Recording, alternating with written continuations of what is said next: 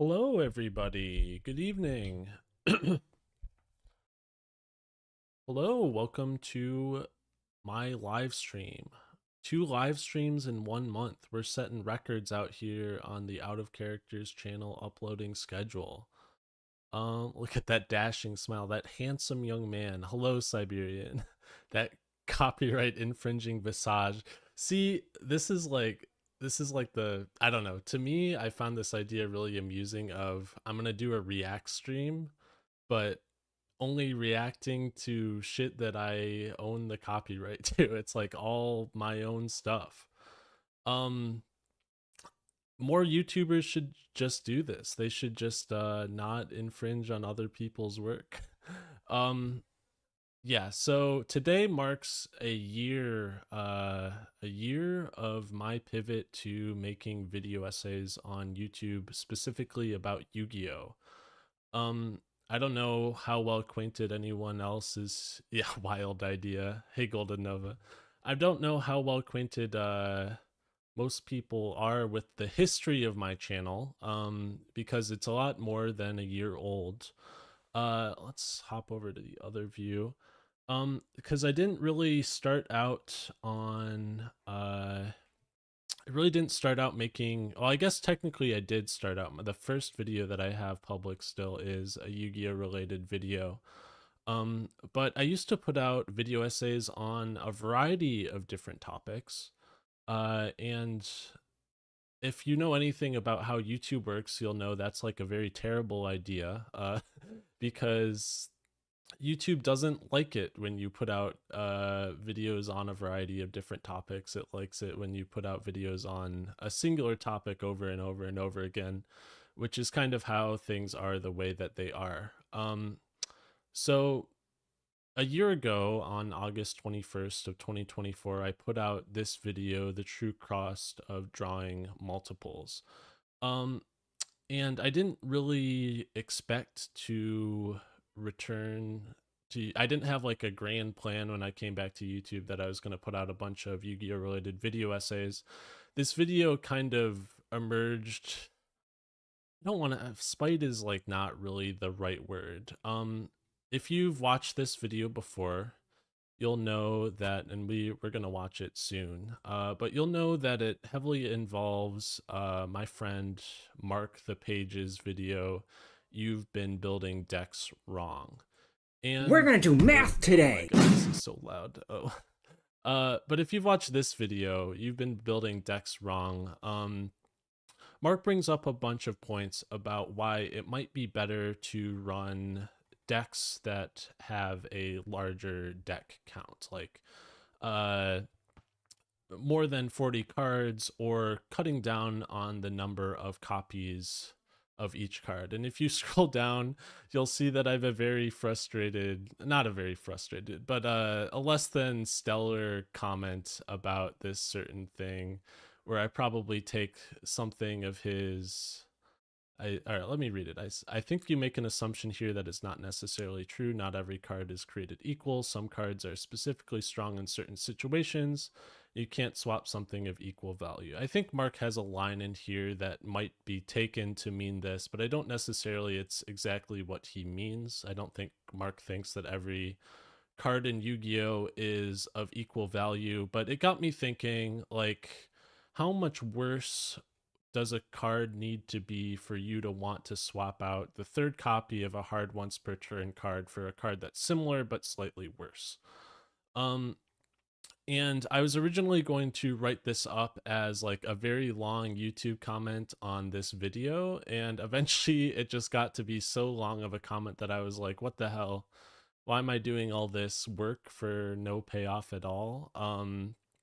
So I just turned it into a video essay script, and I was going to revive my dead YouTube channel. Mark, by the way, he's been doing very well for himself. If you haven't watched his video on the time rules, I would definitely recommend that one.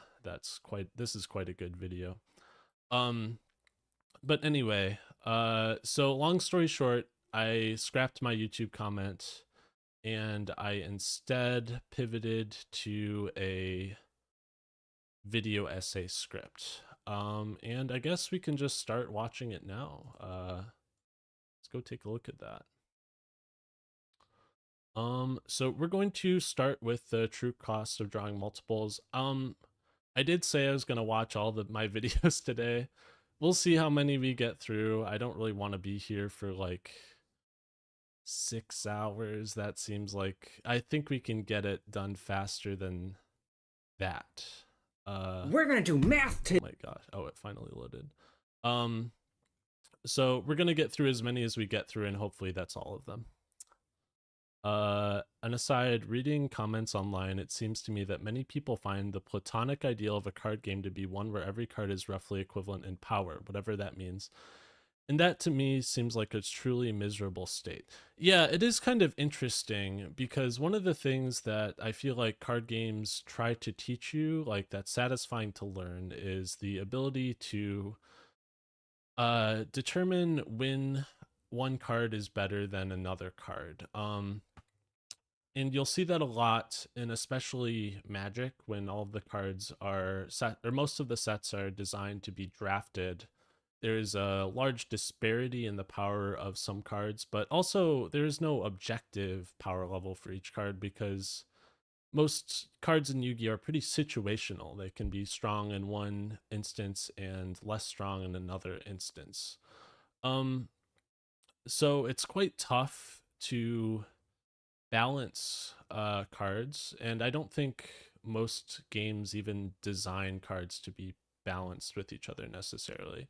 Like a classic example of that in Yu-Gi-Oh might be the comparison between Mystical Space Typhoon and not Heavy Storm Duster. I'm thinking of the trap card. I'm so bad. My information recall is so bad. But I'm thinking of Dust Tornado. Yeah, Dust Tornado and Mystical Space Typhoon, where Dust Tornado is like pretty much objectively worse than Mystical Space Typhoon. But if you're already playing all the copies you can play of Mystical Space Typhoon, it makes sense to play Dust Tornado if you need more copies. And there might be reasons to want to play more than 3 copies of a card in your deck, or more than 1 copy of a card in your deck if it's limited. A few years ago, early 2019, I want to say, Magic had a draft format where a really strong hidden deck was this doo-doo ass control deck whose win con was an unironic shuffle your grave in deck, draw 1. Yeah, I mean, it really is like that. Like when you're designing sets for a game, or especially with the ban lists, I know there isn't a ban list, and well, I guess there is a ban list in some Magic formats. It's like it can be, there's a lot of different factors that determine into that go into making something good. And in Yu-Gi-Oh you've seen that over the years, where there's some formats where the power level is objectively stronger than formats that happen after, despite the fact that there's been power creep. Ace says, love your and Mark's vids. We need more video essays on competitive Yu-Gi-Oh. I agree, but I don't agree too hard because I want to maintain my monopoly. But in all seriousness, I do think there should be more video essays on competitive Yu-Gi-Oh. It's an underserved market, and I'm not putting out videos fast enough to satisfy the demand, I think. So I think let's get into it. I'm gonna do, I think it's going to be a little loud. So, but let me know what the volume is. To this day, people come to fists on whether or not Heavy Storm is a good thing to have in older formats, and I think I'll be a heavy defender till the day I die. I don't know if I think Heavy Storm is good or not. I do like the fact that it, Heavy being in the format offers a mental punish for setting. Like, it's one of those things where you don't set too many cards just off the basis that Heavy is a card that exists, kind of like how Nibiru existing punishes or puts a barrier on what people, or how people can play, whether they have it in their hand or not. All right, let's get started. I've spent the last 3 years playing competitive Yu-Gi-Oh instead of publishing YouTube videos. If If you're familiar with this game at all, you'll know that even though there are some times when the game looks like this, a lot of the time the game looks like this. Power creep in Yu-Gi-Oh is unlike any other game I've played. Yeah, I really did like the opener to this video. It really shows like how far it's been since I published a video, because this is like, yeah, this is 2021, and then it was like 3 years after. I was like fully convinced that I wasn't ever going to be anything on YouTube at this point. One shot in here, this picture, this is actually a picture I took myself.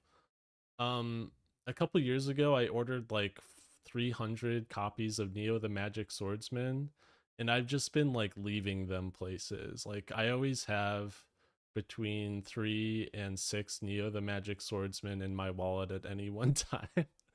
And what I want to do eventually is get like a stamp with my like channel URL on it and hand these out as like business cards or something. I think that would be really fun. Yeah, I know. I was the one who bought it out. If you're familiar with this game at all, you'll know that even though there are some times when the game looks like this, a lot of the time the game looks like this. Power creep in Yu-Gi-Oh is unlike any other game I've played. At this point, I've learned to enjoy how batshit crazy the game has become rather than lamenting it. I just want to point out that the resolution of this clip is ass, and I can't remember why. In Yu-Gi-Oh, there is one resource that supersedes all of the others.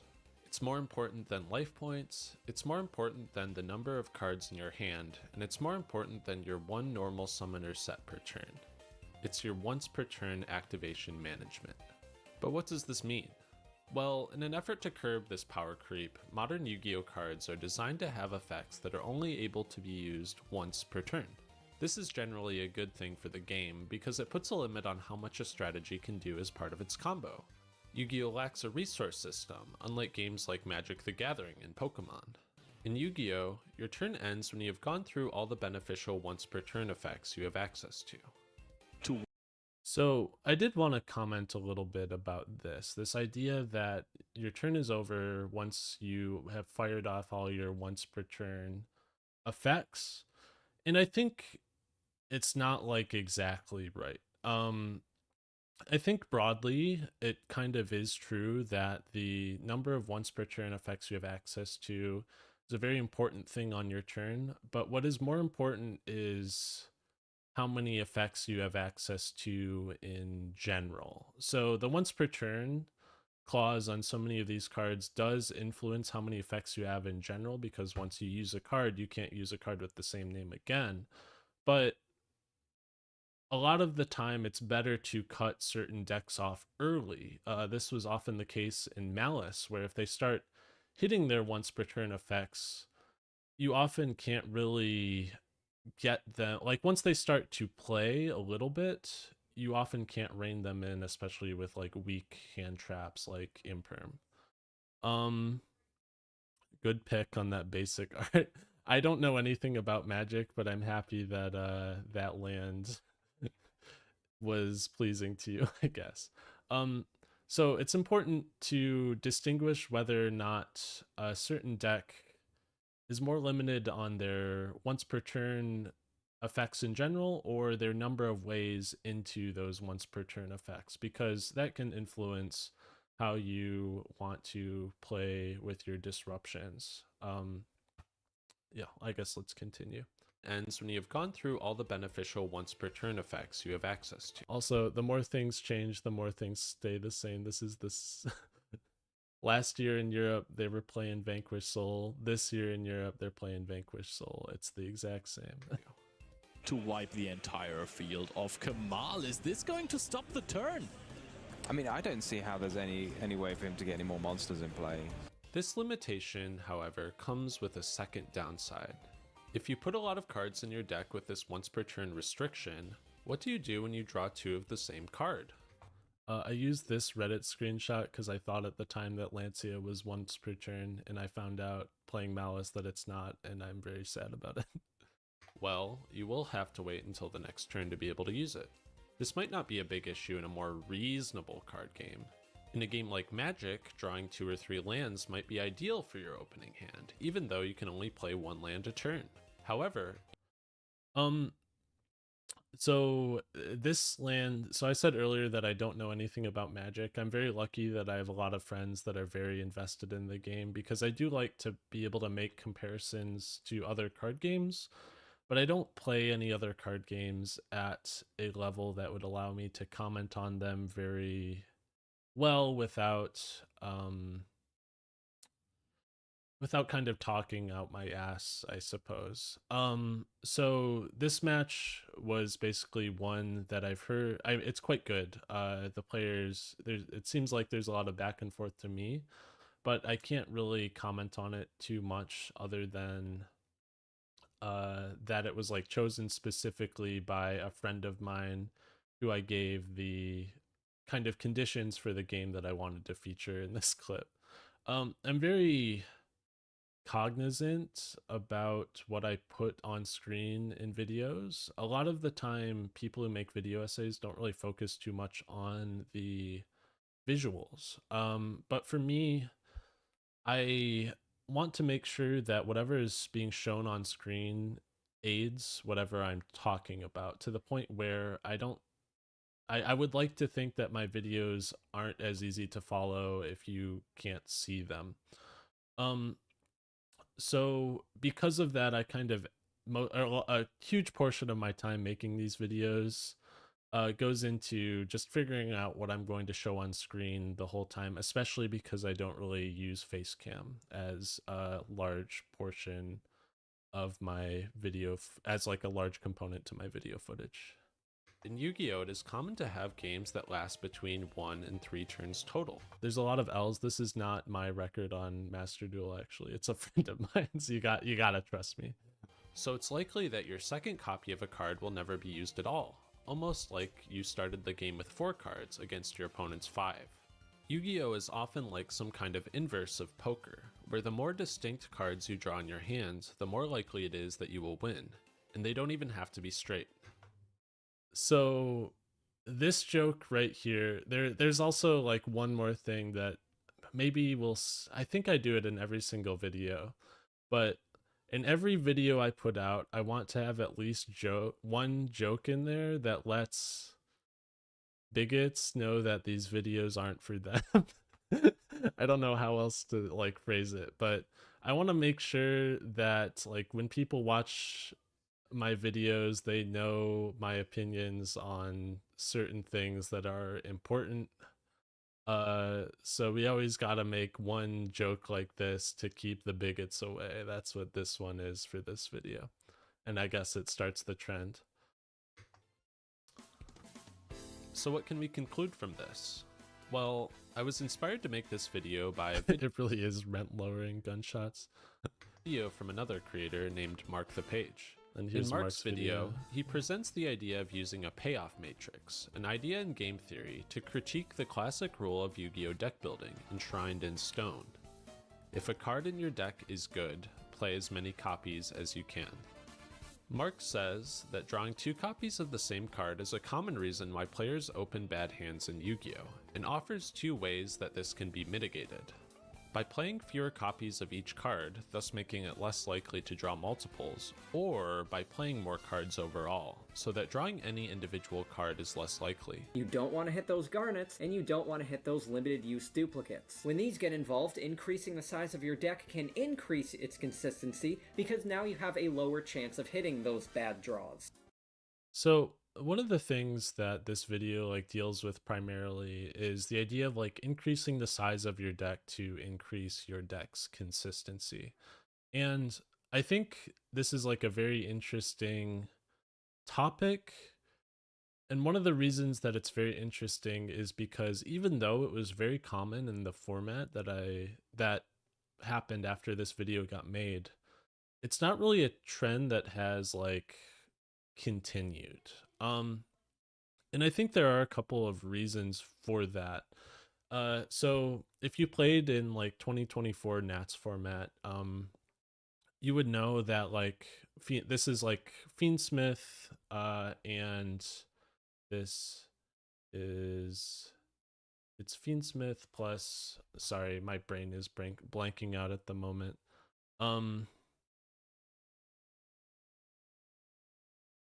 Snake Eyes. It's Fiendsmith Snake Eyes was like the dominant deck of the format. And Fiendsmith Snake Eye at the time played over 40 cards. Most people played 45, a couple people played 44 that did well at this tournament.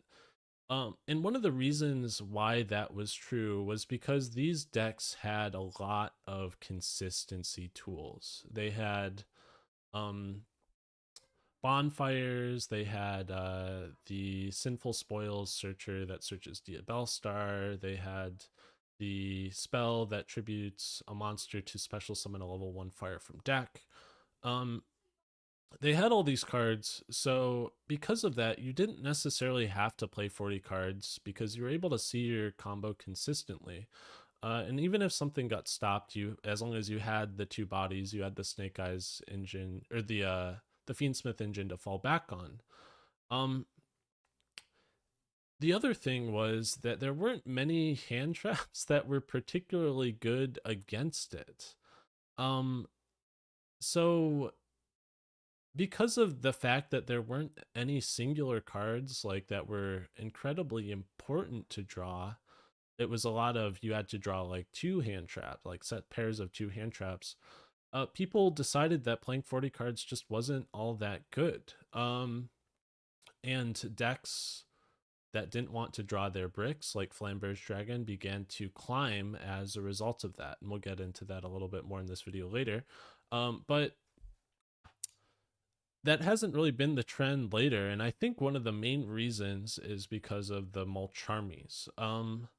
Because of the mulch armies in general, you have to see your outs if you are a deck that is going first. Like early when the mulch armies got introduced, people were playing it around with decks that like didn't necessarily play into them super hard. Like Labyrinth was an example of a deck like that.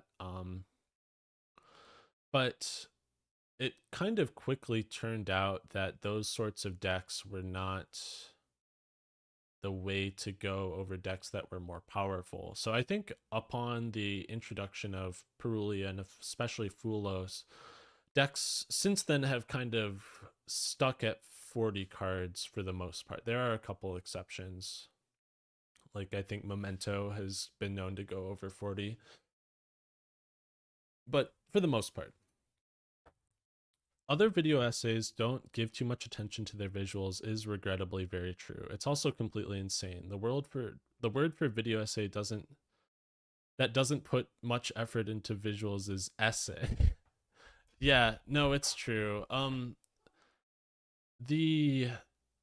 I could go into a lot about the YouTube meta. I think you're heavily incentivized as a YouTuber to make long videos, and if you're like putting a lot of effort into what you're showing on screen throughout those long videos, you're gonna run into problems of like scalability, of like how feasible it is to make a 3-hour video while also meticulously paying attention to what you're showing on screen at all times. And some video essayists do that, but a lot of them don't. And it kind of just is a result of the incentives of the platform, I think. Let's continue. This should cause hands to have greater variety. You know, what we're after. These ideas aren't bad, and in recent results of the World Championship qualifiers for North America, you can see these deck building principles in action. Professional players have commonly started playing deck lists larger than the 40 card minimum, before now often seen as the realm of scrubs and casuals. A few individuals even played a slew of staple cards at one, which is a very controversial decision. 1 Dark Ruler, 1 Nib, 1 Droplet, 2 Talents, 2 Draw. Definitely some awkward ratios in the deck. What they aren't doing, however, is cutting copies of the most popular cards for variety.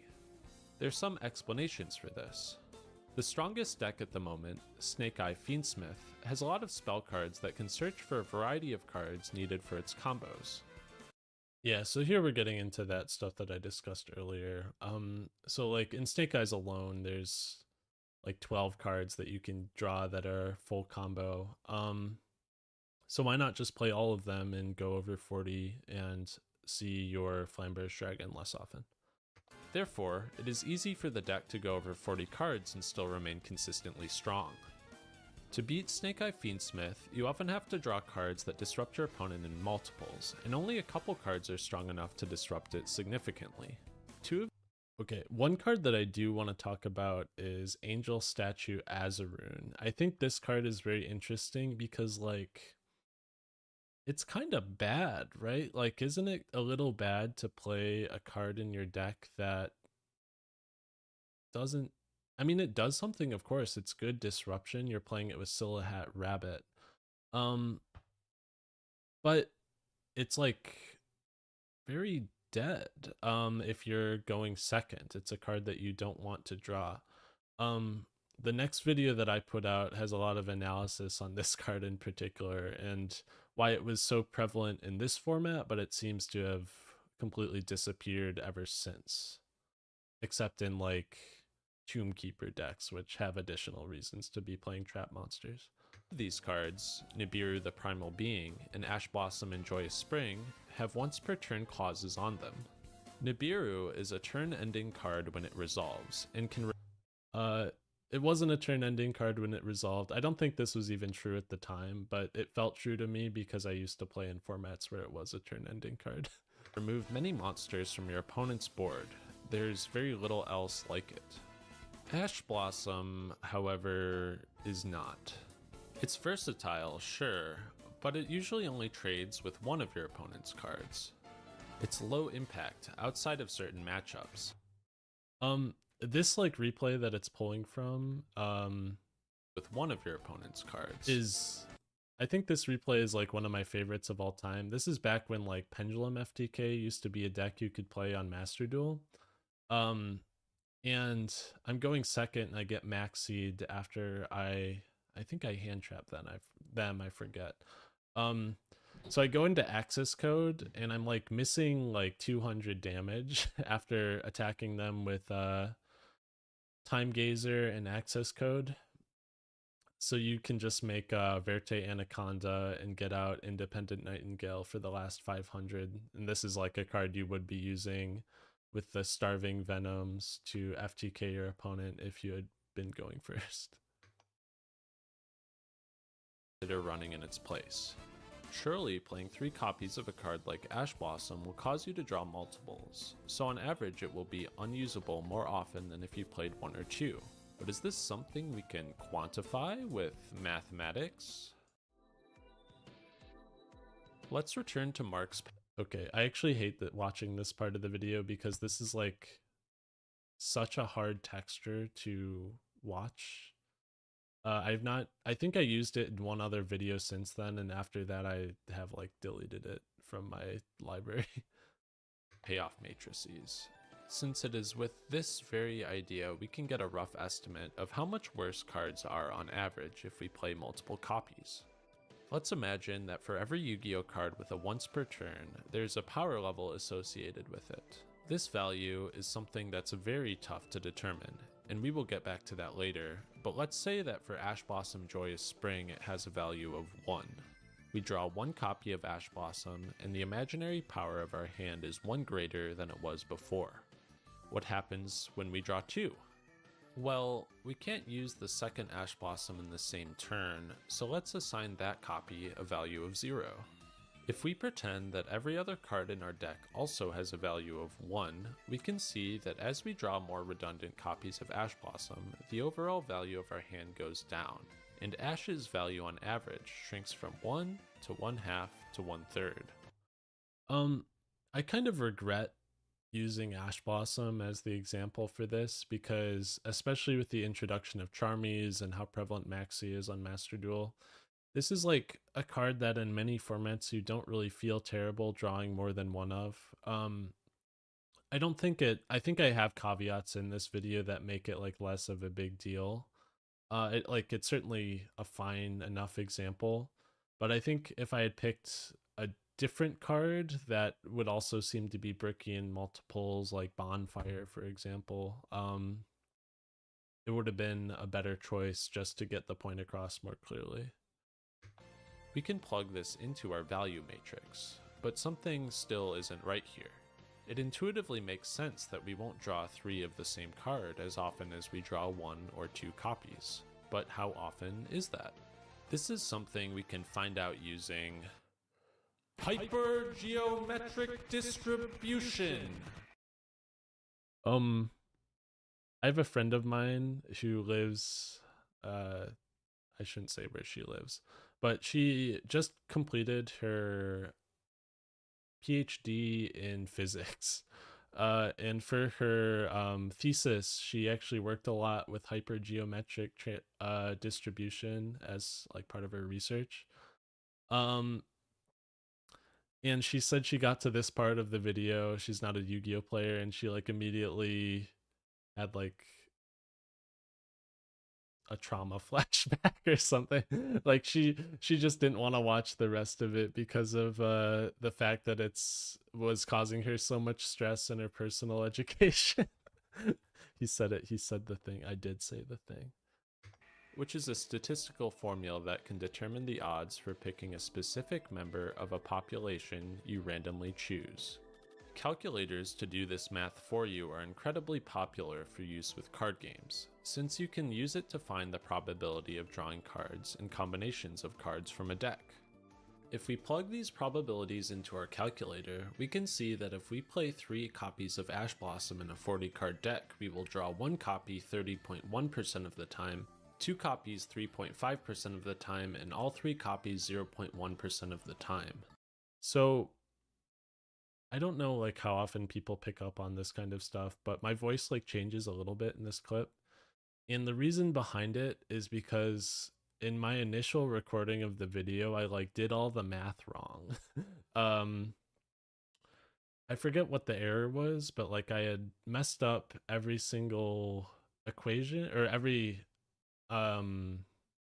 I'd messed up something in the way that I had done or like laid out these distributions.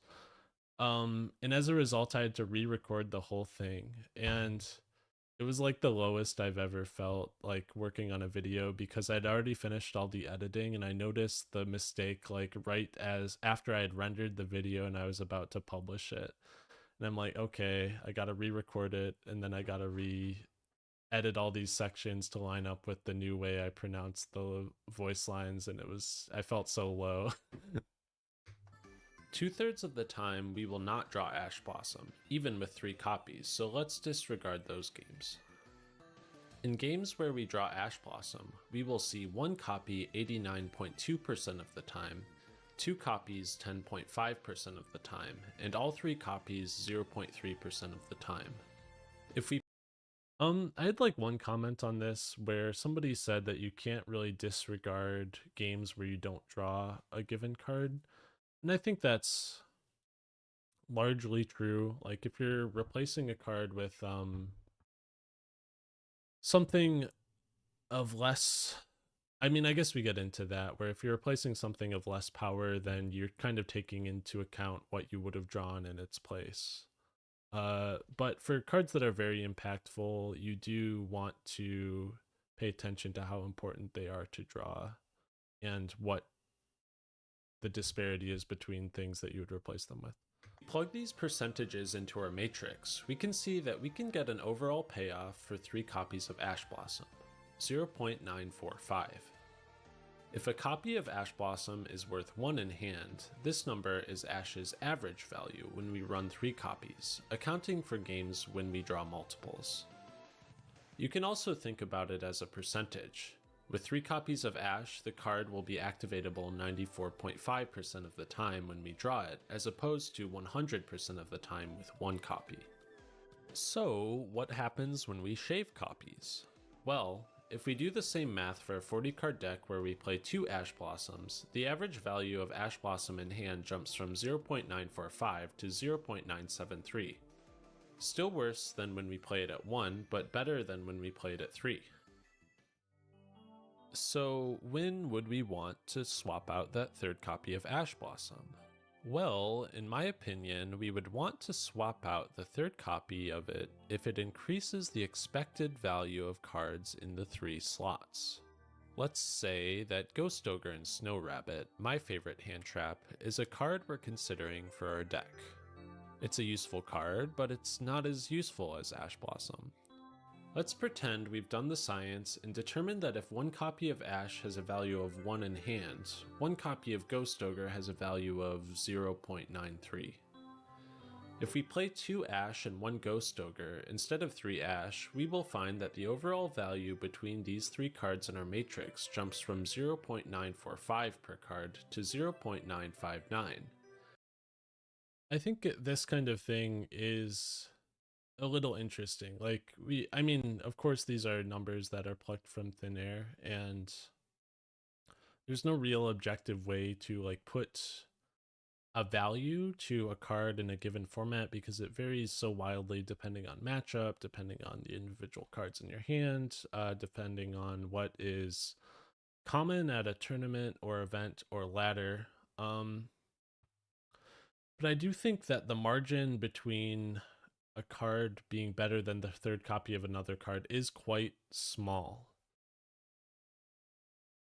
To the point where I don't think people should necessarily always play 2-0s, especially not with a card like Ash Blossom, given how important it is now. But it's something that people, I think, should at least consider more often if there are cards of similar power levels in their deck. It doesn't always make sense to play a playset of something if you're really going back and forth between swapping that card with like something that you're already playing in the side deck. You're not sure which one you want to side or main. If our assumed values are true, we've made our hand trap lineup objectively a little bit better. With some math, we can determine that if a card is only about 8% worse than a card we're playing at 3 in our 40 card deck, we can benefit by cutting the third copy for the worst card. The same type of thing can be seen when we increase the size of our deck. I've seen this picture before, like this tale of people setting the maximum deck size limit at YuGiOh for this. How did they shuffle this deck? Like, it must have taken just so long to shuffle it a single time in an adequate like manner. Running the calculations for a 40, I guess that's probably why it made the change that it did. This is Michael Thomas. This is Trishula, if you've watched his Twitch streams.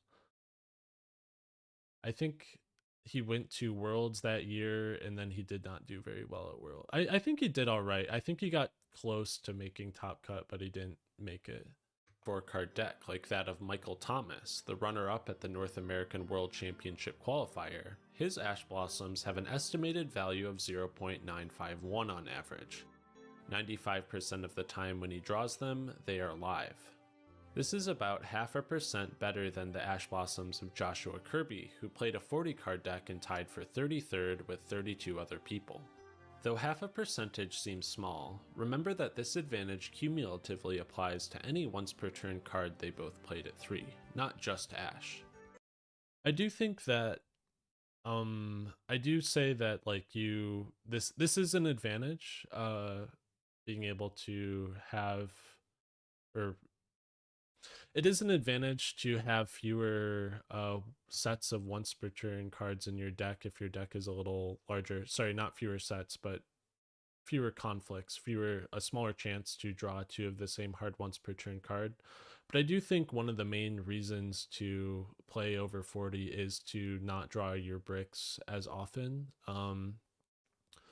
Like in this deck, not drawing the Engraver, not drawing the Oak, not drawing the whatever the fuck this card is that I forget the name of, or the Flameburst Dragon. Playing more than 40, that I think is the main draw. I wish I had gone into that a little bit more in this video, but I was originally thinking about putting out a follow-up to talk about specifically that, but it was such a small topic that I didn't really think it was worth making a full video on it. 33rd is still a very impressive performance though. It's much better than I would have done, and this is one of many— It is Lady with the big Snake Eyes, that guy. It is Lady with the big wizard. It's a shame too, because I love Snake Eyes and I love using this card. I just have a hard time remembering the names of cards. It's a big problem with me. It's Snake Eyes Diabellstar, right? I think that's what it's called. Differences between their two deck lists, but tiny optimizations like that are one way players can attempt to mitigate luck when deck building. Some of the more shrewd of you might already be noticing a problem here. The values for Ash Blossom and Ghost Ogre are numbers I plucked from thin air. It's not like I was trying to hide it or anything. It's probably impossible to accurately assign a comparable value for each card because in practice it would vary wildly depending on the format, the tournament you're playing at, and the strategies that you randomly match up against at that tournament. So some of the videos that I've put out that put out an idea and then explore it a little and then present a counter argument or what's wrong with that idea. This is a nefarious thing I do. What I could be doing is I could be putting these asterisks in the middle of the video script, but instead I keep them all at the end because I want people to write angry comments and then get to the end of the video and see that their comment has been addressed, because it's more cathartic to read the comment where it's been addressed, and it also farms more engagement. Oh, did I shrink? Oh no. Oh. I see. Yeah, maybe I should be I don't know, theater mode maybe? That might be a little bit better of a way to lay this out. Hell, even the contents of your and your opponent's hands can determine whether or not a card is useful or a brick. Even if you could average out this variation with a matrix like we did earlier, there is no good way to collect hard data on tournaments that haven't happened yet. For platforms that you can collect data on, like Dueling Book and Master Duel, the tools to do so leave a lot to be desired. Theoretically, you could use data like the win rate of main deck cards when only drawn by one player in a game to see how well positioned a card is for an online format. So, I explored a couple ideas when I was putting this video together, and one of them was I work as a software developer as my day job. And one of the things that I wanted to do was, so if you're not familiar, this site is YuGiOh. And I think it's owned by the people who are behind YuGiOh organization. And it uses data from Dueling Book replays. Still works. What I wanted to do is, I think the data here, it's a little lackluster, and I think there are multiple reasons behind that. I went into the YuGiOh organization Discord when I was writing the script to see if I could get access to their database. Because one of the things that I don't like about this website is that, it doesn't have current format. Okay, what about match cards? Yeah. One of the things that I don't like about this website is that the most popular cards like Ash Blossom, their win-loss percentage always trends towards 50. And I think that makes sense. If your card is being played in every deck, of course, it's going to have a 50% win-loss. The issue is that YuGiOh counts games where both players draw the same card. So let's say you have a Dueling Book replay, both players draw Ash Blossom. That's going to be a 50, because one player is going to win, another player is going to lose, and it will trend towards 50% because of how common it is.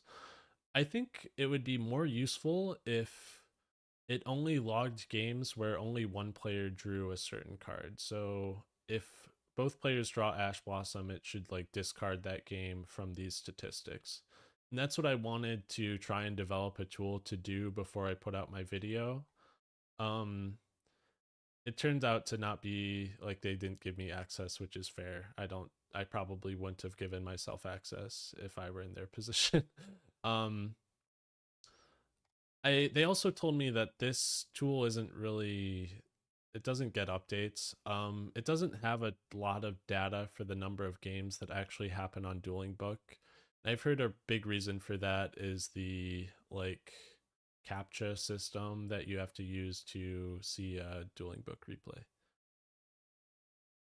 The same way you might evaluate characters in a hero shooter or a MOBA. But a lot of other games have way better statistics. This is a list of Valorant agents and their win rates at different ranks. And they can do this because the win rates are more accurate because they are not counting games where both agents are on either player's team, thus preventing the influence of like trending towards 50%. This is like more accurate data because of that. I would love if these data collection tools could be expanded to let you apply more mathematical theory to these kinds of ratio choices, but until then, all you can really do is test a lot and estimate the numbers yourself. There are some other issues to this line of thinking too. To begin with, drawing 2 copies of a card isn't literally the same as starting with a 4-card hand. For as short as many games of Yu-Gi-Oh are, many other games can extend into a grind where a second copy of a card like Ash Blossom will almost inevitably come up. And like Mark says, keep in mind that these probabilities don't account for things like additional draws, searches, and ways to mitigate dead draws, such as discard costs. This idea of mitigating dead draws with discard costs is something that's pretty common these days. It feels like a lot of different engines have a way to discard a card as part of the combo, which is why you can see people get away with playing a lot of more situational cards like the Charmies in particular, because those cards don't do anything going first. But if you can discard one of the dead Charmies that you drew, then it's really not so bad. So for example, Malice has it in backup at Ignister, but I'm sure there's examples you could find for a lot of different cards. Like Blue Eyes had that every generation that Blue Eyes has a spell that searches 2 on after discarding a card. And that can really mitigate playing more bricks in your deck if you have an engine with those kinds of cards. Additionally, not all cards have this once per turn restriction on them. Common disruption tools like Effect Veiler and Infinite Impermanence can be used as many times a turn as you wish. In practice, you still don't want to draw too many copies of cards like this since they provide the same kind of disruption. The diminishing returns offered by a hand where you draw 3 copies of Effect Veiler is something much harder to quantify than how likely it is to be unable to activate a second copy of Ash Blossom. These hypotheticals also don't consider your overall ratios between cards with different roles. Maybe you want to play a set ratio of cards to disrupt your opponent, but there just aren't enough good cards that would make sense to play over the 3rd copy of Ash Blossom. For many decks that aren't Snake Eye, there's a sharp drop-off in card quality after putting in the mandatory cards in your deck to play the strategy. The reason that I use Nouvelle for my example in this is that it's a little weird because Nouvelle is kind of a deck that runs a lot of one-ofs anyway. It's also that my friend was playing this card a lot, or this deck a lot at the time, and I wanted to get an example here, so I asked them for something where like a skeleton of a deck that you would only play the cards at 3 that are like mandatory to play at 3, and this is what they got back to me with. So it doesn't make sense to swap 3rd copies of anything out.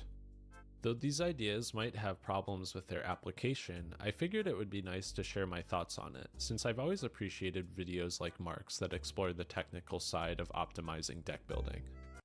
This series by Jesse Cotton is like one of my favorites of all time, and there's only like 3 or 4 videos in it. I wish he would publish stuff like this more, but I don't really think it makes a lot of financial sense for him to do so, unfortunately. And with that, I'm out of characters, so I guess this video's over. I'm not sure that I will be committing to putting out more video essays, but if this one does well, I would love to discuss Yu-Gi-Oh more. And it did well, so I am discussing Yu-Gi-Oh more. So it's been like almost an hour where we've been streaming and we got through one of these. We're definitely not making it through all the way. But yeah, this video ended up doing pretty well. It was a bit more of a slow burn. He said he did it. I am out of characters. That is true. So I put out this one immediately after because Worlds was going on out at the time, and there was this big drama going on about scouting. So let's hop into it. The issue with keeping Yu-Gi-Oh! Decklist secret.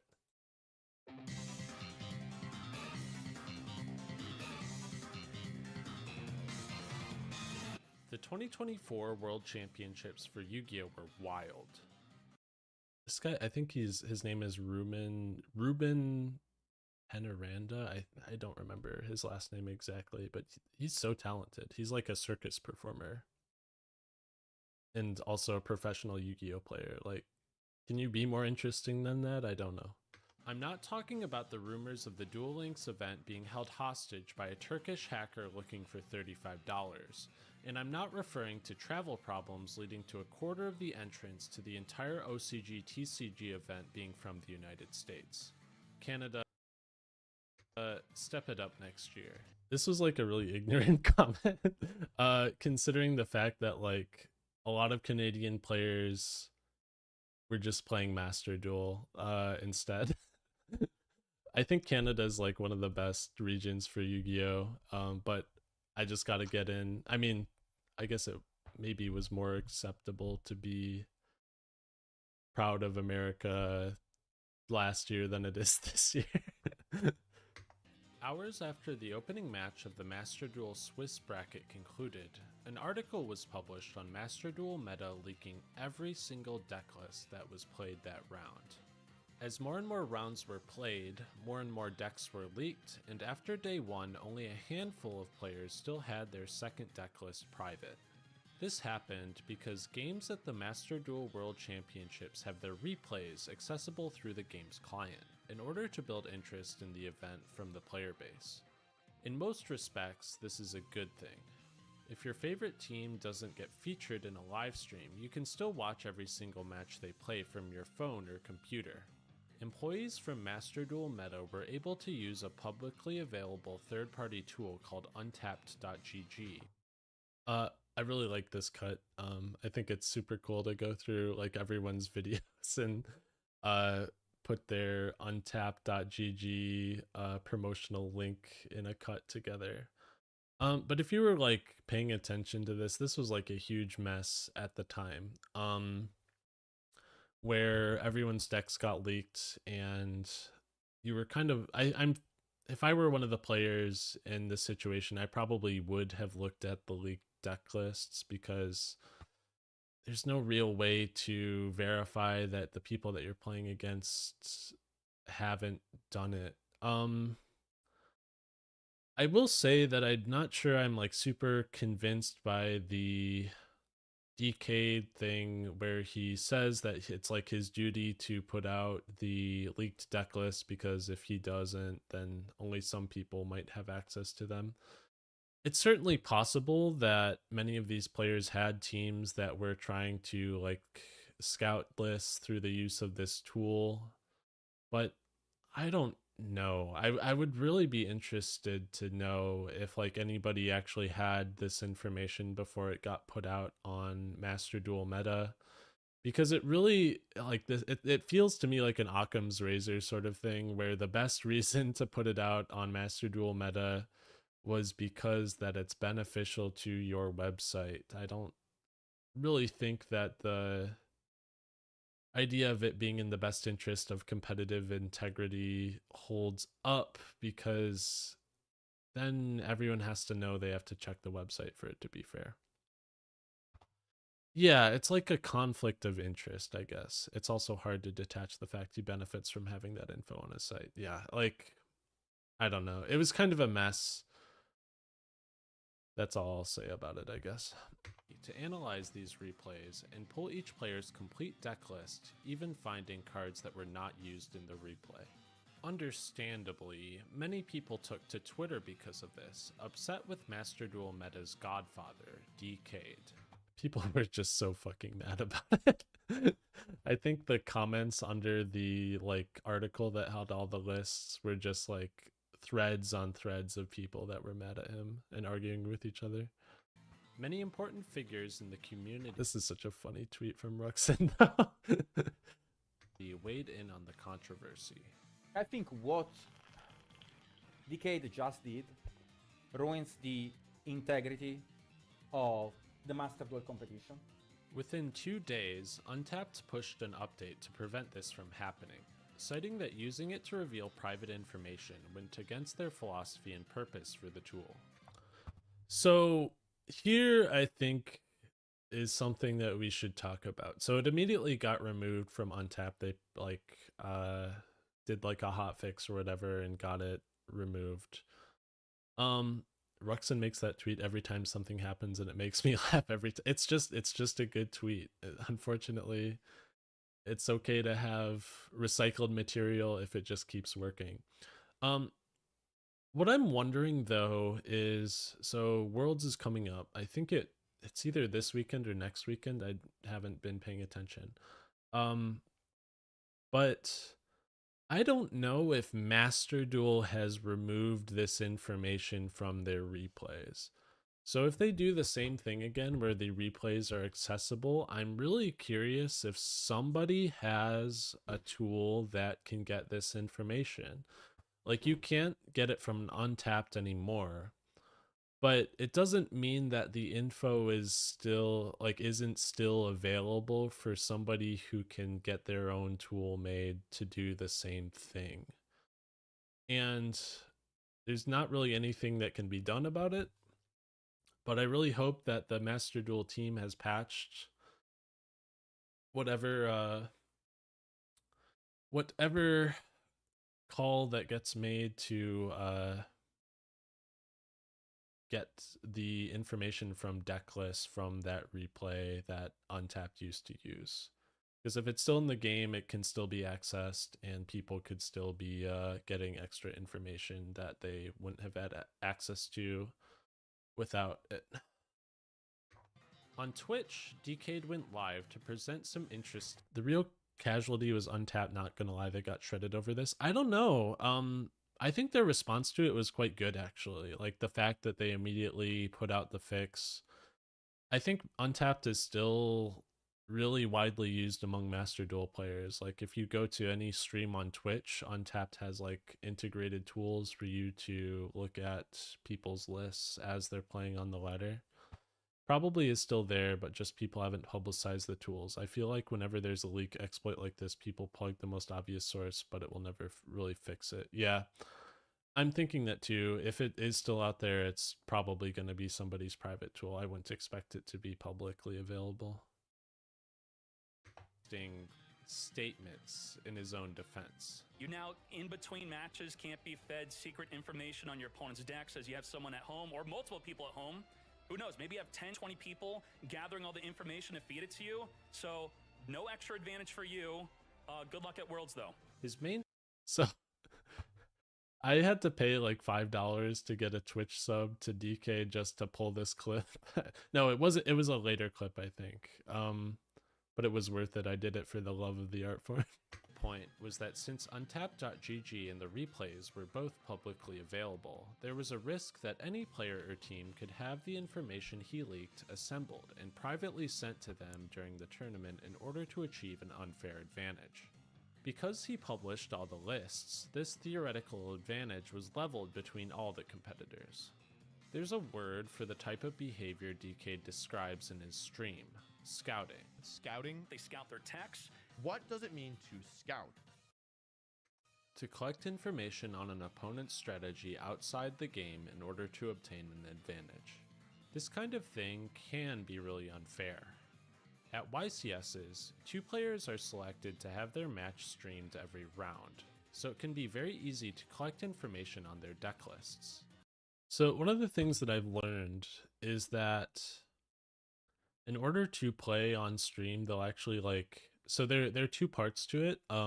You have to opt into it. At the NAWCQ, when you're signing up, like, I had to say that I would be down to play on stream.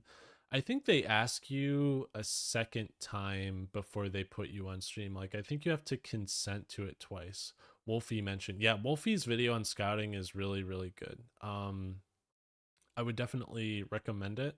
I think he put it out when Pokemon changed to having open team sheets for VGC, because that was also very controversial when it happened. I think Pokemon shows you everything about a set outside of the stats and the nature. Like it will show you the item and the move set of each Pokemon on a VGC team. This is especially true for famous and talented players. I think Farfa Beardless looks so fucking funny, dude. He looks so much better than he did in this video. Since their matches are highly sought after and commonly chosen. On the whole, especially at the top level, I am hurt a lot more by scouting than I am helped by it. In the sense that I am, for lack of better language, I am the #1 most like eyes-on player in any tournament that I play in. Hell, I once blindly sided into Jinzo to win a tournament match because my opponent said, and I quote, "Magical Musketeer Amazement, actually not a bad idea." Yeah, that was Farfa at a European YC. I think it was like I want to say it's like the 250th YCS. MBT traveled to the UK to play, and Farfa was still on the Konami payroll at the time, so he was doing like commentary and interviews at the YCSs that took place in the EU. This game of Dueling Book, this was like a bitch to edit because I didn't want to like put the person's name that I played against. This was part of like there's like a archetype Discord like hub server that they hold events in sometimes. And the idea behind this event was that like each player that enters gets to ban a card, and the resulting ban list is what you play with. And there were like, I want to say 200 and something players that all entered, so it was like a huge ban list. I ended up playing Pendulum, and Pendulum was pretty well situated because a lot of the people forgot about it. I was playing like Magicians with Absolute Zero, the combo where you go through multiple Selines. But this, I had like 3 Jinzos in my side deck to play against trap decks because you can just Pendulum summon the Jinzo out. And this guy like conceded game 1 without showing me what they were on.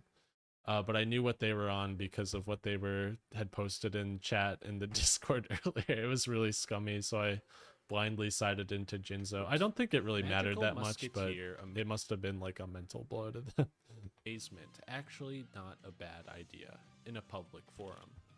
It's almost logistically impossible to prevent information from getting out about decklists. So, I think this is why a lot of like pro players and especially content creators want to be on stream, because you're going to get scouted anyway. So if you're going to get scouted anyway, why not get like some publicity out of it? It makes sense to play on stream if you're like promoting a personal brand, I think, even though it's technically worse for your it's worse for you strategically if you do this, I think.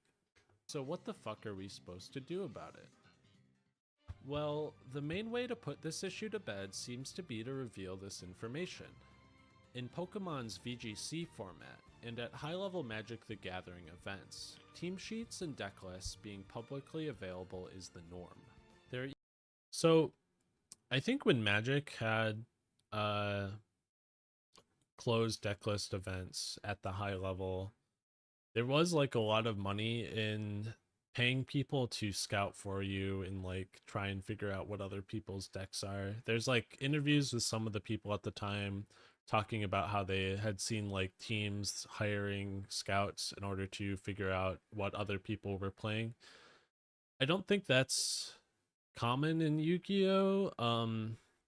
Yu-Gi-Oh! Occasionally puts out these articles of pairings after top cut is determined, and some of these articles will show what everyone like is roughly playing. But I would be curious to know if anyone has ever like been paid to scout decks at a Yu-Gi-Oh! Tournament and what that entails. I've heard about it, at regionals, like some of the teams, once they're out, they'll like scout for other members on their team. But YCSs are just so huge, and at many of the large ones, Top Cut will be held in its own like private area where you can't get too close to the people playing, but you could use binoculars to maybe get some information, I guess, because it's in a public part of the floor. You just can't get too close to the people actually playing. Even a number of YCSs where the type of deck each player used was published with the announcement of Top Cut. This type of thing was very controversial in Pokemon when it got introduced, but before we write off the Pokemon Company as a Master Duel meta subsidiary, I would like to consider how this system could improve Yu-Gi-Oh's tournament structure. Primarily, revealing deck lists ruins any benefit players have from scouting. In an article, professional Magic the Gathering player Brad Nelson describes the first major events he attended with open deck lists. Open deck lists allowed players to openly find cards they were missing without the fear of giving away too much information. People weren't scared of talking to other players in the event about the format, what they were playing, and so forth. Between rounds, players could take breaks instead of spending every waking moment scouting the competition. It was great. I do think that it's one of those things, scouting is one of those things where if you're designing a game, you want to make it appealing to play well. Like, nobody wants to play a game where to play optimally, it's like not fun. You don't want to have to try and manage between whether or not you want to play well or if you want to play to enjoy yourself. If you're designing a game, you want to make sure people can do both. And scouting is one of those things where I think it is optimal to spend your time scouting out talented players to try and see what they're playing, but it just sucks. It's just not enjoyable. And a lot of what you have to do for these long events, especially YCSs, is make sure that you're budgeting your energy, you're making sure you're well fed, that you're well rested, that your phone is charged, that you're drinking enough water. So it really puts those things in conflict with each other. You can't spend too much time scouting or you're just going to run out of time for all of these other important things. For similar reasons, open deck lists are preferable for live stream commentary. Instead of having to dance around what casters know is in the featured decks, they can actually dig into these choices to add context to the decisions made by each player. Just listen to how excited Billy Break is with the prospect of discussing one of the last spicy tech choices in Snake Eye Fiendsmith. He's practically salivating. Magician's Souls to send the Snake Idea Okay, Bellstar. cool. We get to see the cool cards that's in his deck. I haven't been able to talk about it, but he is packing Magician's Souls in his Fiendsmith Snake Eye deck. Really cool to see here. Going to be able to send one of those spellcasters, and it looks like he put the Snake Eyes Die Bellstar back just to put it right back into the graveyard here. So when I'm like finding these clips, my main like way of doing it, or the main way that I used to do it, is I would just watch every match of every like live tournament, and then I would like try and remember like interesting things that people said. And there's a tool on YouTube where you can just like read the voice. This is like the closed captions. Usually it's automatically generated. I like make my own. But if I remember like a comment that somebody's made, I will like just Control F here to like search something. Like Magician's Souls, and we can immediately find where in the transcript they say that. That makes it much easier to figure out where somebody said a certain thing after you've watched like a 10-hour VOD of people playing Yu-Gi-Oh! Open deck lists can allow the viewers to easily find and read unfamiliar cards with just a click of a button, which could make complicated card game streams a little bit more approachable. In a similar vein, publishing this information also makes whatever game you're playing more approachable to players. Regardless of whether you know what Salaman Great or Salamence actually does, you can get a bit of a quick refresher by just reading through what your opponent has in store for you. This benefits players learning the game, since Yu-Gi-Oh cards are notoriously bad at communicating the full extent of what they actually do. This whole field is the result of one Snake Eye Ash, for example. I do think that this idea that having open deck lists would make Yu-Gi-Oh easier is not incredibly accurate. The problem is even if you have an open deck list of what's in your opponent's deck, it will resolve some of the problems of like not knowing what the payoffs are, but you still need to know what every card in the deck does, and there's a lot of text on each of these Yu-Gi-Oh cards. So it's a bit of a mixed bag there. Like you'll know what the payoffs are, but you still need to have knowledge of every card for it to be helpful in determining what your opponent might do to you on their turn if they go uninterrupted. Yu-Gi-Oh already has a reputation for being a very unapproachable game by modern card game standards. I wouldn't recommend trying Yu-Gi-Oh unless you watched the anime as a kid, or if you have a really good understanding of how card games work, or if you really, really want to see what Yu-Gi-Oh has to offer, because Yu-Gi-Oh has definitely got the highest learning curve of all the card games here. I like Soda TCG a lot. He puts out really nice videos. I was on his live stream once. I think last month he spent some time trying to achieve the top ladder rank in every card game, or in these 4 card games, Yu-Gi-Oh, Pokemon, Hearthstone, and Magic. And I think he succeeded in every game except Yu-Gi-Oh, where like the rank reset in the middle of his run and he like ran out of the time that he had set aside for it. If people have a chance to look at what their opponent is packing, it might help ease them into the tournament play experience. Open deck lists can also create interesting mind games. Playing uncommon singletons in your deck can encourage the opponent to play around cards they ordinarily wouldn't expect, whether you draw them or not. This could be the difference between a player taking the Maxi challenge to threaten game versus passing their turn out of fear of your one copy of Nibiru in your main deck, waiting patiently to be drawn. Here's another example. In the TCG, it is a common practice to side floodgates, most commonly continuous trap cards, for games where you go first. If your opponent knows these are in your side deck, they might opt to side in back row removal and side out of hand traps. In this situation, leaving your copies of Skill Drain or Anti-Spell on the side could be better, since your opponent might draw into a useless back row removal card while you have 3 more hand traps in your deck to use on their turn, and so on and so forth.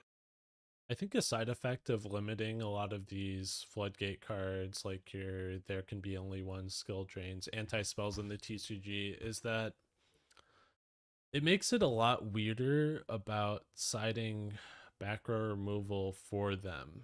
A lot of the floodgates people have played recently are not these continuous trap cards, but just normal traps that you can set off of thrust.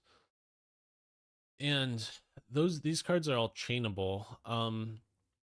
So there's, between the fact that all the continuous trap floodgates are at 1 and these other traps are trainable, there isn't really much of a reason to side back row removal into floodgates anymore.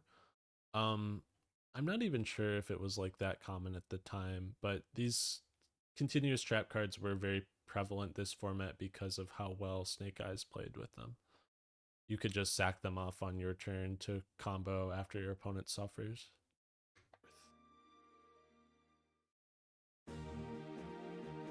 Don't get it twisted though.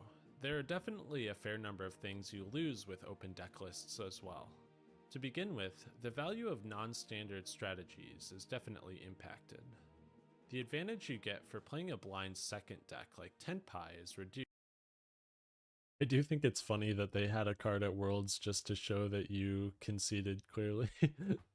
The fucking red white flag card that you play when you are ready to scoop. Since you'll be forced to go first if you lose the die roll. This could also result in homogenized deck building choices. For example, if your opponent knows you're on board breakers, yeah, I think this background is like really tough to look at.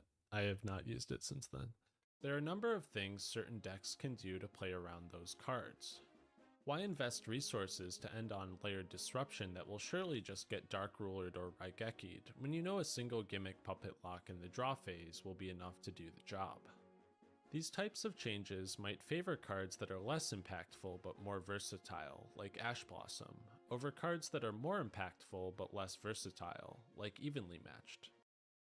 I do think one of the main drawbacks to playing board breakers over hand traps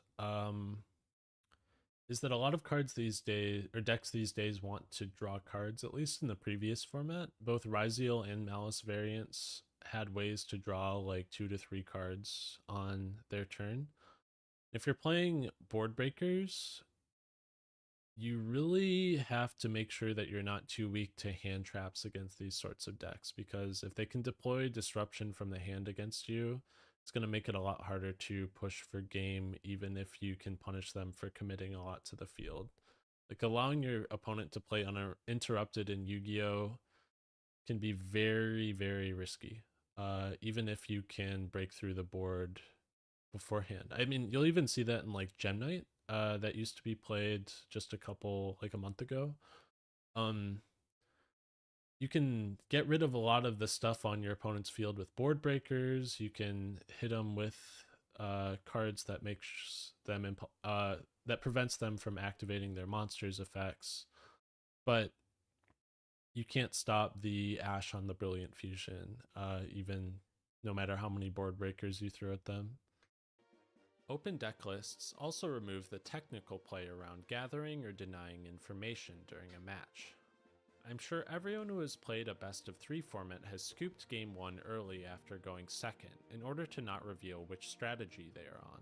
This sucks. You know what? You know what? Are you gonna keep your secrets? Are you gonna keep your secrets? I'm gonna keep my from secrets. Me? I'm gonna keep my secrets. Let's go to game 2. I'm gonna keep Mm. my secrets.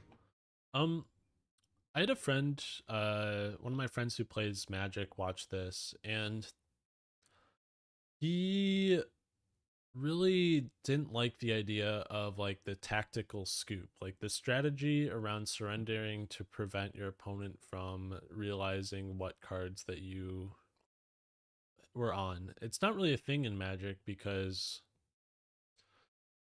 you never scoop when you just see your hands, because you're going to be drawing over multiple turns. There's a lot of unknowns in Magic about how the game will go just from what is yet to be seen off the top of the deck over the next couple of turns.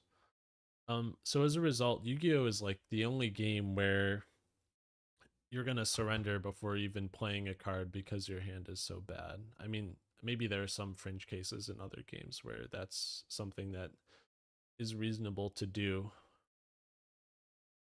But I don't know how I feel about it. I think there are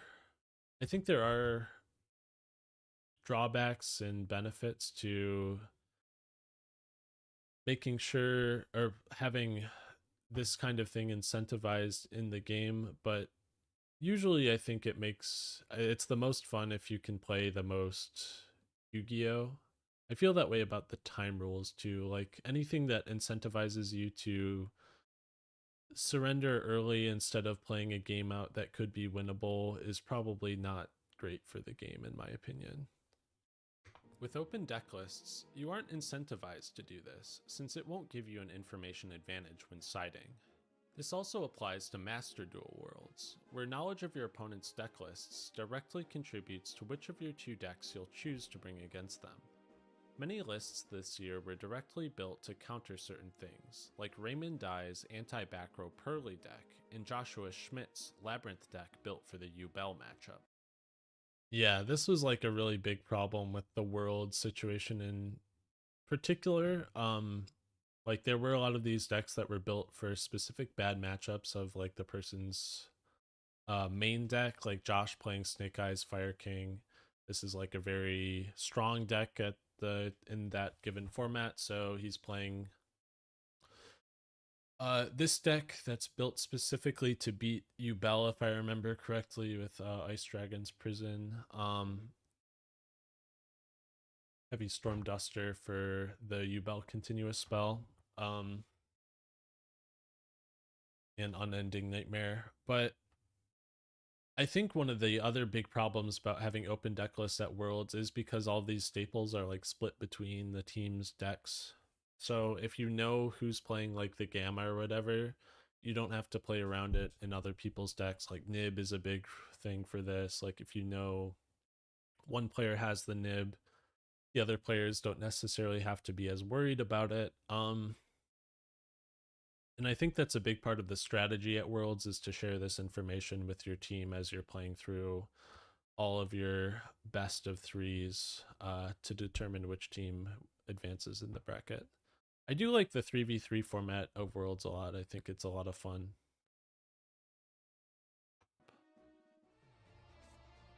And then this happens. And you guys think the funny moment in this match is the thing that happens next? But I'm gonna be honest with you, the thing that happens next matters way less than you think, because my deck, at this point, I already knew it was over. Yeah, Josh had like so many cards in his deck that were not good into tier. So it makes sense that as soon as he knows that he has to stop multiple pushes involving milling cards, he knows that he can't come out on top. Open deck lists might disincentivize such committal decisions, but they might also lead to further mind games in these kinds of formats. It is important to note, in formats which allow for scouting, this is the area where scouting your opponent will benefit you the most. Finally, there are a subset of players that like the macro level influence that scouting has on the game. Here's MBT's spicy take on it. I think that scouting is like a really interesting and important skill. It is a macro skill in Yu-Gi-Oh! It is not inside the entirety of the game. But I think getting the team together to do what they can to try and figure out what your opponent is playing in a minimally entered world event is actually an important skill. I think huddling around spreadsheets, trying to figure out what they can piece together based on replays they've seen one side of, is cool. So I saw a lot of controversy about this clip in particular. I don't know how I feel about it, to be honest. I think one of the things that, like, the biggest problems with this is that in order to scout effectively, you need like people to do it for you. You can't really do it yourself. So it kind of rewards people for having friends. You need a lot of friends in order to scout effectively. You need to be on a team. You need people at home that are doing it for you. And as a result, it rewards people for having those friends as opposed to people who are playing by themselves. And I think there's like benefits and drawbacks to that. Like, I think Yu-Gi-Oh! Is the most fun if you're surrounding yourself with people that play and care about it as much as you do. And I think that people with friends are already at an advantage already because they're going to get better testing than those who don't have this group to test with. But I also don't think you should be like completely put out if you enter a tournament by yourself and don't have the squad with you that day. It does feel a little bad to know that other people have an advantage against you for that reason. It's an interesting element of emergent gameplay in a way, but nothing in the scope of the game really acknowledges that.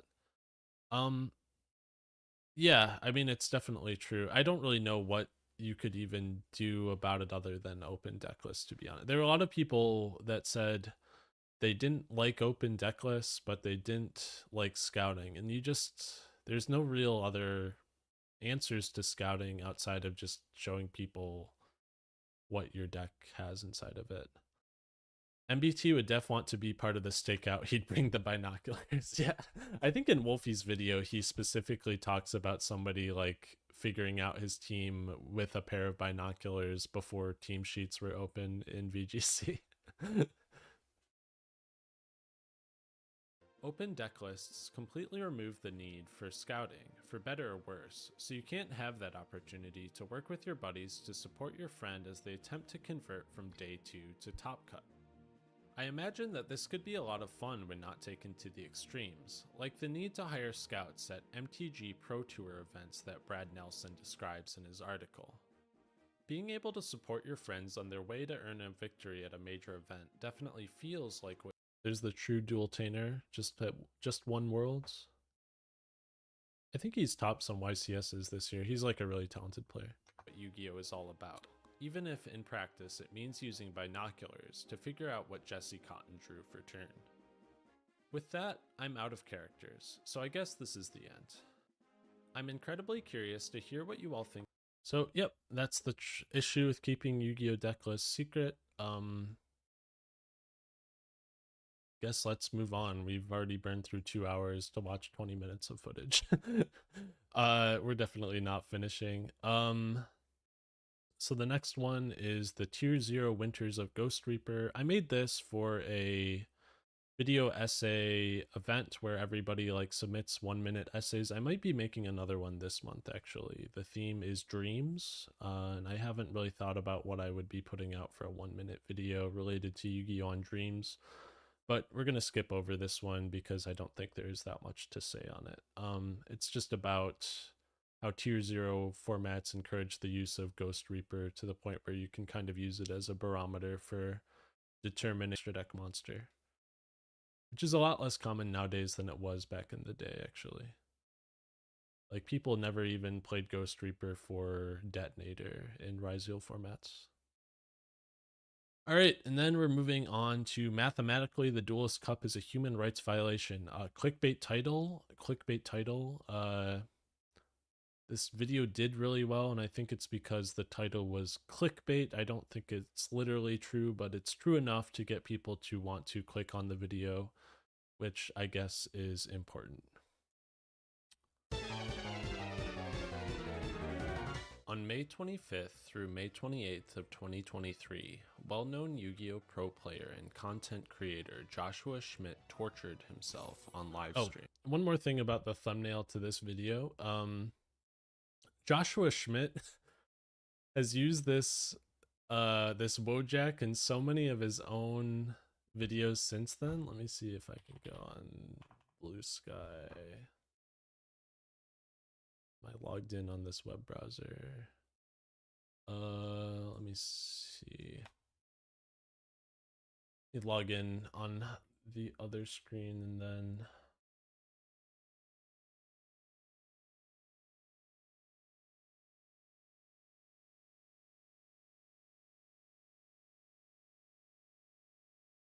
I don't know. I don't know. Let me see if I can just pull it up on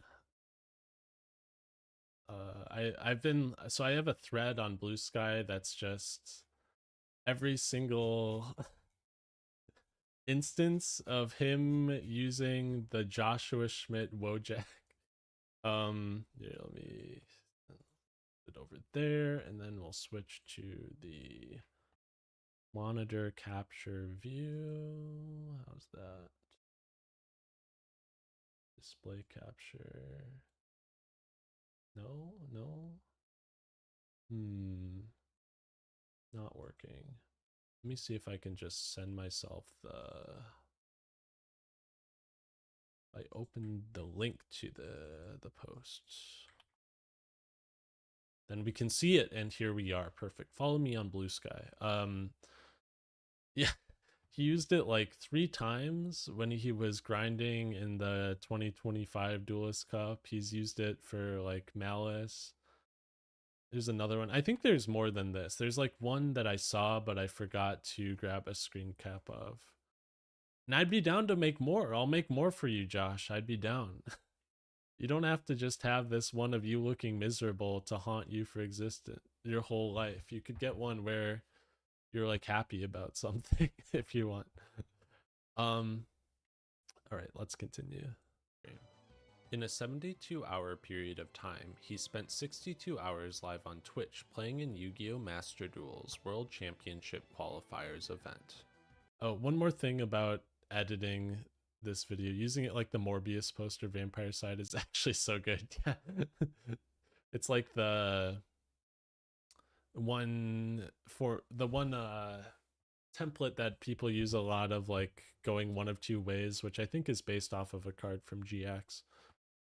This video was miserable to edit because the bulk of this video, whenever you see a clip of like Josh playing Yu-Gi-Oh, is taken from like a 20-hour long Twitch VOD that I downloaded, and it makes my editing software run like shit.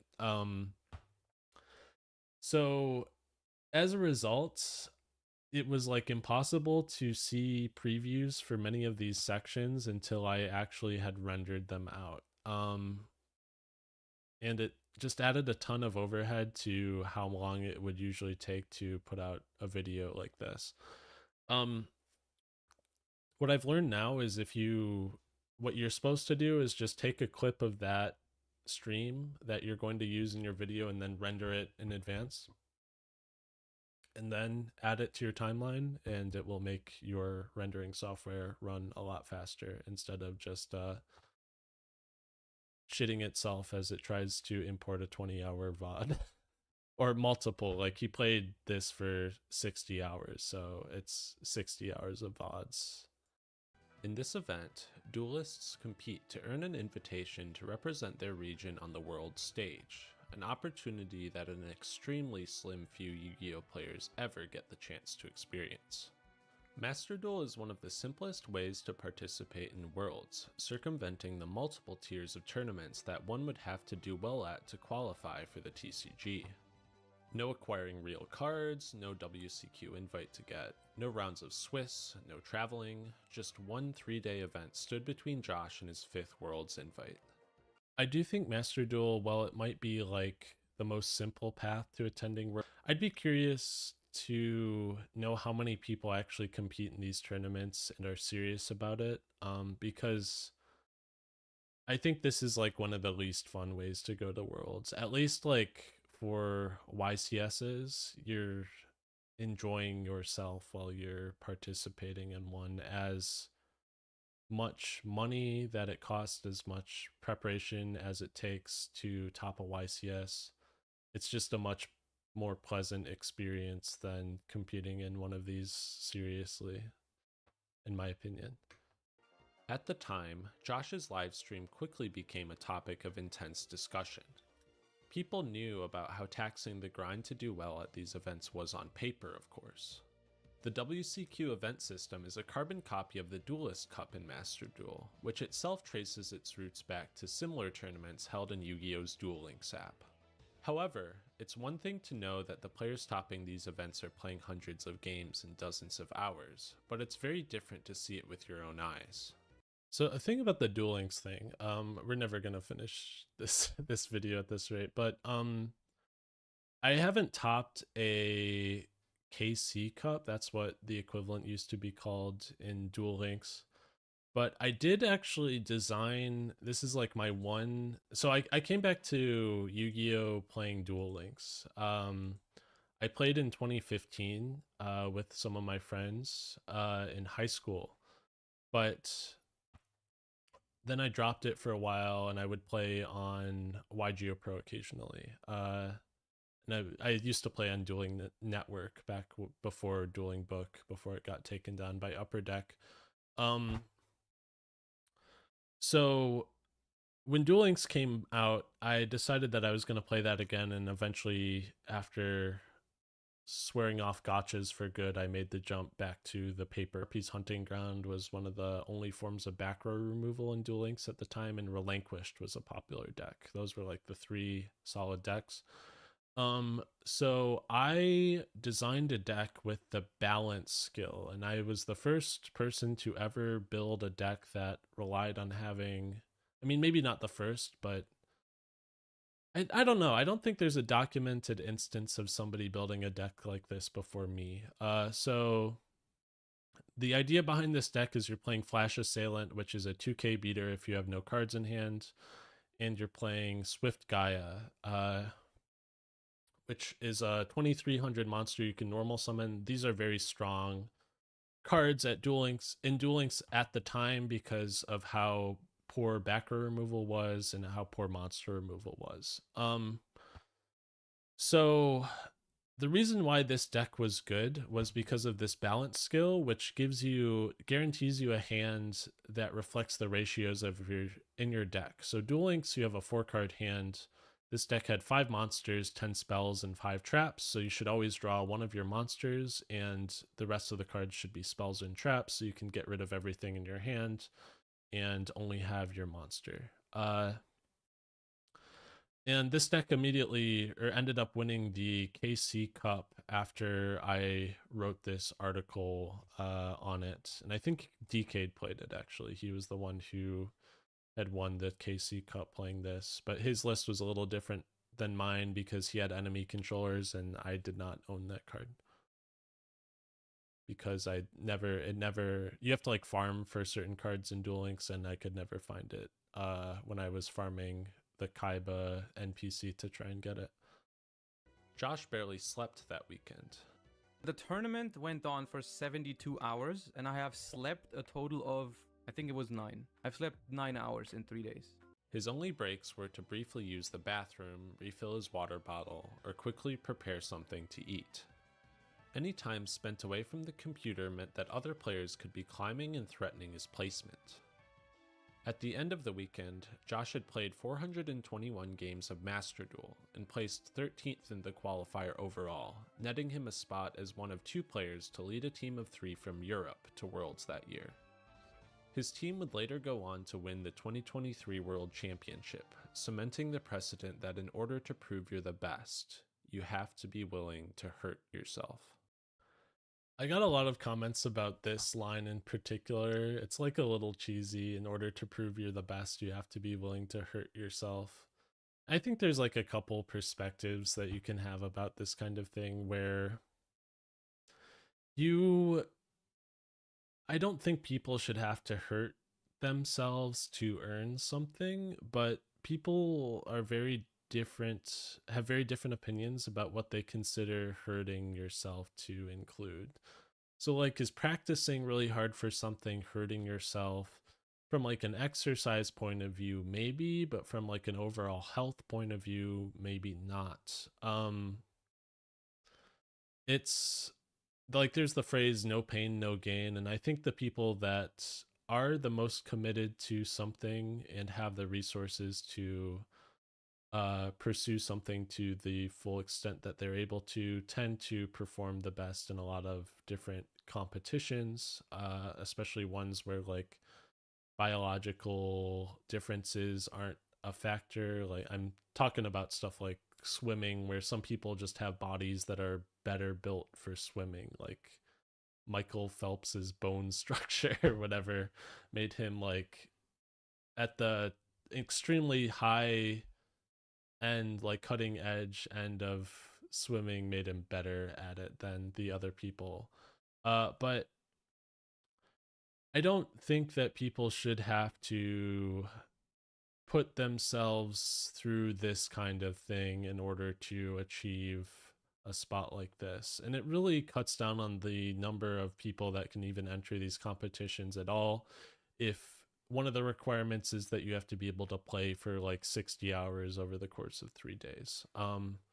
It might make the top end of it really competitive, like the people will compete to bring out the best in each other if they're playing so many games. But it also means that there's a large group of people that just can't do this kind of thing. Like, if you're over the age of 30 and you have kids, you just can't do this because you have responsibilities. I think the Duelist Cup is unreasonable in this aspect, I suppose.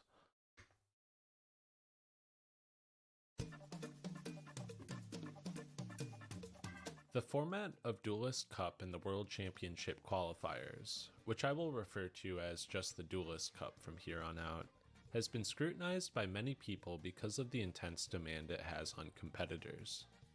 Two-time Duelist Cup champion and Master Duel WCQ winner Tasku commented on the extreme grind during a rare English interview through a translator on Farfa's livestream in June of 2023. Tasku, incredibly talented Yu-Gi-Oh player. I don't know how he does it. I think he just recently won the Synchro Cup that just happened over the past weekend. He's got more of these titles than anyone else on Earth. And I'm really curious about how he is so consistent and so much better than anyone else. Like, he always has a gap of like 10 to 20,000 between him and the next person in many of these competitions. And for the first 24 hours straight, he pumped himself with energy drinks so he wouldn't fall asleep. And he didn't eat a single thing during those 24 hours. So basically, the first 24 hours were really harsh. He actually fell asleep twice, which, the 2 times at least, it made him lose the game. Which was, for example, wait, he fell asleep mid-game? Mid-game, yeah. 2024. I think Tosku even has like OCG.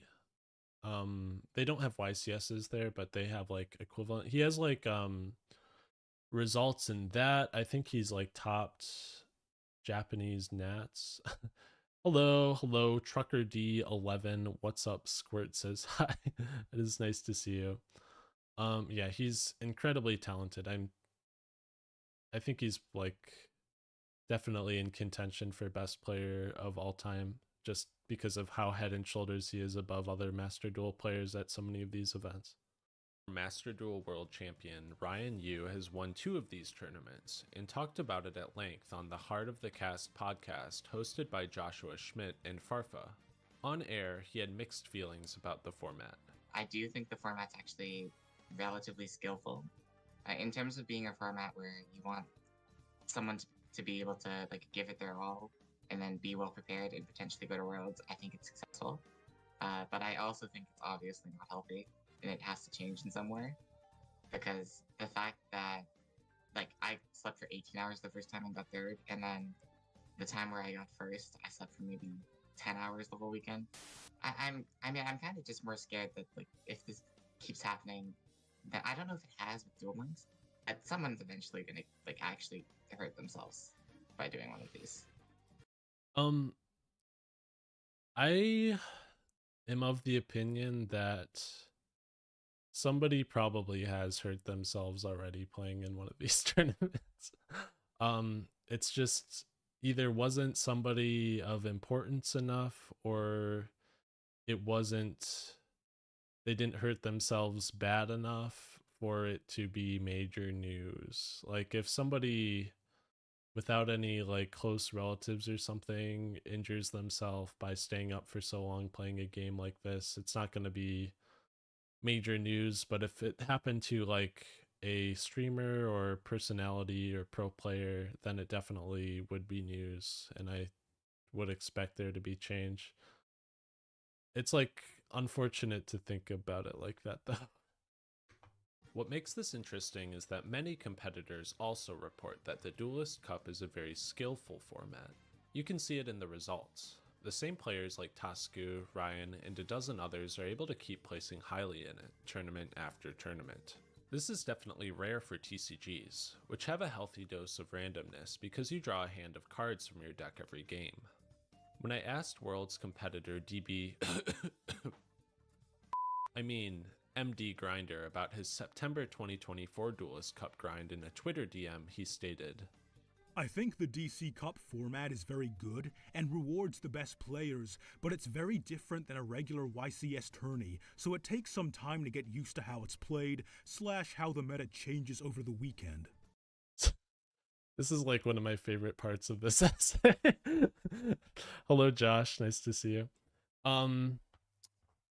So what I think is like funny about this, so there's a couple things that are funny about it. The first is the voice line. So the person who voiced this, their name is Kai from the Kai After Kai YouTube channel. You should definitely check them out. They do very good media analysis video essays on video games and anime. But I'm a longtime friend of Kai's, and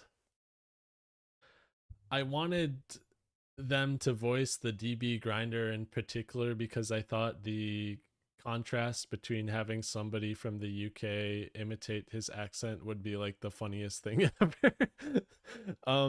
The way like the DB grinder talks is just so funny to me. Like I just love how he speaks. I think one of my favorite videos of his is where like people put out a bunch of words and he like tries to pronounce them and he like messes up almost every single one. Now, I have mixed feelings on the DB grinder in general that I don't really want to get into. I think, yeah, I don't want to get into that, I guess. But I am thankful for him that he answered my Twitter DM about his experience. That was very nice of him. Ryan Yu felt very similarly, stating this on the podcast. In terms of like a world's qualification based on skill, it's like decent. Not to like sound arrogant, but I think it is decent for that. Yeah. And that's kind of why you see like there are like 5 people who top 10 both. So I don't think it's just complete luck. What's tricky about this issue is that the skillfulness of the format and the intense grind it demands are tied together. Due to the I think this is a very cool effect, and I should use it more with the polymerization nature of statistics. The only way to measure the impact of an individual player's deck building and decision making is by tracking performance over a large number of games. In Yu-Gi-Oh, luck will be a factor that determines whether or not you lose or win many games, but over a large enough sample size, you can begin to account for it and rank players by the differences in their deck building and technical play. This mitigation is important in allowing talented players like Tasku and Ryan to continually perform well, which might not be as reliably replicated in a tournament with fewer games like a YCS, though Ryan has topped plenty of those too. So there's a lot of discussion about this, so one of the things that you want to determine if you're running a tournament for a game is, like, the main idea is you want to try to figure out who's the best at playing a certain game. And obviously if you have players play a larger number of games, you're going to get more and more mathematically closer to figuring out which player performs the best in any of these situations, because you're going to be able to mitigate luck. And one of the big problems with this is that people only have so much time in the day, so you can't keep them there forever. So you're going to have to reach some kind of compromise. And I think the Duelist Cup is on the far end, where it's just it's like there are too many games. The number of games needs to come down. But it also highlights another issue on for YCSs and regionals, where a 9-round regional, that's only 27 games if you go to game 3 for every game, which is not common. And for a YCS, it's probably around 40 games if you go to game 3 for every game, which is not common. I mean, I think the YCS last weekend was 10 rounds, which is really, really small. But compared to a Duelist Cup is probably 300 to 400 games. And you can see that even though skill is obviously a big factor at YCSs, luck is also a very big factor at YCSs. Like, not only do you have to be talented to top a YCS, but you also have to have a pretty good day. There's a lot of players that are quite talented, but don't top every YCS they go to because it's not always their day. You can fall into situations where you just lose to luck. I mean, there's silver bullets in Yu-Gi-Oh, and sometimes people will draw them and games will be decided based off of the fact that they drew them, and sometimes that comes out to full best of 3s being decided based off of that. So figuring out what a good balance between a large number of games for good accuracy and what is reasonable for a certain number of players to play at an event is important when designing how your tournament works, I think. And I guess we'll get into that with the ELO system of Master Duel and other games being compared to each other in this video essay. This correlation between games played and skill displayed is a serious problem, and the amount of grinding must be reduced for the health of the competitors. However, this doesn't mean it's impossible. Master Duel is by no means the first game to host ladder tournaments. Pokemon Showdown is an online Pokemon battle simulator you can access from any web browser. With just a couple clicks, you can create an account, build a team, and compete against thousands of other trainers on a ranked ladder. Players are matched up and ranked on an ELO-based system, not unlike the Duelist Cup. Why is this relevant, you might ask? Well, every year, competitive Pokemon organization Smogon hosts the official ladder tournament, or OLT, which makes use of one of the Pokemon Showdown ladders for its qualification phase. OLT's 4 cycles are week-long ladder tournaments where players that place well can qualify for playoffs and the opportunity to win the whole thing. This is obviously completely different from Master Duel's Duelist Cups, which are 4 3-day-long ladder tournaments where players that place well can qualify for Worlds and the opportunity to win the whole thing. So this is a comparison that I draw between OLT and the Duelist Cup, and for the most part, I think it's all right because I don't think there are that many other tournaments for other games that are more comparable. Happy anniversary. Thank you, Trucker D. It's been a cool year. It's been a nice year. So what was I going to say? So there is it's hard to find another example that might be better to compare the Duelist Cup to other than OLT, but there are some problems with it. And the first problem is the Worlds format for Master Duel is like a 3v3, and I want to say there are 10 teams that get invited to this 3v3. So only 10 people can qualify, whereas for OLT, you have about 32 individual players qualifying. So as a result, it makes Duelist Cup laddering a lot more difficult because you can't come in second. You have to be first in order to get the coveted spot. You can like compete for points, but that's like there's only 2 teams that get in for points. So, and you really have to be like top 10 in a lot of these tournaments for you to qualify for points, because the people that are after these spots are really dedicated, and most of them live in Southeast Asia, so they don't often I don't even know if you're allowed to form teams with them if you're from Europe or the United States. I think you probably are. It's just less, it hasn't happened before where a team qualifying for points has had people from like the Europe or anywhere that isn't Southeast Asia, to be honest. But there aren't really any other ladder tournaments for other games that I found. I looked into a couple other games when doing research for this video. Like I think I looked at Hypixel Skywars has a ladder tournament, but it doesn't have like a second tiered system the way that the Duelist Cup and the OLT tournaments have.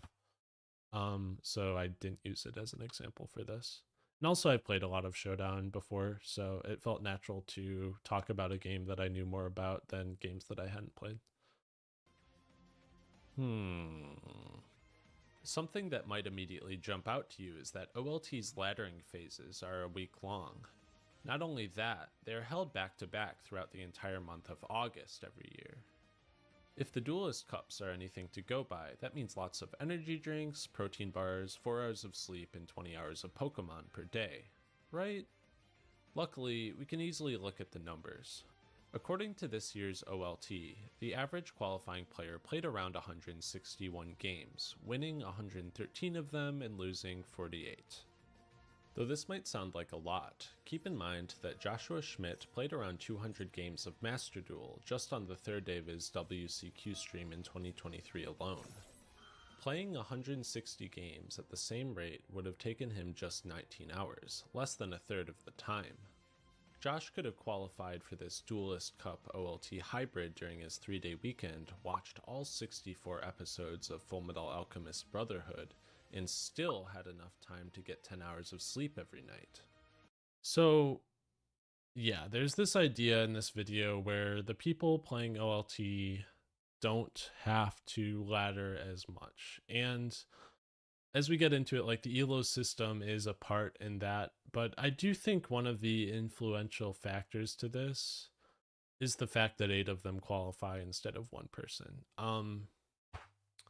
For the people that are really dedicated to the climb, you'll probably know that you're in contention for first by the third day. Like, you're not going to, if you're like 30,000 away from the top spot at the start of day 3, like, you're probably not going to make it. You'd have to play insanely well and get a really long string of good luck, which is just very unlikely to happen. But if you are in contention, I think it does become a game of you have to grind as much as possible.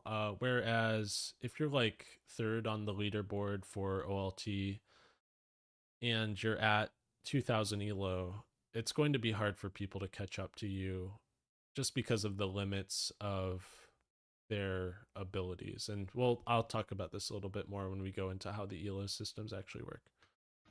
To directly compare the experience one might have when attempting to qualify for OLT, I made a Reddit post with some questions for people who qualified about things like the amount of time spent playing, strategies used to cope with the fatigue, and what had to be forgoed while laddering.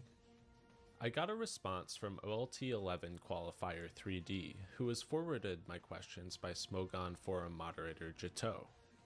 I think this guy's profile picture is like wild. He's got like the guy from American Psycho, the Canadian flag. He's got Ryle.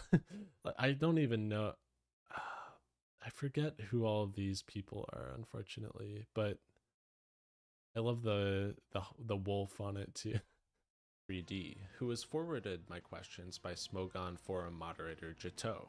Thanks a lot, both of you.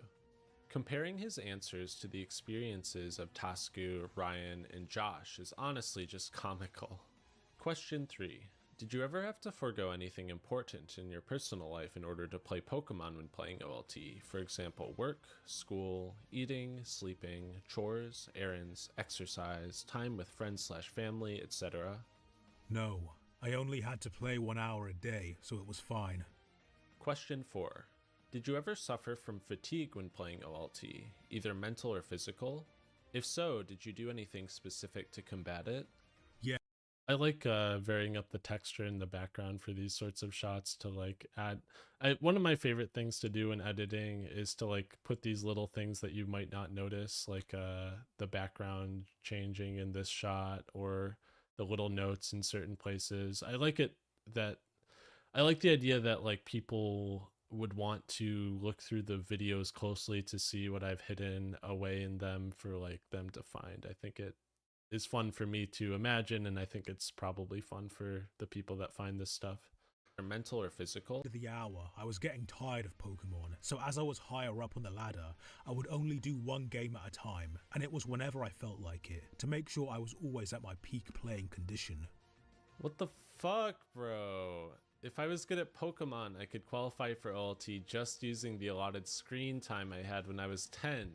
While 3D's number of games played was on the low end, you would have to multiply his hours spent by over 8 times to equal what Josh and Ryan reported playing Master Duel for to go to Worlds.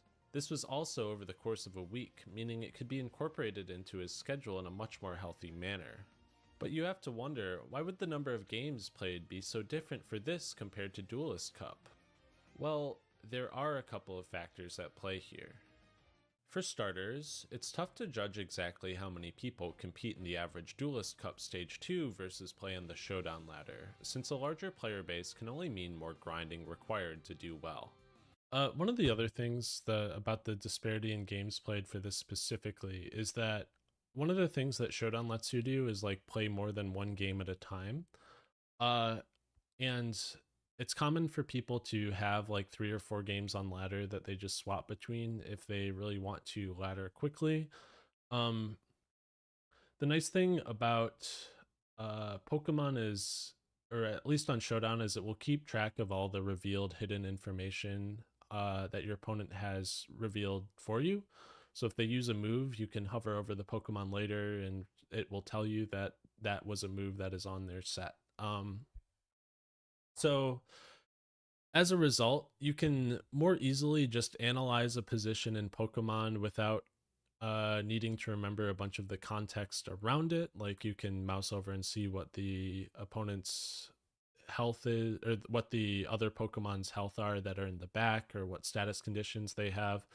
So you can more easily assess what you should do just from looking at a single position. I don't know if that makes any sense, but you don't have to remember context. Whereas I feel like playing Yu-Gi-Oh, it might be tough to do that because you're swapping between multiple duels at once. You would have to remember what cards your opponent has in hand, what they've gone through already.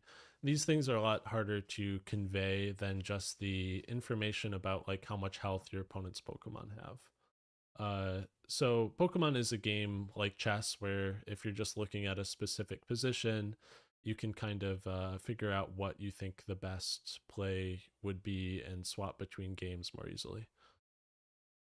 Only a couple hundred people participate in OLT each cycle, but OLT players routinely get to the top of the Showdown ladder over the course of their week and compete against non-OLT players. This is really impressive, by the way. To be able to, in the course of a week, get a new account to 2000 ELO it's not a small feat. Like, you have to be pretty good to be able to do this, which is good because it means that the best players top the tournament.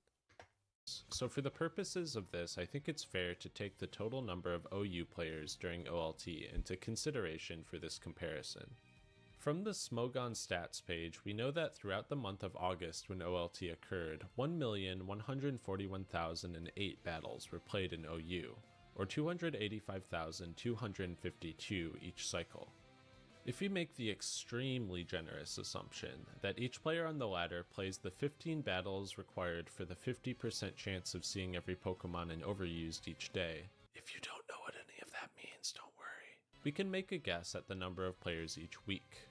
Since each game has 2 players, Showdown's OU ladder is seeing at the very least 5,430 distinct players each OLT cycle. I wish they just put out this number. Like, it would be nice to know how many unique players play on a certain ladder at any given time.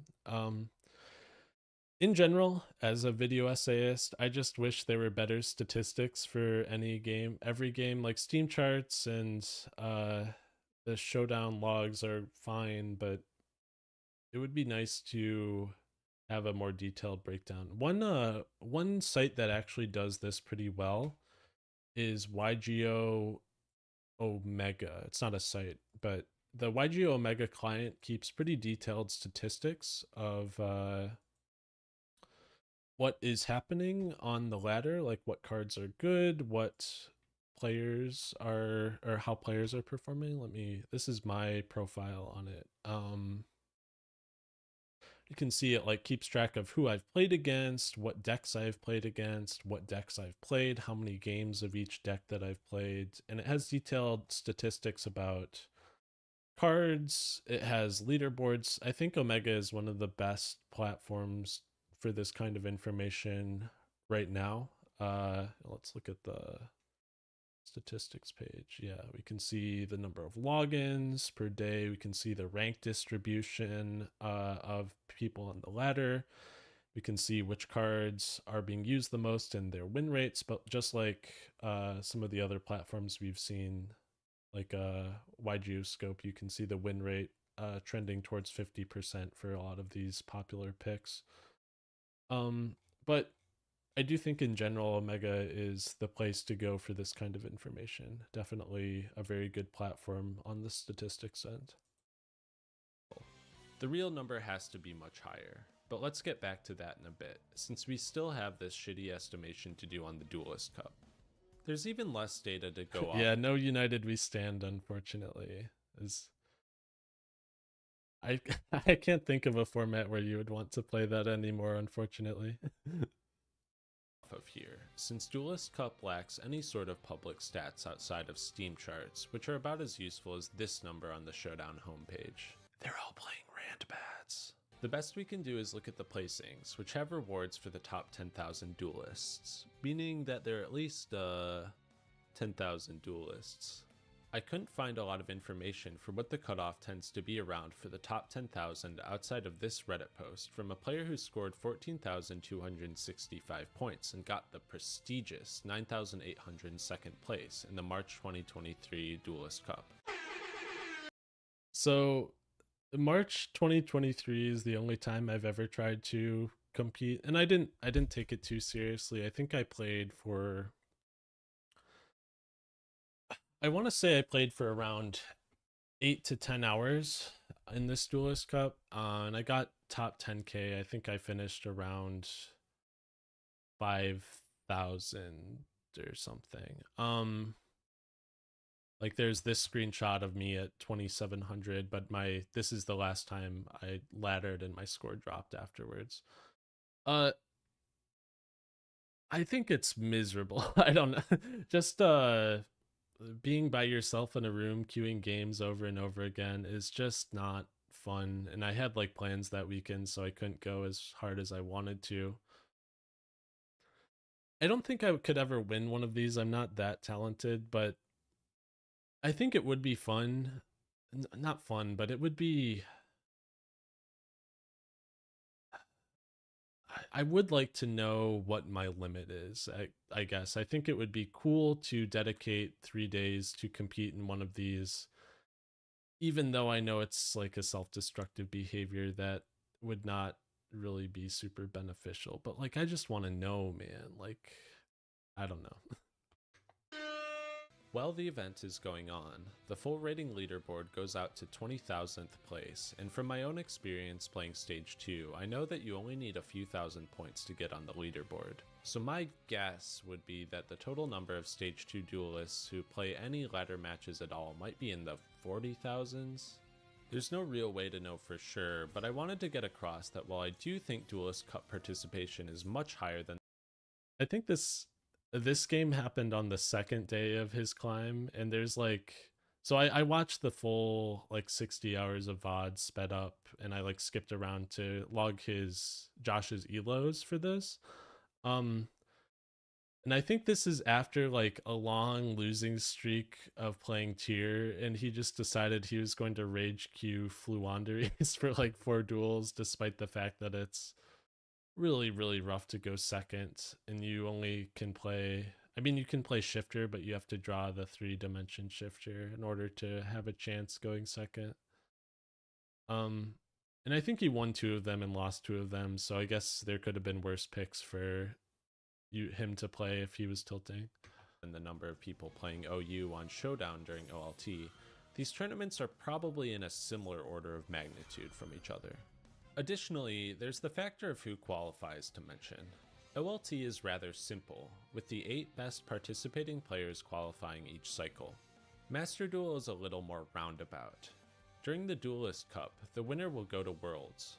In the WCQ, the highest placing player in each of the 5 regions will go to Worlds. Additionally, 2 more teams of 3 can qualify by having the highest number of points collectively after all the Duelist Cups of that year. So yeah, here are the people that qualified in 2024, and you can see that these are all really talented players. Each of them, I think, has at least a top 10 finish for one of the cups, and they play in all of them. Like the people that are very dedicated to this want every single shot that they can get. They'll play in all the Duelist Cups and try and do as well as they can, and the people that actually qualify have multiple top 100 finishes. Because that's what you have to do. That's the level you need to be at in order to get enough points to qualify. These players can earn these points at each respective Duelist Cup. The system is kind of an all or nothing approach. In order to get to Worlds, you are incentivized to win the Duelist Cup, or just in your region in case of the WCQ. I think these are Flower Guardian monsters that they're playing with. There is no point where you can be considered comfortably in the top 8 and take a break, since nothing less than first is good enough. Do I take a break? It's going so well, though. Nah. I don't think 44 is going to be enough. So, on taking breaks. So after I put out this video, I think the meta for the Duelist Cup has actually shifted a little bit, where most people that are doing well actually are sleeping more. It's more than Josh slept, at least for his climb. It's not so a couple things are changing. One of the things that has changed is that the people that are dedicated to grinding the Duelist Cup will make sure that they're starting their grind immediately after they've woken up. So they'll kind of like preload on sleep. They'll like sleep 10 hours before the tournament and then start the tournament immediately after they wake up, right when it starts.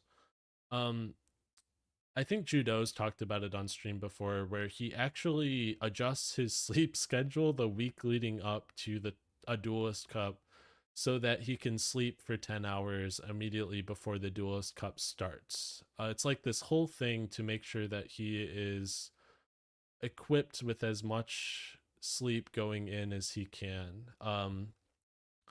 I do think sleep matters a lot.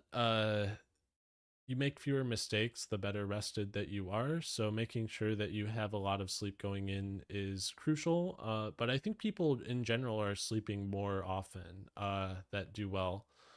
And I want to put out a follow-up video to this eventually on that goes into why that might be.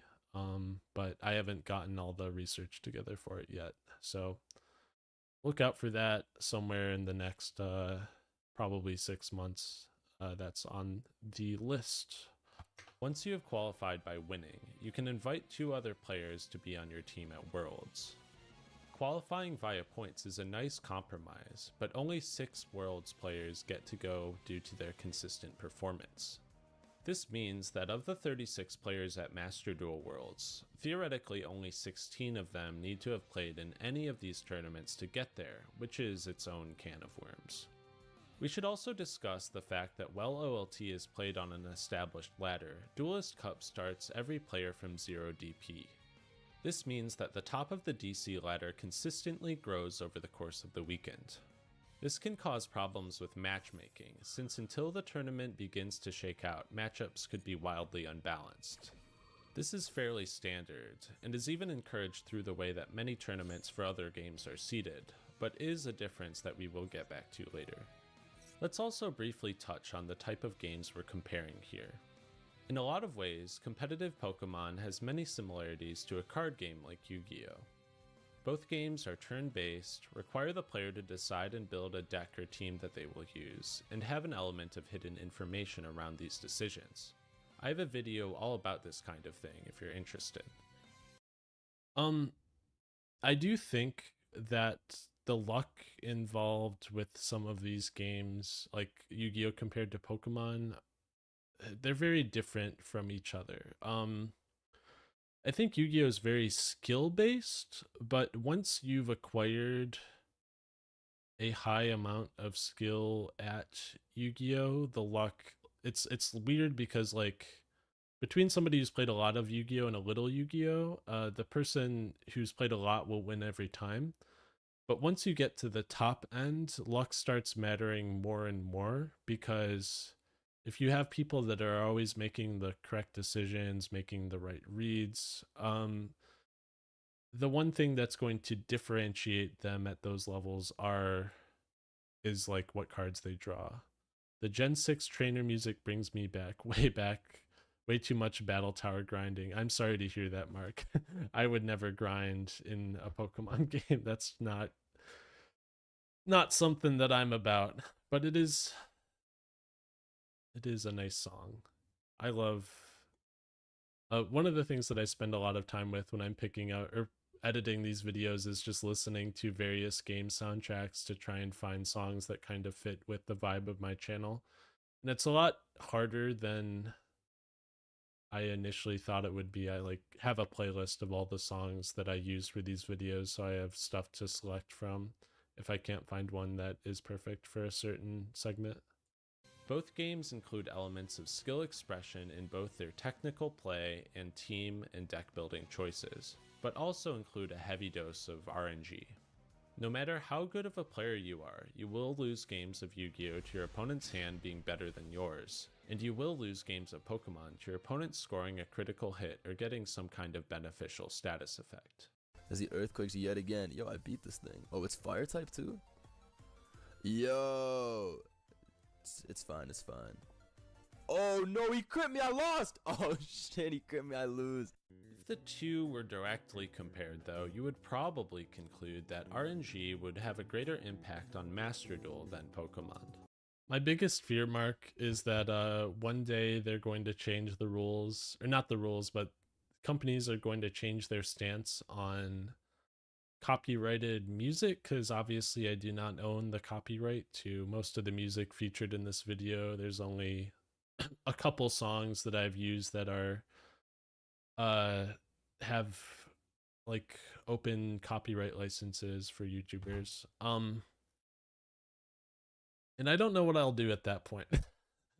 I keep my original audio files in case I have to like re-edit a video and re-upload it because of a copyright problem, but I just hope it never ends up being a problem for me, because it'll be really, really awful to have to take down a video and re-upload it because of something like that. In Josh's climb, he won 58% of the matches. I have heard a lot of the Incompetech music before. I just don't like it that much. Like a lot of the songs that I go for, I like having, I want them to either have like an academic feel to them or like a smooth jazz sort of. Those are most of the songs that I include in my videos, are one of those two, have one of those two themes. And I guess I should browse through the library a little bit more, but a lot of the very famous Incompetech music doesn't really fall into those categories. He played, and the vast majority of the games he lost were due to factors outside of his control. This is less than the average of OLT qualifiers, who collectively won 73% of their games. Though it's a factor in both, I think luck is much more of a factor in Master Duel compared to Pokemon.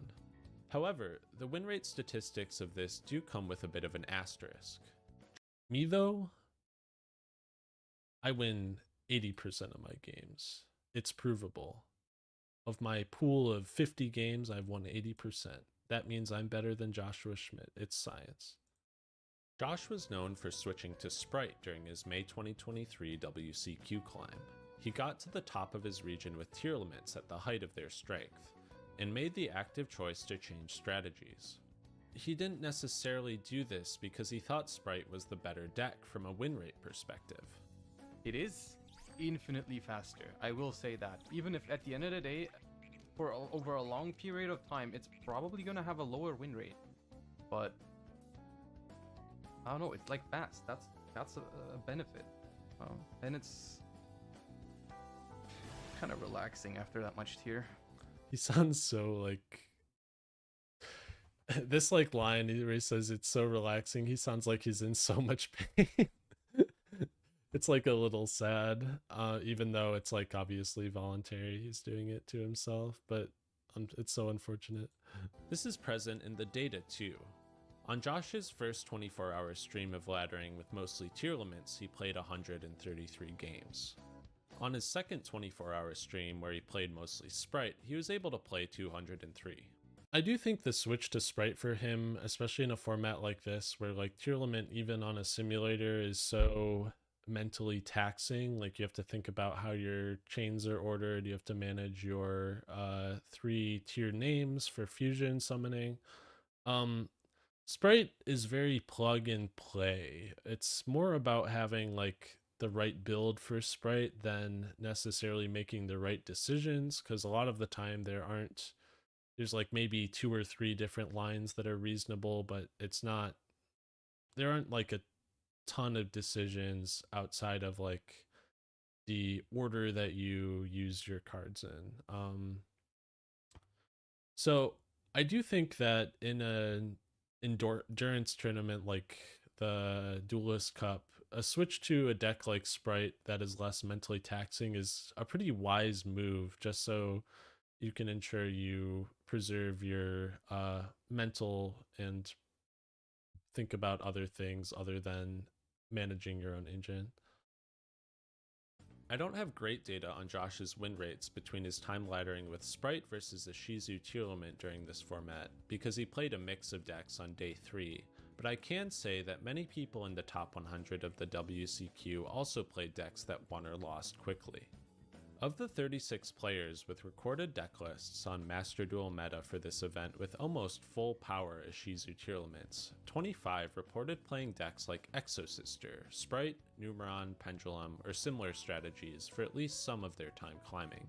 Though one of the things that I find interesting about these rankings is like how much more competitive it is in Japan versus the rest of the world. Like, I don't know what the breakdown for user base is, but there are so many more people in the top 10 of these cups from Japan specifically than there are from like the other regions. And I think there are a lot of different factors that might go into that I don't really want to discuss, but it is like very impressive to see how much dedication there is, especially in the World Championship qualifying tournament, where the Japanese players aren't necessarily competing against the people in other regions for spots, because you have to like be the best in your own region, not necessarily the best in the tournament overall. So as a result, you can kind of see how far different regions push each other to grind, and in Japan it's always way farther than in any other region. These decks are different from each other. All of them, like, these are all not this person, but a lot of these people, this is Japanese name, decks like Exosister, Sprite, Japanese Numeron, name, Pendulum, or similar strategies. For Gimlet, I think Gimlet's a South Korean player, Japanese player. At least some of their time climbing. Though these decks just very are different from each other, all of them lack the complicated game states and the grind game of tier limits, which should mean that games wrap up much more quickly than a tier mirror. With this in mind, we begin to circle around an interesting question. What is it that makes speed so important in Master Duel, to the point where people would consider a strategy that they feel might sacrifice win rate in exchange for it? In OLT, win rate is king. People usually don't need to prioritize efficiency since they are not coming close to grinding for the majority of the ladder tournament. A number of people even qualified with less than 100 games played due to their exceptional win rate. This is the people that are good at Pokemon, like if you can qualify for OLT with like less than 100 games, you're cracked. Like this, going 63-9 on the Showdown ladder to end with 2100 elo is just that's crazy. I don't think I've ever been good enough at singles to approach anything including that, but you have to have like a lot of macro level skills for which Pokemon on your team are important, which ones to preserve, and how you should build your team to counter what you see on the ladder to perform this well. It's both like a deck building and decision making payoff. Tied with less than 100 games played due to their exceptional win rate. This is why 3D only played an hour at a time at the top of the ladder, to keep his mind fresh in order to ensure his win rate was as high as it could be. Though the influence of luck is more of a factor in Yu-Gi-Oh!, this alone does not account for what is causing the extreme grind in Duelist Cup. We have to look at the scoring system.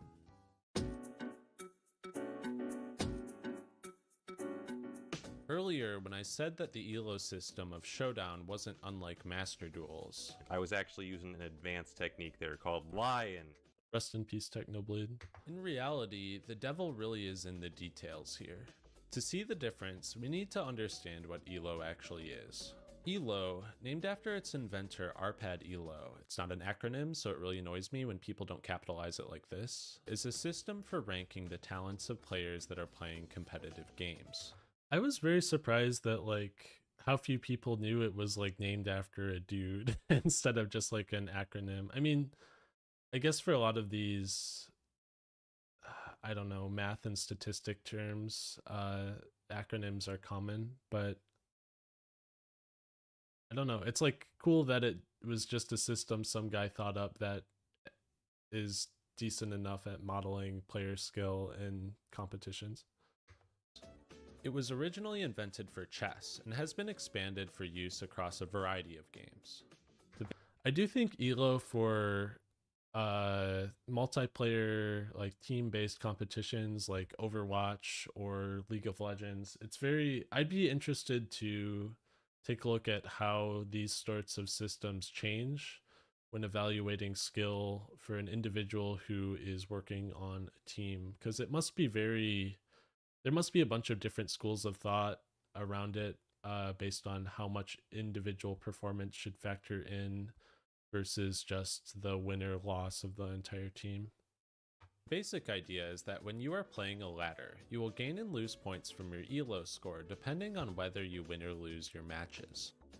In a game where your ELO is higher than your opponent's, I like this bit a lot with Dean Schmidt, who's the grandest master at 9999, and it like goes off the screen. You're expected to win that game more often than not, and thus you will gain less than the average. When he gains one, it all turns into tens. Average number of points for a win. If you are the underdog, however, expect to gain many points for a win, and then it goes back after. Like, this is the kind of shit that I put in just for me. I don't know if other people like appreciate it, but these are my favorite types of jokes that I include in my videos. Against a higher rated opponent. There's a bit of math that goes into this that models each player's range of skills on a distribution and uses it to calculate their odds of winning. In most games, people do not perform at the same level every time, but are influenced by an uncountable number of factors like how much they've practiced, if they got enough sleep the night before, if their significant other recently broke up with. Alright, so here's the big controversy in this video, the most important controversial thing. The card Breakaway features Gemini Elf. They're having a bit of a problem with each other. The Gemini elves, they're not super happy with each other.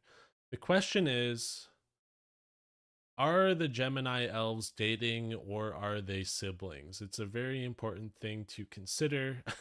I'm of the opinion that these are not siblings, that Breakaway is depicting the Gemini elves breaking up with each other. But from what I've heard, that is not the prevailing viewpoint on their relationship status with them, and if they drew Maxi.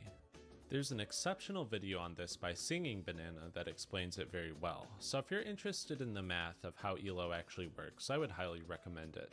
Typical implementations of ELO like showdowns factor in each player's forecasted odds of winning after the game into how much rating they gain and lose. If you tune into any game on the showdown ladder, you'll see that in almost every instance the winner and loser gain and lose the same amount of points, because showdown has a very standard implementation of ELO with only a handful of creative liberties taken. By comparison, the Duelist Cup's implementation is very creative. It's a little tougher to get data on how it works, however. If you're wondering how I have so much information about Joshua Schmidt's performance in the May 2023 I did want to say one more thing before we go into the next section, is this idea of ELO as being a distribution of like your possible performance. So if you've watched this video, you know that ELO kind of represents the range of like different levels you can perform at based off of a variety of different factors. And I think in YuGiOh, the graph for this should be like pretty wide, because of the influence of luck in Yu-Gi-Oh. There's a lot of things that can go wrong. You can draw an unplayable hand and perform at a much lower level than you might ordinarily. And there are things that mitigate this, of course, like best of 3 in the TCG. But I think for there to be a proper ELO and Master Duel, this is like a problem that they have to deal with. And it might even be a contributing factor to why the ELO system is the way that it is in Master Duel, because if you are a very highly ranked player, you can be beaten by a lower ranked player if they draw all the right cards. It's not necessarily a skill thing all the time. And as long as players are playing a well-built deck, there's always the potential for one player to upset another player. Now, if you're playing a terrible deck, that potential really starts to decrease. But as long as your strategy is solid enough, it's upsetting someone can be not uncommon at all. 2023 WCQ. It's because I spent around 5 hours of my life combing through his entire 62 hours of stream VODs and meticulously recording how many points he gained and lost. This was hell. This was just an awful experience. You can find my spreadsheet on patreon.com/outofcharacters, by the way.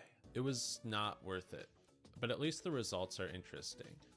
This is a histogram showing the distribution of the points lost after each of the 177 games Josh lost. This histogram has a bucket size of 10, meaning that each bar graph represents all the games with losses in a given 10-point range. Yeah, it didn't take me 60 hours to watch the VODs. I watched them sped up and used the arrow keys to like quickly sort through them to get the points, but it was still like a mind-numbing practice. I've done it again. I have a spreadsheet of Judo's March 2025 performance, and I'm planning to use that for a later video in the future covering the Duelist Cup. There are a couple of observations we can make about it. The first thing that I noticed is that there's a sharp peak here in the distribution. This lines up with the median of the dataset, which is 1068 DP lost. Secondly, you might notice that there are a number of outliers on the left, but there is a sharp cutoff for 1200 DP on the right of the chart. Something I learned while doing the research for this video is that Master Duel has a couple of rules that constrain how much DP you can gain or lose in a given game. Two of them are that you cannot lose more than 1200 DP for a loss, and that if you have less than 9000 DP, you will lose less for a loss. All of these outliers were losses Josh had in this early range. Yeah, so you can see that Josh is like on the higher end of the ladder just from this graph alone, because his peak is above 1000. I think somebody posted there's the exact formula for how many points you gain or lose out there somewhere, and it's something that I wanted to discuss in the follow-up video. But from what I understand, like 1000 points is pretty much the average. It's like what you're supposed to lose if both players are even with each other. So Josh, his losses are mostly in this like 1080 to 1090 range, which shows that he's like almost always playing against people below him in rating. That's why he has so few he loses 900 points like so rarely, because to lose 900 points you have to play against somebody above you, which just doesn't happen that much in the Duelist Cup, I think. With that out of the way, let's look at the histogram of points from Josh's wins. Can you guess if there might be any other rules to this system? Anyone? Any other rules? Yeah, so since Josh is doing so well, that's why all of his points gained are 1000. He is always playing against people below him, and if he plays against somebody below him, he's gaining 1000 points no matter what. Yeah, no, if you are the world champ, statistically most people you play will be below you. It's true. It depends on how many people are on the ladder and are playing at a certain time, but it is true that you're going to be playing people below you almost the whole time. This chart is fucking ridiculous. Did you know that of the 421 games Josh... But like, just look at this chart. You see 1,000, 1,000, 1,000, 1,000, 1,000. These are... It's so common when you're getting... Like, once you've laddered a little bit and you're at the head of the pack. Played 205 of them, 49%, were games where he won and gained exactly 1,000 points. You might be wondering, why is this a problem? Well, this change breaks one of the... I think this background's really hard to look at too. It's like even hard for me to rewatch this because of it. Fundamental principles of the ELO system. Competitors should gain and lose the same amount of points. Josh gains 1,000 points so often in his stream because he is a good player and performing at the top of the ladder. Therefore, in most of his games, he is playing against people below him in rating. By the rules of ELO, Josh should be gaining fewer points against the people he is expected to beat, but because of the 1,000 point minimum, his rating is being bolstered. This completely breaks an ELO system, which should expect higher and higher win percentages against average players the higher you climb on the ladder. So this is like what makes it so hard for people to grind in OLT. This win percentages thing. So if you're an OLT player, and you get to like 2,100 points, once you get into the 2000s, it starts to become like the human limit for how good you can be at Pokemon, where you'll gain points for a win and you'll lose points for a loss, but you'll lose so many points for a loss and gain so few points for a win that there's almost like a ceiling for how high you can climb. And the better players can climb higher, but it becomes increasingly difficult to the point where it's like too risky to climb past a certain point.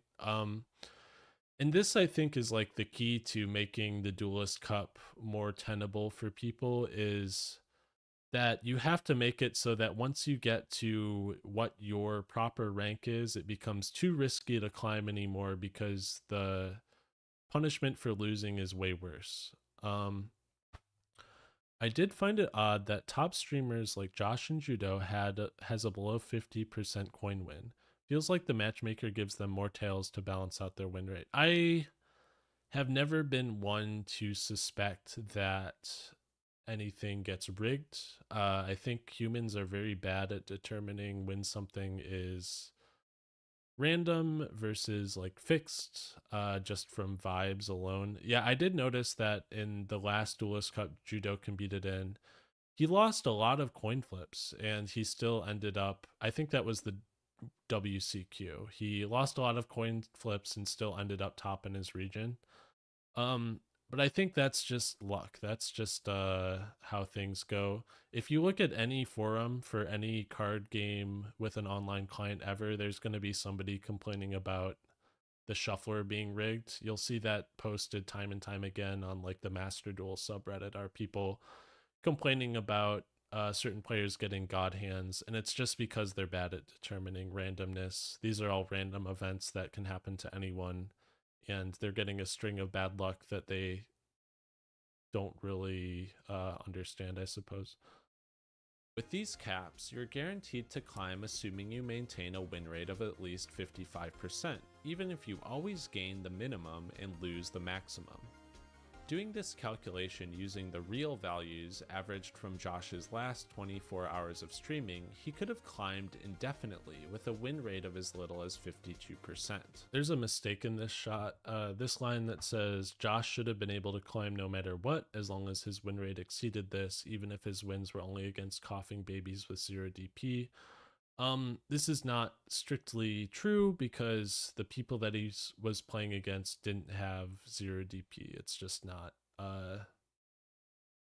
not accurate, I suppose. And he would be gaining less per win if his opponent, like he would only be gaining 1,000 per win across the board if everyone he played against had 0 DP. So instead of 1,003. Somebody pointed this out in a comment. It's true. I don't think it changes very much, but that is true. These evil rules are what turns the Duelist Cup into a tournament that requires you to play as much as possible, because the risk-reward is all off. You are hardly ever incentivized to sit on your current score because climbing does not become riskier the higher you get, thus demanding a higher performance from those looking to be at the top. Instead, Duelist Cup assumes players will climb, and instead compares the rate at which they climb. A rate that can be improved by being a significantly better player than your competitors, but can also be improved by playing more games with a faster deck and denying yourself important human needs like sleeping. This decision to change one of the fundamental rules of how ELO works is one of the biggest reasons why I think players need to play for 60 hours to win the Duelist Cup. So, this idea that playing more games is an advantage, I think is true, but I think it's also true that win rate is like way more important.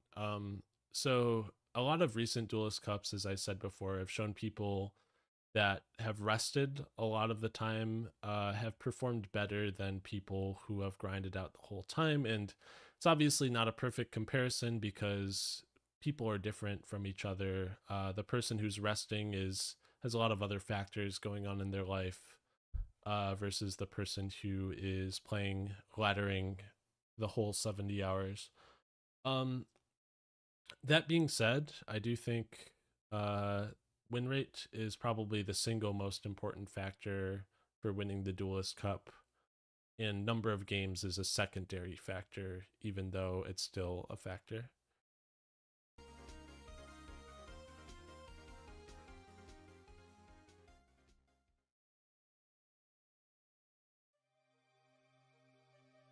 With all this in mind, let's briefly talk about how I think the system could be fixed.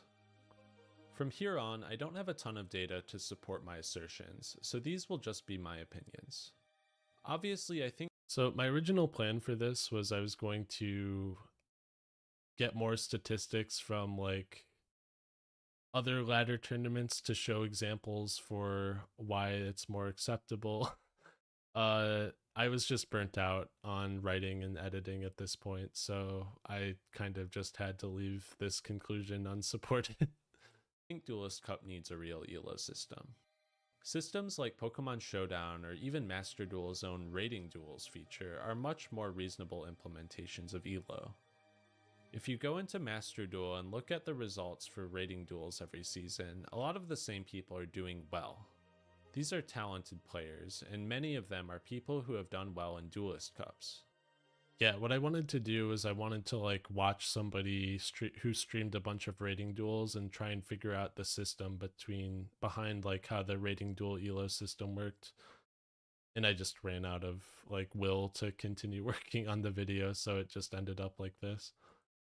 I would be curious to know how much grinding they do to achieve their spot, but since this video is already getting kind of long, I'm not going to delve into it. One thing to consider is that when using ELO in a ladder where everyone starts with no points, you will end up in situations where players at the top might be put in a position where they will frequently be matched against opponents with fewer points. This scenario is why Josh gained 1,000 points so frequently during his climb. When this crops up, it would mean that wins would net top players very few points as the rest of the ladder struggles to catch up, and it would become very risky to ladder once you make it to the top. I think this is ultimately a good thing, because it might incentivize people to take a break and come back to it a few hours later for better returns.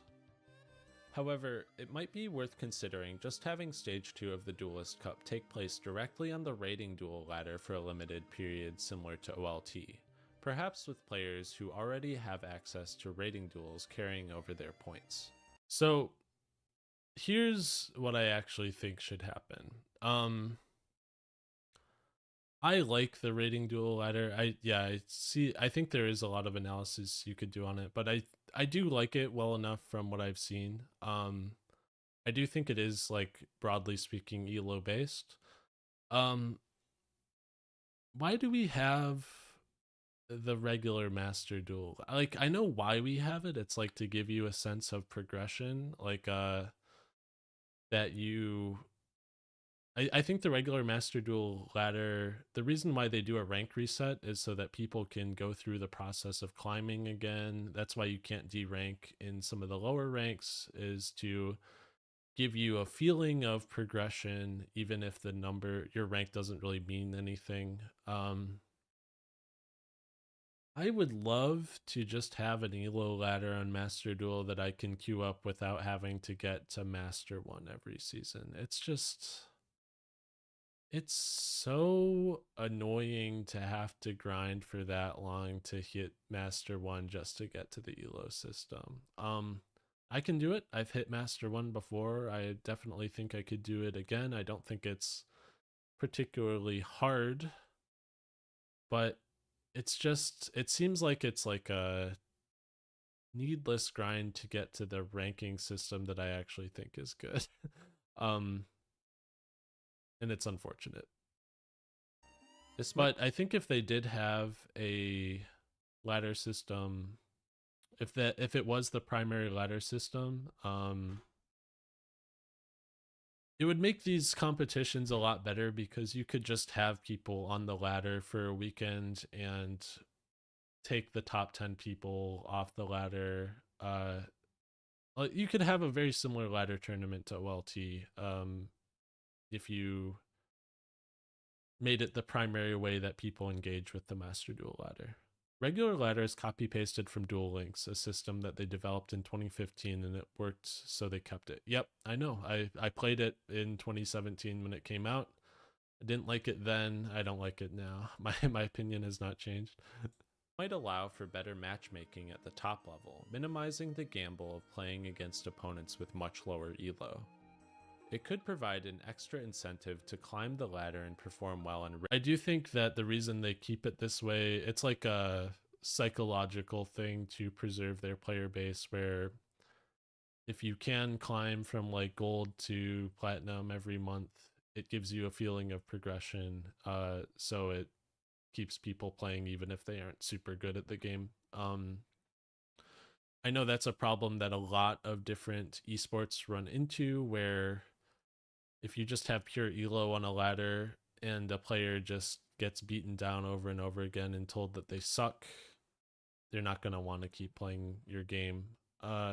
So I guess there probably has to be some kind of balance to be reached there between a pure evaluation of skill and something that babies you a little bit, so that if you're not so great, you still want to continue playing the game. Rating duels as well. This might give those at the top an advantage that might be too tough to surmount by people qualifying from stage 1. It's difficult to say. It would only work if an exceptional player can climb to the top of the ladder within a reasonable number of games, as it does with Showdown. In the Heart of the Cast episode with Ryan Yu, there are a number of other ideas Ryan, Josh, and Farfa present to help fix the Duelist Cup, like limiting the number of games people can play or hours they have to compete. I do think some of these suggestions have legs, but most of them also have some kind of additional downside that I think. So one of the most common comments that I've seen on this video are people saying just limit the games that you have or the number of hours that you have. I have mixed feelings on this. One of the problems with limiting the number of games or the number of hours is that you're not going to play against everybody. So let's say that you only have 80 games, and whoever does the best after 80 games is who goes to Worlds. If you know that there's a lot of talented players in a single region, like as we saw earlier, that Japan tends to be a very strong region in the Duelist Cup, because the top there's a number of top players who hit the top 10 from that area. People might start to decide that they're going to queue at a time where Japanese players are either asleep or sleep deprived if they're playing at that time. Like, you might want to play from 8 a.m. Eastern to maybe not 8 a.m., maybe like noon Eastern time to 6 p.m. Eastern time, because that's going to be like 11 p.m. to 5 a.m. in Japan. It's a little, you can't limit the amount of time people have to compete either, because the people that play faster decks will be able to make like play more games in that time than people playing slower decks, which prioritizes speed over win rate, which the current game already does to an extent. There's just like, I don't think there's an ideal solution. The way that Pokemon VGC does it is that they'll limit the number of games. I think you get like, I want to say in Pokemon VGC you get 30 games either a day or for the weekend, which makes it so that you're spreading them out evenly, and you don't have to like overload yourself with the grind. But I wonder how common like dodging certain regions in VGC is for those sort of weekend ladder tournaments that they do. I'm not quite sure what the culture around that is. I think fixing the ELO system lacks. This is an aside, but I would also like to get rid of the 3 versus 3 invitation system for players winning the Duelist Cup. There is no reason that people should be able to attend Worlds due to an invitation received from another player and not as a result of them playing the game. So, a lot of people were not happy that I put this in. I think that you shouldn't be able to be taken to Worlds off of work done by somebody else. I think if you're going to be at Worlds, it should be because of work that you did yourself. The 3v3 format makes that a little weird, but you could always score people based off of how the whole team performs. And a reason why people didn't like this opinion was because of the number of famous people that appear at Master Duel Worlds. Like if you have never watched a Master Duel World Championship, it's almost entirely populated by known famous players. Either, I mean, I'm not sure, I don't know many of the Asian players, but all the players from the United States, like North America and Europe, most of them are people who have topped a ton of YCSs. Some of them are content creators. There was a run back between the like Jesse Cotton and the Joshua Schmidt team. They played each other in finals 2 years in a row. And people like the excitement that creates for Worlds, having all these recognizable names.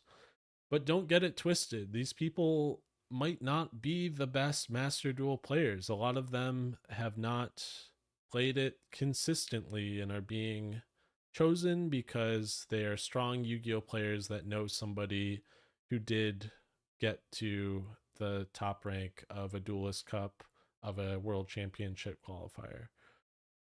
I think that's a little, I think it sucks. I think if you have the you want to show who's the best at a game, you should be picking out the people that have performed the best off of their own merit.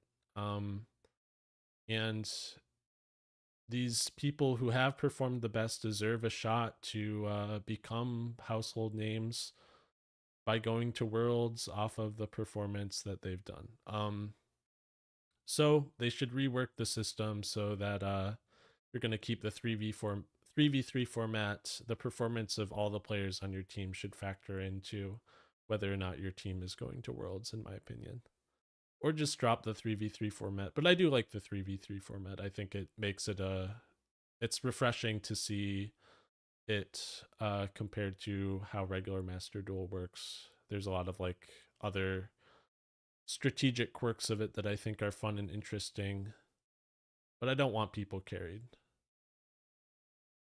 If the 3 versus 3 format is going to be kept, I think the Duelist Cup rankings should be determined by the average score of all 3 team members that you register with. Additionally, I think teams that are already qualified for Worlds should be marked in the in-game leaderboards to not incentivize unneeded grinding. I don't think this is a big problem. I think most of the people that are at this level know who some of the people are just from the titles that they have. So this isn't really a big issue, to be honest, but it would make it a little bit more clear. I don't think it's a bad change. It's just maybe a little unnecessary. With that, I am out of characters, so I guess this video's over.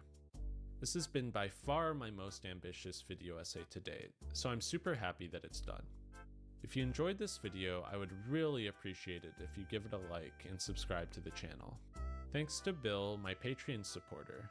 If you want to see new videos early and gain access to my scripts and I'm just sitting through my own Patreon plug, you should subscribe to the Patreon. Alright, I'm gonna refill my water bottle and then we're gonna go to the next video. Really cutting it close. We have about an hour and a half before I should probably stop for the night.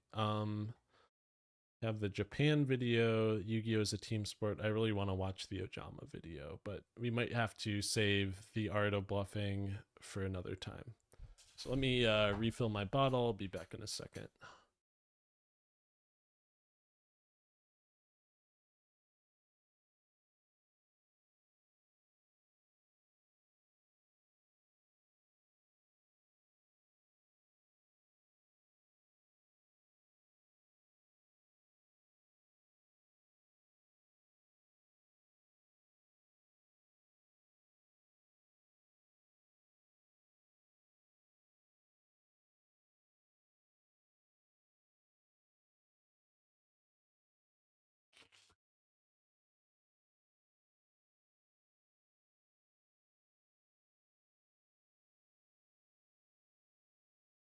Yeah, we gotta watch the Ojama video.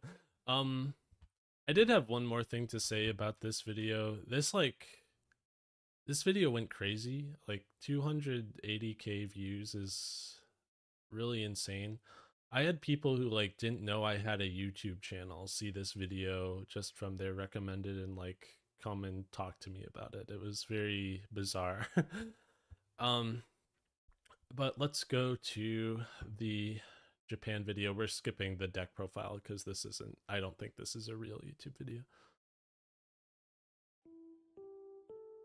In June of 2020, so some context for this. This is like a trip that I went on before it was like a month or two before I started working on the true cost of drawing multiples. So at the time, I really didn't think that this was going to be like a YouTube video at all. But yeah. I traveled to Japan with my partner and 2 of my friends. It was probably the best vacation I've ever taken. We saw this like became a joke between my fiance and I,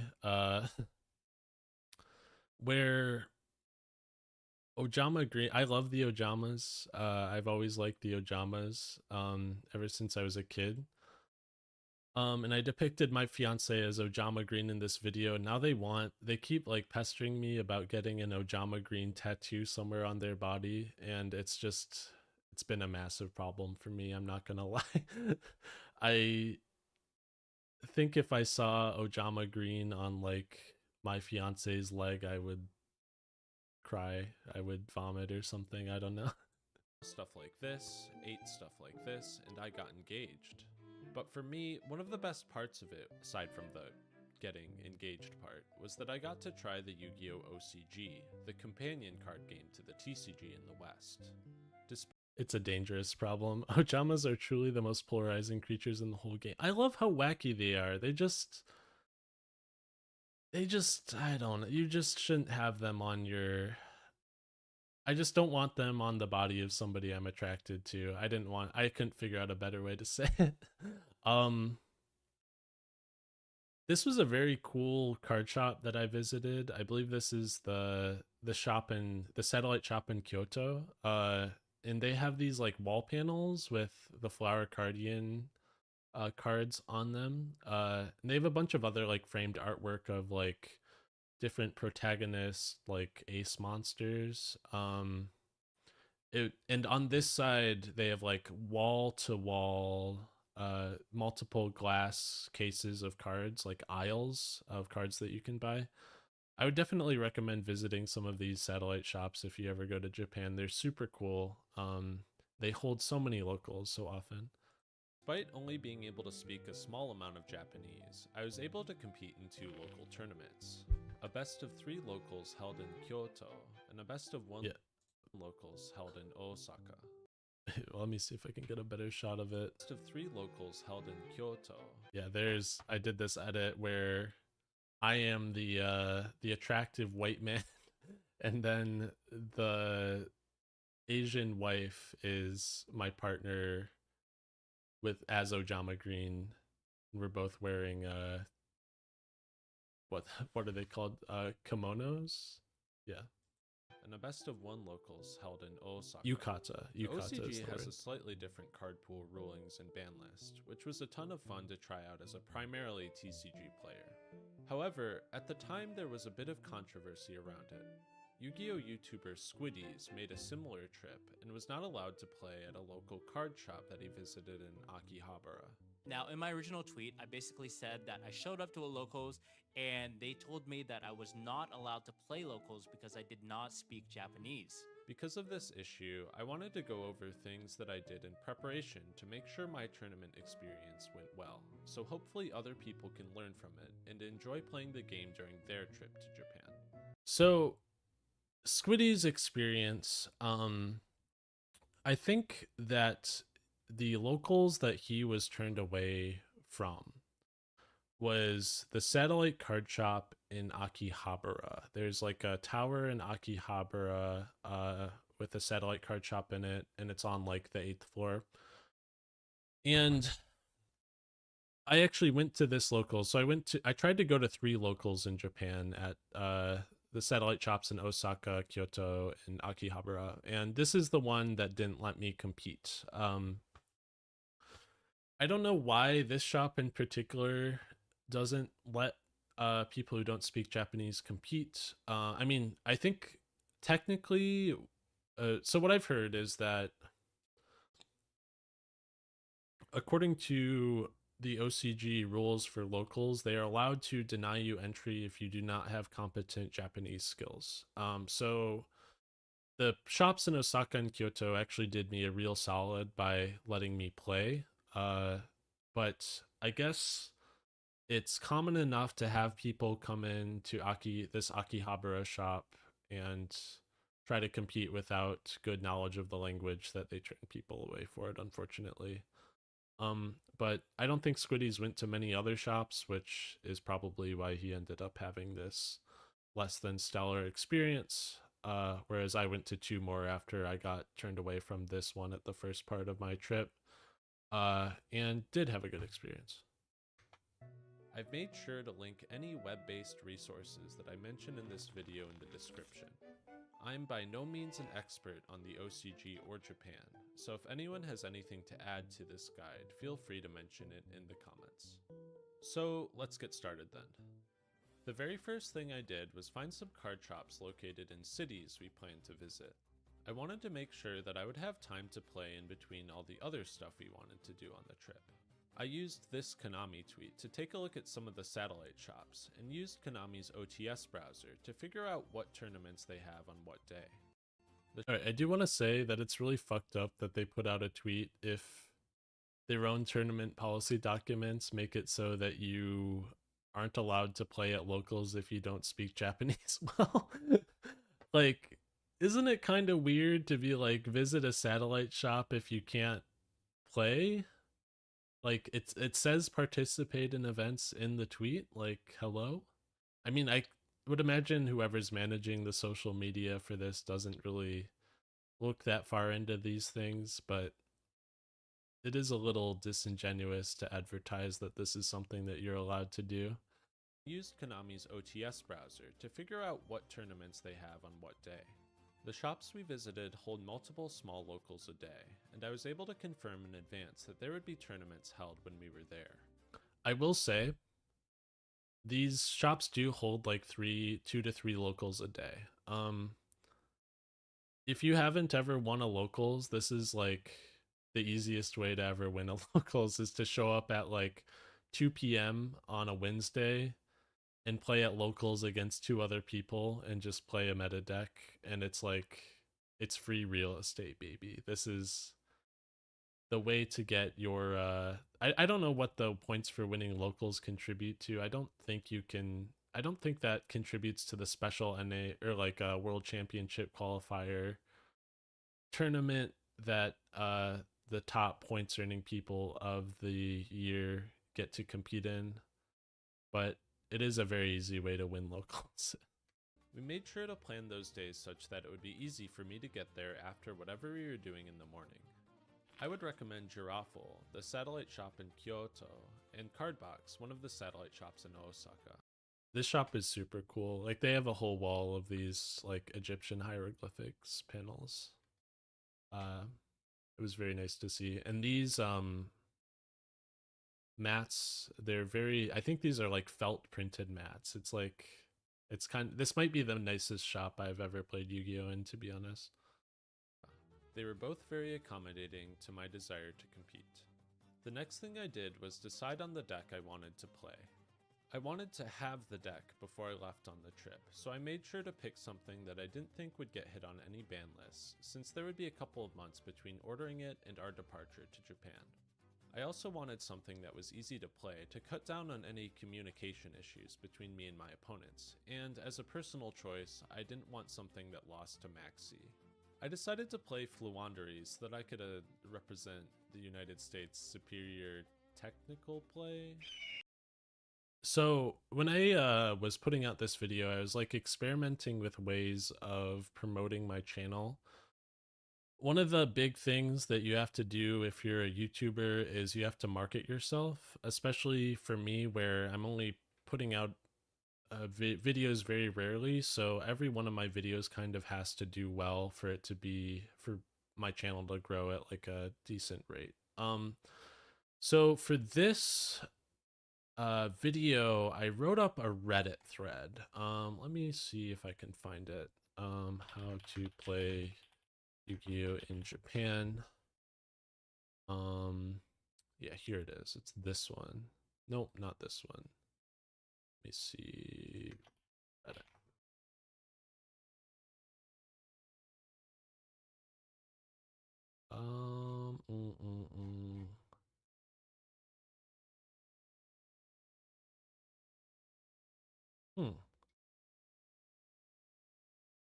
It used to be higher on the search results. Sounds difficult. Let me try Google.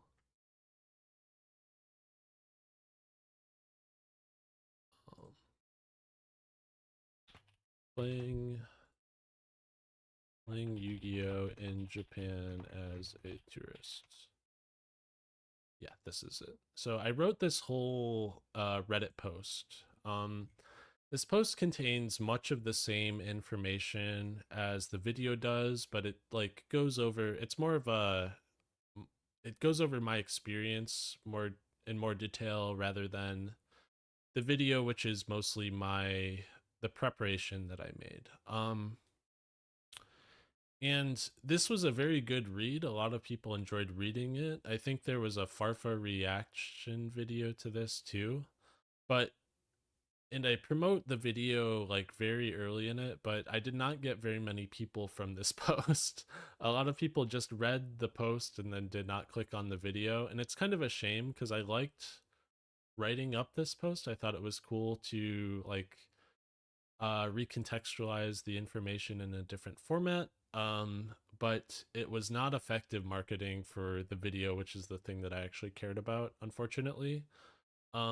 So I probably won't be making any videos like this again because of the fact that I won't be playing Yu-Gi-Oh in foreign countries every year. That's just a special experience from the one international trip I've taken in the last 5 years. But I think that marketing like this is not very effective. Despite the fact that the Reddit thread itself did pretty well. Anyway, this is the deck that I ended up playing. Since I was going to purchase Japanese printings of the cards for reasons I'll get into, I had to make sure I knew the deck inside and out since I wouldn't be able to read my own cards. Oh yeah, I got a lot of flack in the Farfa reaction for playing Fluanderies, and I just...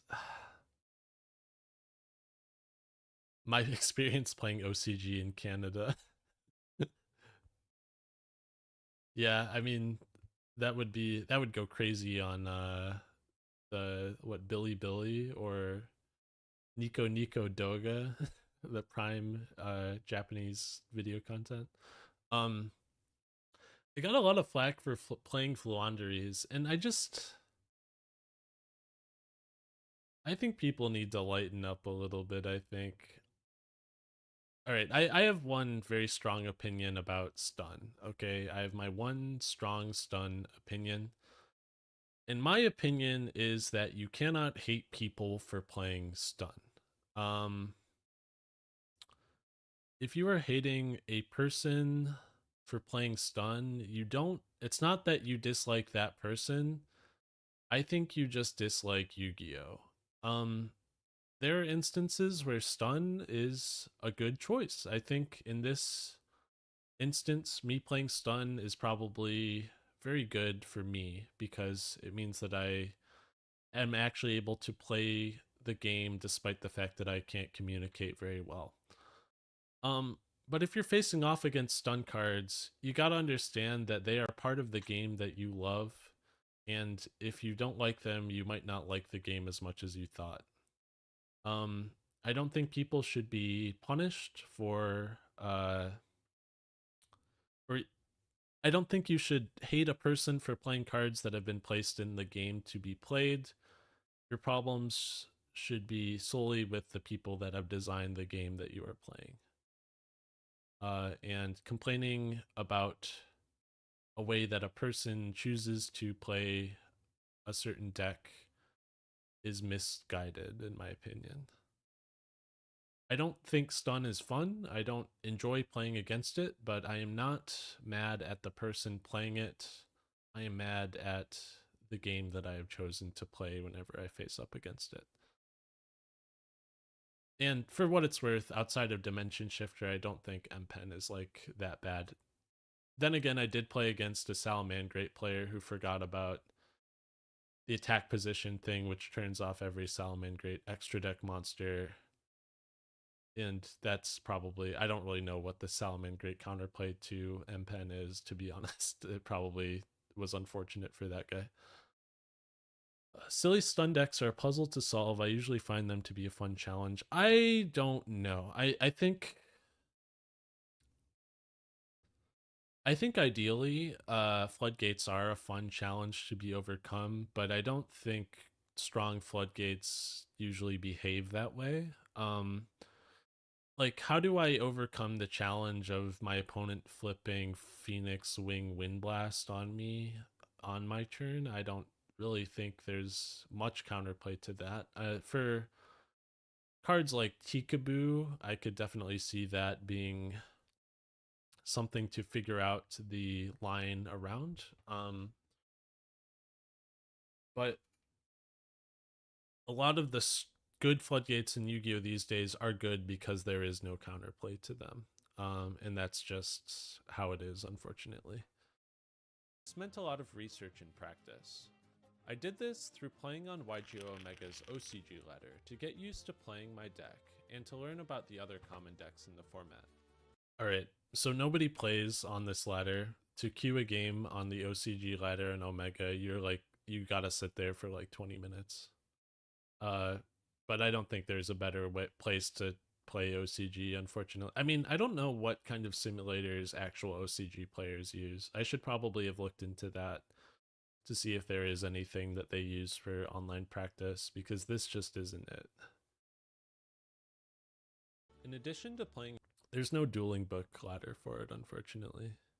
Against them, I educated myself on OCG exclusive cards and archetypes, since the fewer cards I had to look up translations for while there, the better my experience would be.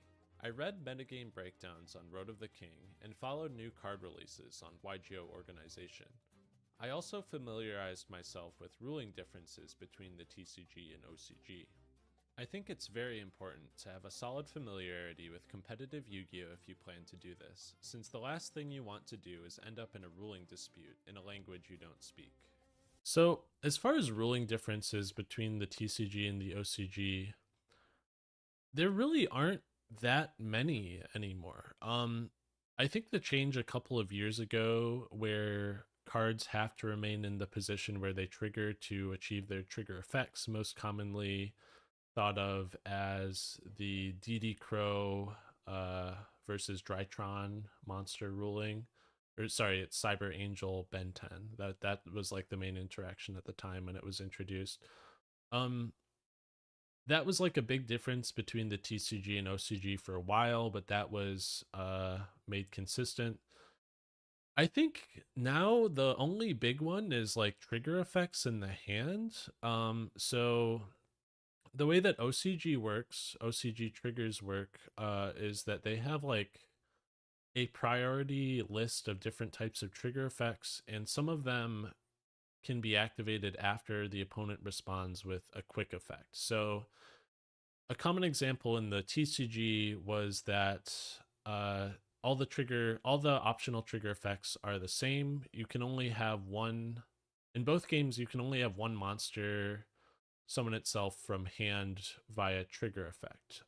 So the classic example was Salaman Great Gazelle Chainlink 1, Salaman Great Balinx Chainlink 1, Salaman Great Gazelle Chainlink 2 in the TCG. Because you could use the summoning effect of Gazelle to chain block the search effect of Balinx. The OCG isn't like that.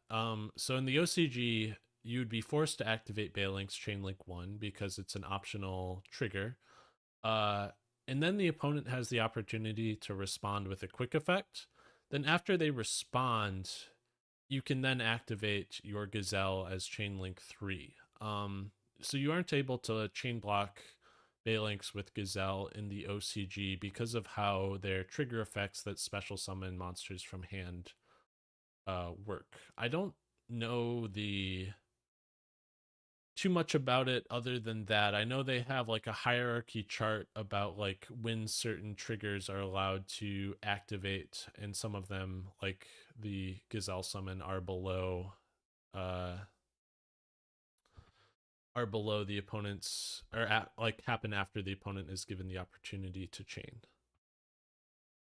I believe this, it is weird. They do have simultaneous effects go on chain, but it's not just mandatory and optional triggers. They have like other families of those effects, and one of them is trigger effects that special summon a monster from hand. The one monster special summoning from the hand rule makes no sense whatsoever. I had never heard of it until Fire King structure deck, and I've been a competitive rulings buff forever. Yeah, I think those kind of effects were just not that common until Gazelle. I mean, I think there are examples of it before Gazelle, but these days there's a lot more of them. Like 2024 just printed so many cards that special summon themselves when added from deck to hand. That these days it's like a way more common type of effect that people see. But pre-2019, I can't think of too many other than like, does Garunix? I think Garunix has one of those effects. I'm not a Fire King aficionado, to be honest. I didn't play back when those decks were popular the first time, and I was taking a break when they were popular in 2024. Yeah, I know Ponix has one, but Garunix I think is the older card.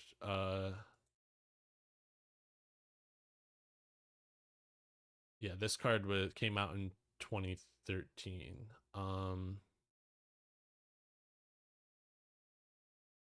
No, this doesn't have a trigger effect that special summons itself. Oh, the new Garunix does. Yeah, you're right. Yeah, it is the new one. Yeah, I'm not sure what other cards had this sort of effect before Gazelle. I would be I'd be very surprised if Gazelle was the first card to have a trigger effect that specialed itself from hand, but I can't think of any other examples, to be honest.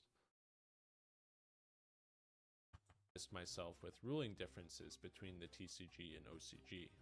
I think it's very important to have a solid familiarity with competitive Yu-Gi-Oh if you plan to do this, since the last thing you want to do is end up in a ruling dispute in a language you don't speak.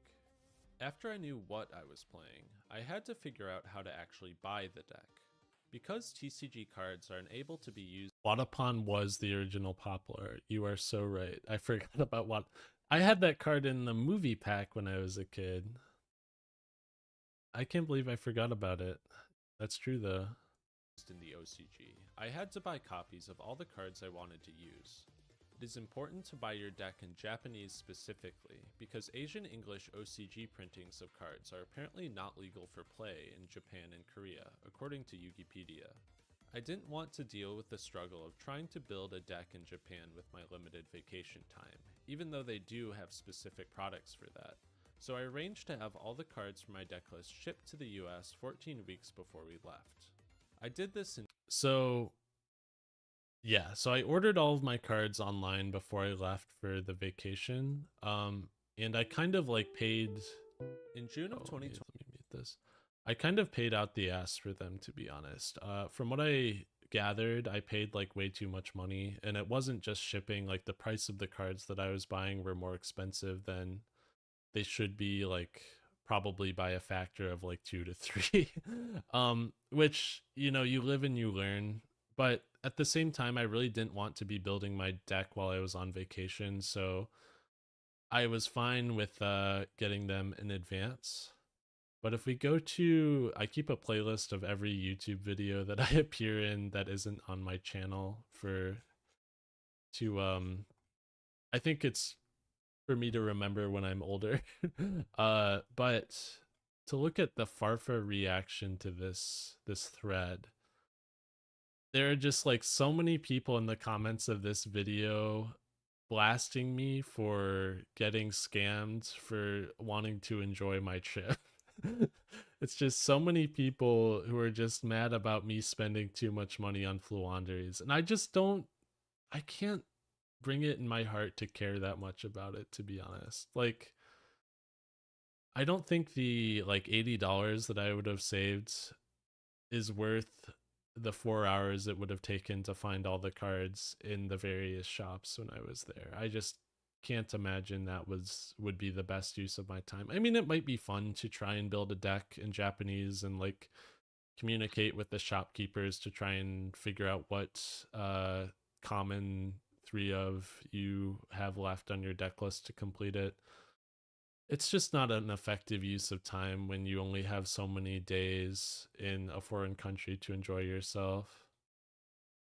Yeah, I mean, it kind of is true. In 2 parts. I first contracted a Japanese mail forwarding service to rent an address that could ship whatever was sent to it to my home address in the United States. The service I used was called Donkabox, but I'm sure there are others out there that also work. You can use these services to buy a bunch of different things. One of the things that I was really sad about was when the model kits came out for a lot of, like, there was a Zeus model kit and an Access Code Talker. I really wanted to get one of those because I felt they would be like sick to like put together.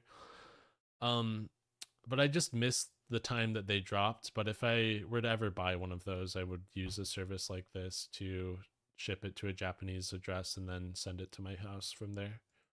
Once that was set up, I put in an order through this Japanese card buying website to get it shipped to my Japanese address, which would be shipped to my house from there.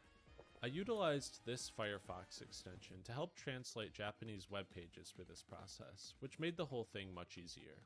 My deck arrived via airmail in about 2 weeks, with plenty of time left before we departed. I ordered a couple extra tech options in case something got banned or the metagame shifted, which actually came up when Pot of Extravagance went from 3 to 2 in an OCG ban list. My whole deck, which included a side deck and an extra deck full of filler cards to banish, cost about $130 with $40 of shipping. One of the biggest problems that I ran into was like I wanted to have a full extra deck of cards, and outside of Typhon I wasn't ever going to make any of them. But I needed them to be banished as like fodder to banish off of the pots. So it was like weird for me to try and think of cards that, so for context, these Japanese card buying websites, a lot of them won't list cards that are either not competitively viable or not like too cheap. They have like a minimum price for listing a card on the website, unlike TCG Player, which will just pretty much list everything. So as a result, I had to think of cards to be banished fodder that would be like prominent enough to be listed on the website, but cost as little as possible. So that's how I settled on the World Chalice monsters. Originally, I had a bunch of like DM fusions like Flame Ghost. And Flame Ghost were the only two that I could actually find on the website. And I had to cut all the like Skull Warriors and all the rest of them. I think I had there was like a Machine Dragon guy. There, a lot of them I forget the names of, unfortunately, but these were the only two that were listed on the site. That I split with my friend who also wanted to play Yu-Gi-Oh! While there. Honestly, compared to TCG decks, this was a pretty reasonable price for a list with top-of-the-line staples. It wasn't a reasonable price, apparently. It was not a reasonable price. Before I left, I made sure I had Yu-Gi-Oh! Neuron on my phone with a Kasi ID created. Some people say that you need a Japanese account to enter tournaments, but I had no problem scanning either my Neuron barcode from my TCG account or even using my physical Konami ID card from the dinosaur days. I still have this in my wallet. It's like beat to hell. A lot of the players in Europe that watched this video, I think Vlad watched it, and he like commented on how it was strange that the US doesn't have Neuron support for tournaments. And we still don't have Neuron support for tournaments. I don't understand why it's not the de facto platform for running tournaments. We're still doing the paper slip shit. At the NAWCQ, they had 30 to 40 minutes between every round, and they still have people running to turn in their paper slips. It makes no sense to me. Neuron is super important there, since you can use it to check the status of the tournament, report the results of your matches, and scan Japanese cards to get an official English translation of them. I found this incredibly helpful when one of my opponents in Osaka navigated a Ritual Beast combo with cards I didn't know very well, but I still got styled on when he searched and then activated Ritual Beast Bonds in the battle phase to OTK me. You ever seen someone play Ritual Beast Bonds? This is like a card that I had never seen in my life until it was used in the battle phase to kill me. I think most of the TCG list didn't play it, but it was honestly a really awesome card. Very good for OTKs. The way I saw Neuron being used in the OCG made tournaments way easier to run, without the need for yelling pairings in a loud room, or manually reporting scores after each match. I would love it if this aspect of the OCG made its way here, because it's so convenient. To get this screenshot of a match slip, I had to do a lot of digging to find how a guidebook for the Konami tournament software. Popular in Duel Link's first wave of Ritual Beast support. I'm not surprised by that. If a card hasn't seen play in the TCG, it's almost always popular in Duel Links for something.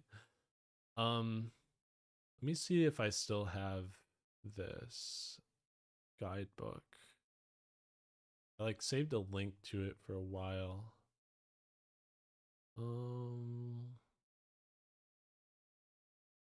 Not there, not there, not there. Oh, yeah, here it is. Yeah, from what I understand, this is not, maybe I shouldn't be posting it on stream if it's not something that's should be available publicly, actually. Never mind, forget I said that. Finally, I took the time to educate myself on a bit of the Japanese language. I did this in two ways. Firstly, I created a cheat sheet for myself with a plethora of important terms that people use when playing Yu-Gi-Oh, taken from the Yu-Gi-Oh wiki.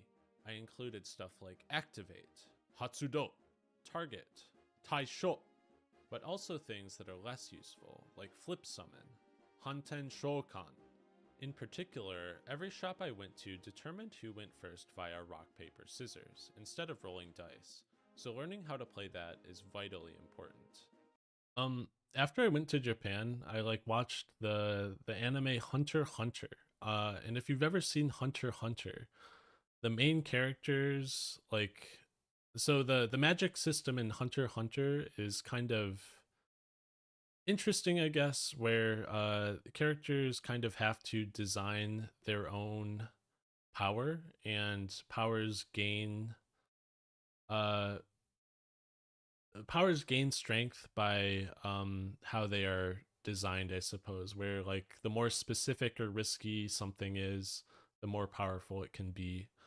So the main character's power is based off of rock, paper, scissors, where he plays rock, paper, scissors, and it does a different move depending on what he throws. Which is something that I became well acquainted with, because they don't flip coins to decide who goes first. You have to play rock, paper, scissors against your opponent. I'm quite proud of this cheat sheet that I made for this. This is it was so useful to actually be able to say the specific term that I wanted to use while playing against people. And I think I'm really just proud of how well formatted my version of it, this final version that I didn't use, came out. I hope somebody uses this in the future, because it was a fair amount of work to put together. I really would be curious to see how many people have watched this video and then actually went on to play in Japan following the guidance that I had. I haven't had anyone get back to me and say that it was helpful for them, but maybe at some point in the future that'll happen. I've included an updated version of this cheat sheet in the description if you would like to use it. If you do plan to use this cheat sheet, I would advise practicing by using it to duel in Japanese before you leave, so you can get familiar with it. I wanted to be able to communicate what I was doing as clearly as possible, since the fact that even when playing Flu, Yu-Gi-Oh is a complicated game. With a language barrier, it's possible to play without issue, but it's also possible to end up causing a problem when two people have a different understanding about what's currently going on with the game state. This can even happen if both people speak the same language. By doing your due diligence, you can make the experience so much easier and more fun for yourself and for your opponents. Secondly, I did do a bit of Japanese. So, one of my experiences actually playing the game in Japan was how easy it was to actually play. I don't really think I had one situation where I ran into a problem that couldn't be resolved through either the cheat sheet or just translating my opponent's card. It definitely was a lot more simple than I thought it would be, which is great. It was awesome to actually get the experience. He's learning on the side. I wasn't super serious about it, just 10 minutes of Duolingo every day for about 8 months. So Duolingo, don't use Duolingo for learning Japanese if you're serious about learning Japanese. It's very bad. Aside from the Duolingo got in a lot of hot water, I want to say 4 or 5 months ago for I think the CEO made some statement about how he was looking to replace workers with AI, which is just not the type of thing that you want to be saying if you want to keep your brand palatable to people. People don't like knowing that their jobs are at risk. So saying that you're just happily firing employees because their jobs aren't important to you is just a very out of touch thing to say. But on top of that, just the course for Japanese isn't very good. There's way better resources out there that are both more efficient and higher quality if you plan to seriously learn Japanese. One of the main Yu-Gi-Oh related benefits for this was learning how to say various numbers, which let me fluidly communicate chain links and damage. However, it was also super rewarding to be able to talk a little with my opponents after each game and learn about which cards and decks they liked and disliked. Eru shidoru nefirimu wa suki na kaado desu. Zo shoku suruji wa chotto. This was really awesome. It was like super cool to actually talk to people about the game and differences in the game. I think one of the players that I met in Kyoto, we follow each other on Yu-Gi-Oh! Neuron still, and there was a very helpful player in Kyoto too, actually, who that tournament I was a lot less sure of myself. Like I didn't know how to play rock paper scissors because that hadn't been taught to me yet, but he like walked me through the process of playing rock paper scissors, which was super nice of him. So I don't remember his name, unfortunately. I think he left a comment on my Reddit post, actually. Let me see if I can find it. Let's see. This guy, yes, Gundam Fan 1996. I didn't mention him in the, I think I did, I don't know. Yeah, he remembered me because of my stupid cheat sheet. But this guy was super nice, so shoutouts to him for teaching me how to play Jankenpon. I was able to say that my opponent playing Ritual Beast was cool when he was owning me, and that's real human connection right there. There's a perception that the Japanese people aren't friendly, but I found that if you put in a bit of effort on your end, it can make it so much easier to get to know the people you meet a little, which is an incredibly rewarding part of traveling, in my opinion. I do think this is very true. Like, if you even know, like, a couple of, like, non-standard Japanese words, like, beyond your sumimasens and your arigato gozaimasu, people are very happy that you've made the effort to learn a little bit of their language. It's like I don't know, a show of like respect or appreciation that you've like gone out of your way to not like that you're not expecting to be completely accommodated in their country. So I would definitely learn a bit of Japanese before going to Japan. I think it's very helpful. I've heard that's very different depending on other countries that you've gone to, that you can go to though. Like I've heard France in particular is not very receptive to people trying to speak French to them. But I've also heard they're mad if you try, a lot of people don't like it when you try to speak English to them, so I'm not really sure what they want exactly. I've never been to France. With that, I am out of characters, so I guess this is the end. I hope this was helpful for anyone looking to travel to Japan soon. I will return to making more video essays after this. I just wanted to share my experience here so that other people can benefit. If you have any suggestions... Alright, that's how to play Yu-Gi-Oh! In Japan. Oh, we missed out on the... Never mind. I think some of the other essays that we've watched already had like end segments that I forgot about. But I think we're going to go on to the last one of the night. I don't think we're going to have time to watch... No, we're going to watch... We have two more. The Team Sport video and the Ojama video. And we'll watch The Art of Bluffing another time, because it is just too long and it is too late.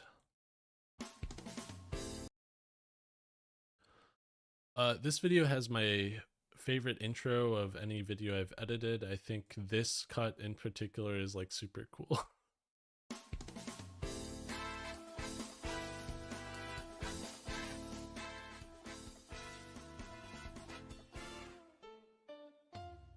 So all the cards that I've chosen here are like cards that feature a prominent, or are cards that feature two characters together, like Eclipse Twins, like Six Samurai United, Huge Revolution. And then I don't know if I can find or get it specifically. There's one that has like the evil twins holding each other, and it says it changes from friendship to sapphic love. There it is. I don't know if anyone noticed this, but this is my one joke here meant to dissuade the bigots. Yeah, when I spoke French in Paris with an American accent, they responded in English. I'm sorry to hear that, Mark. That's so unfortunate. All of our friends in Paris. Yeah, all right, all right.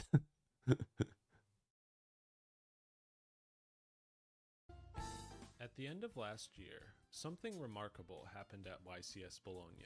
Surprisingly, I don't mean the top 8 breakdown, which was made up of all unique decks for the first time in recent YCS memory. This was such good marketing for Yu-Gi-Oh though. Like, whenever stuff like this happens, it's like such good press for the game. Because people hate it when it's like a 1 or 2 deck format, even though there's a lot of fun to be had in those formats on a competitive level. They want to know that they have options. It's like one of the most important parts for attracting casual players. It was, however, about one of these decks in particular that is still impacting deck building months later in a completely different format full of multiple sets of new cards. Raid and Trade, a German team of professional Yu-Gi-Oh players and a few associates, entered the YCS with Fiendsmith Kashtira, a strategy completely unknown to the general player base at the time. The conversion rate was incredible. 6 of them made it through the 2,500 person tournament to Top Cut. So, one of the things that I was looking at, whenever I make a video, I am not the most knowledgeable of about the history of the card game. I think I have a decent amount of knowledge, but I'm not a good primary source for like thinking back to individual formats or individual tournaments that might feature examples for things that I'm talking about. And it's a real big problem for me. So as a result, I try and like outsource as much of my research as I can. And the way that I do that is primarily through Reddit threads. I love making Reddit discussion threads and disguising them as like a way to get people to do research for, or using them as a way to get people to do research for me.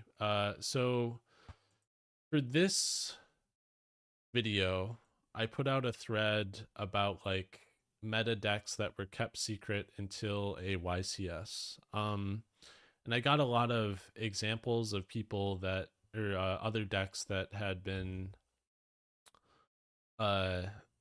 kept secret, like brews that were revealed at a YCS and did well. So I guess for me, and if I can't find a lot of this kind of stuff isn't super searchable if you haven't been following Yu-Gi-Oh from the very beginning.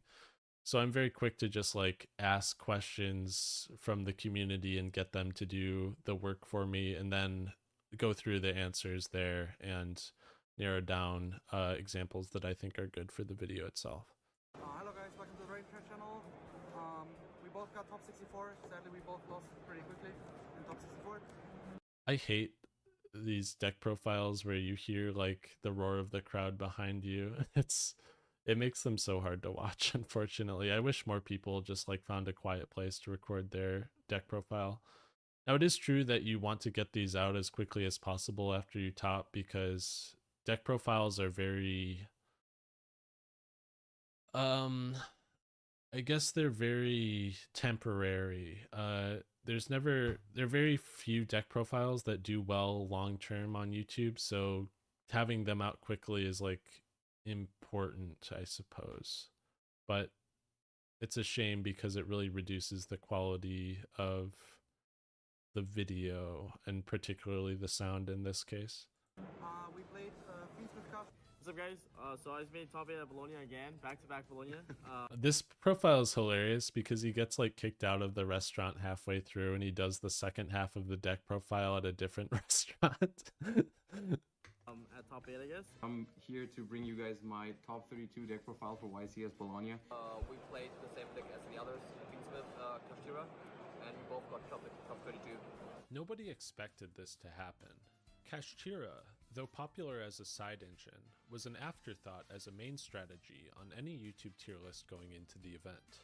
Personally, I would just leave this deck on my binder. I wouldn't even like take it. What, the pack deck profile? Yeah, there's let me see. This deck profile from pack. We were at 131. I guess. Let me see if I can find it. YCS Bologna top 24. Or YCS Bologna 2024 top 8 pack. Yeah. Let me see if I can find it.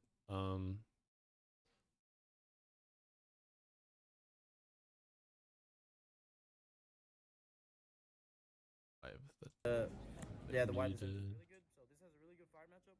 Unfortunately, I played only one fire in my. Basically, like a bunch of like random. Yeah. He does like the intro here. We're still at the. He's like at like an Italian restaurant. So it turns into scores basically. Yeah. No. Okay. Yeah. So at about like 4 minutes in, he gets told that he can't film here. And then they like go to a second location. It's so fucking funny. Alright, let's go back to where we were. Binder, I wouldn't even like take it out and test it. Fiendsmith Kashira used the Fiendsmith cards not for their unbreakable end boards, but for their longevity and the fact that they trade favorably into hand traps. This paired perfectly with a great match cut. It was pretty much imperceptible. Like you wouldn't notice unless it was pointed out to you. Recording a deck profile in a restaurant, Yu-Gi-Oh players have interesting social skills. I think a lot of deck profiles get recorded in restaurants. Like a lot of the time it's you've finished the regional and you're out to dinner with your friends, and after you've ordered the food, you film your deck profile and upload it to YouTube, and then you eat your food in celebration because you topped. I think that kind of thing at like a steakhouse. I think the Team Interstellar one, there's like a couple at steakhouses or at like a McDonald's is very common. I don't know how this is a thing in other card games, to be honest, but it's very common in Yu-Gi-Oh deck profiles to see them filmed at restaurants. The Kashtira monsters, which replaced themselves every turn and took advantage of Unicorn's ability to rip apart tight extra decks. One of the deck's greatest innovations was the inclusion of Fiendsmith in Paradise, months-old pack filler, useless to the previous combo-focused builds of Fiendsmith. That is an uncommon sight, but it is a card that Dinkabui and Joshua Schmidt this weekend share in their main decks. Fiendsmith in Paradise, I think, is very interesting because it's like, I think it's one of the worst cards that's seen widespread meta play in Yu-Gi-Oh in the last couple of years. Tight extra decks. Nothing beats YCS Denny's Interstellar Golf Course deck profile on the agenda. Interstellar deck profile at Top Golf? Maybe one day. I think Fiendsmith in Paradise is like one of the worst cards to see meta play in the last couple of years. But the reason that was popular is because it was like played in a very high or very heavy hand trap focused format. It's very good if your plays get hand trapped. There's just nothing else to say about it other than that. Having cards that give you up to 2 disruptions, and if they hand trap one, you have a fallback disruption. Those are just great. Typhon is in the same boat.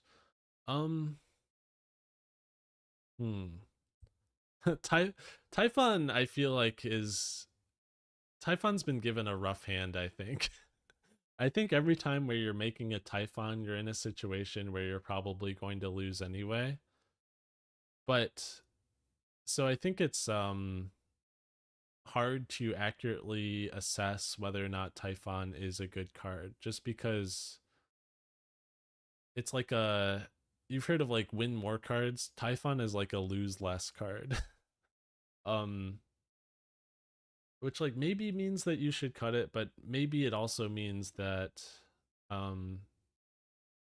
losing less, like losing less might mean that it's enough for it to see play. Like it is good to not lose as often as you would lose without Typhon. I think in this deck in particular, Typhon is nice because you're not really comboing too much. The opportunity, well, I guess it would be I think Typhon is in this Fiendsmith Cashier deck too. Typhon is like way better if the opportunity cost of summoning it isn't too high, and in a deck like Fiendsmith Cashier, you aren't special summoning too often. Just a couple of times. So going into Typhon at the end of your combo, if you get interrupted, is like way less of a deal than it might be in a deck like Malice, where the moment you resolve a Malice name, you are locked out of it, or other decks with super high ceilings that you cut yourself off by summoning it. Since Bologna, this card has worked its way into hundreds of tournament topping lists for its ability to add an additional small disruption to the board even if you get interrupted, encouraging a back and forth style of play absent in previous hand comparisons and formats. So I think this end board is like deceptively good, I guess. So like one of the main perks of playing this deck is that you can play like a high non-engine count, and that was good at the time because Snake Eyes and other similar decks, YuBell, you require like multiple hand traps to be able to beat those decks. In this deck, if you get hand trapped, you can do another push next turn, assuming you live. So all you have to really do is figure out how to live, and the Fiendsmith cards make it much easier to live. But the cool thing about like having a high hand trap count is if you get interrupted and you have to end on Necroquip Princess, this card just draws a card every time you activate a card that pitches a monster for cost. So like Ash, or other monster hand traps like that work with this. So just ending on it is like not that bad. Like it's kind of okay. I think Josh's opponent in this game like imperms the unicorn twice, and you just love to see people imperming unicorn twice against you in a matchup like this, because all you need to do is live, and every card in their hand that isn't like a combo piece that's going to do a huge combo and kill you is one step closer to getting another turn. And as long as you get another turn, you're probably winning the game. All of this, as well as the fact that Fiendsmith Cashier could play over 20 of its own hand traps, meant the deck was well positioned into the dominant strategies going into the format.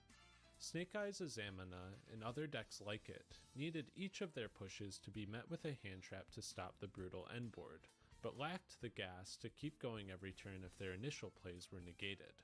This was an exploitable weakness that created 6 YCS tops for Raiden Trade's new deck. I do think that this style of deck isn't... Sorry, the Fiendsmith Cashier deck hasn't seen a lot of decks that are similar to it since then. Maybe the idea of like having a push every turn and then playing a lot of non-engine to stop your opponent from playing is pretty common across Yu-Gi-Oh's history. We're talking decks like Fire Fist, I think back in the day was like one of the early examples of this, like hyper consistent low ceiling decks that can play a lot of disruption. But I don't think they're super common anymore. High non-engine counts are certainly becoming more and more common. They get pushed every year, but I don't think low ceiling decks are super common anymore. I think there was a format where Malice was cutting a lot of its extra deck payoffs this year. But I think for the most part, high ceilings have been pretty common this year. And I would love to see another viable deck that is similar to Fiendsmith Cashier. I mean, I guess like Draco Tail plays a lot of non-engine cards, and the ceiling of the deck isn't particularly high, but it's like high enough that I don't know if it's like super comparable to this. While the results of this YCS were remarkable, they are not the only instance of something like this happening. Saying that would discredit others who have made successful meta calls and innovations that were unveiled at large tournaments. Bologna harkens back to dark horses like Po Jiang finishing first at 2022's YCS Hartford with Sky Striker Mystic Mine, or even Jeff Jones winning SJC Edison with Quick Draw Dandy Warrior. All three of these decks were concocted by insular testing groups and had multiple tops when they were revealed. Yeah, so these are some examples that I have farmed from Reddit users. And it sounds like bad to say it like that, but I legitimately don't have enough experience to have all this like an encyclopedic knowledge of past formats. So it is very helpful to depend on the knowledge of the community when putting together essays like this. It's wild. You don't really ever see purple cards in a Sky Striker deck. Originally, we were just playing 3 barrier, but it was so insane that we just upped it to 6. Well, yeah, why play? This is Peter Mitro, an Australian player with a number of YCS tops, commenting on ratio choices in Po Jiang's deck profile. Peter and Po traveled together to Hartford, and Peter got top 8, playing the exact same list card for card. While Po went down in history for winning the event, it's clear that the deck was a product of collaboration and hard work by both people, so Peter deserves a fair amount of the credit too. So this guy, his name on YouTube is YuGiOh ASMR, and he runs an ASMR channel that is incredibly popular. I think it's super funny because like every couple of years he will like upload a video that is just like a pack opening video with like ASMR of the packs opening, and it's like so clear that he likes Yu-Gi-Oh a lot. I mean, he traveled from Australia for a YCS in Hartford, but he kind of, his like current gig is way more beneficial to him than trying to like pivot into Yu-Gi tubing ever would be. So I think he's gonna stick with what he's doing. I don't think we're gonna see any video essays from YuGiOh ASMR, unfortunately.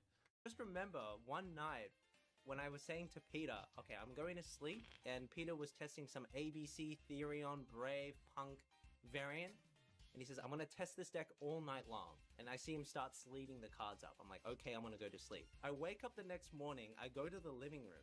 All of the ABC cards, all the Therion cards are just unsleeved, and he's just fully sleeved a Sky Striker deck. Fiendsmith Kashtira at Bologna is no different. In every deck profile, there is some mention of how working with others helped improve each person's deck. I want to give a huge shout out to my new team, Team Raid and Trade. This list was a group effort. A lot of people contributed to it. A lot of people played the deck in the event and did very well with it. And then also shouts to, I guess, Raid and Trade, Josh, and Nash, Nico, everyone else on the Raid and Trade team. I actually made this list myself and a bunch of people in their circle prior to the YCS, and then they also approached me saying that they're like working on something similar, so we exchanged some ideas, and that was really helpful.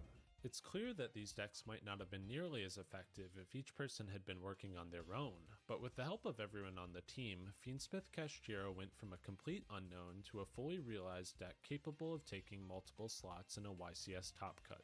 It begs the question though, with how insular these groups are, there isn't a ton of information out there on what goes on within them.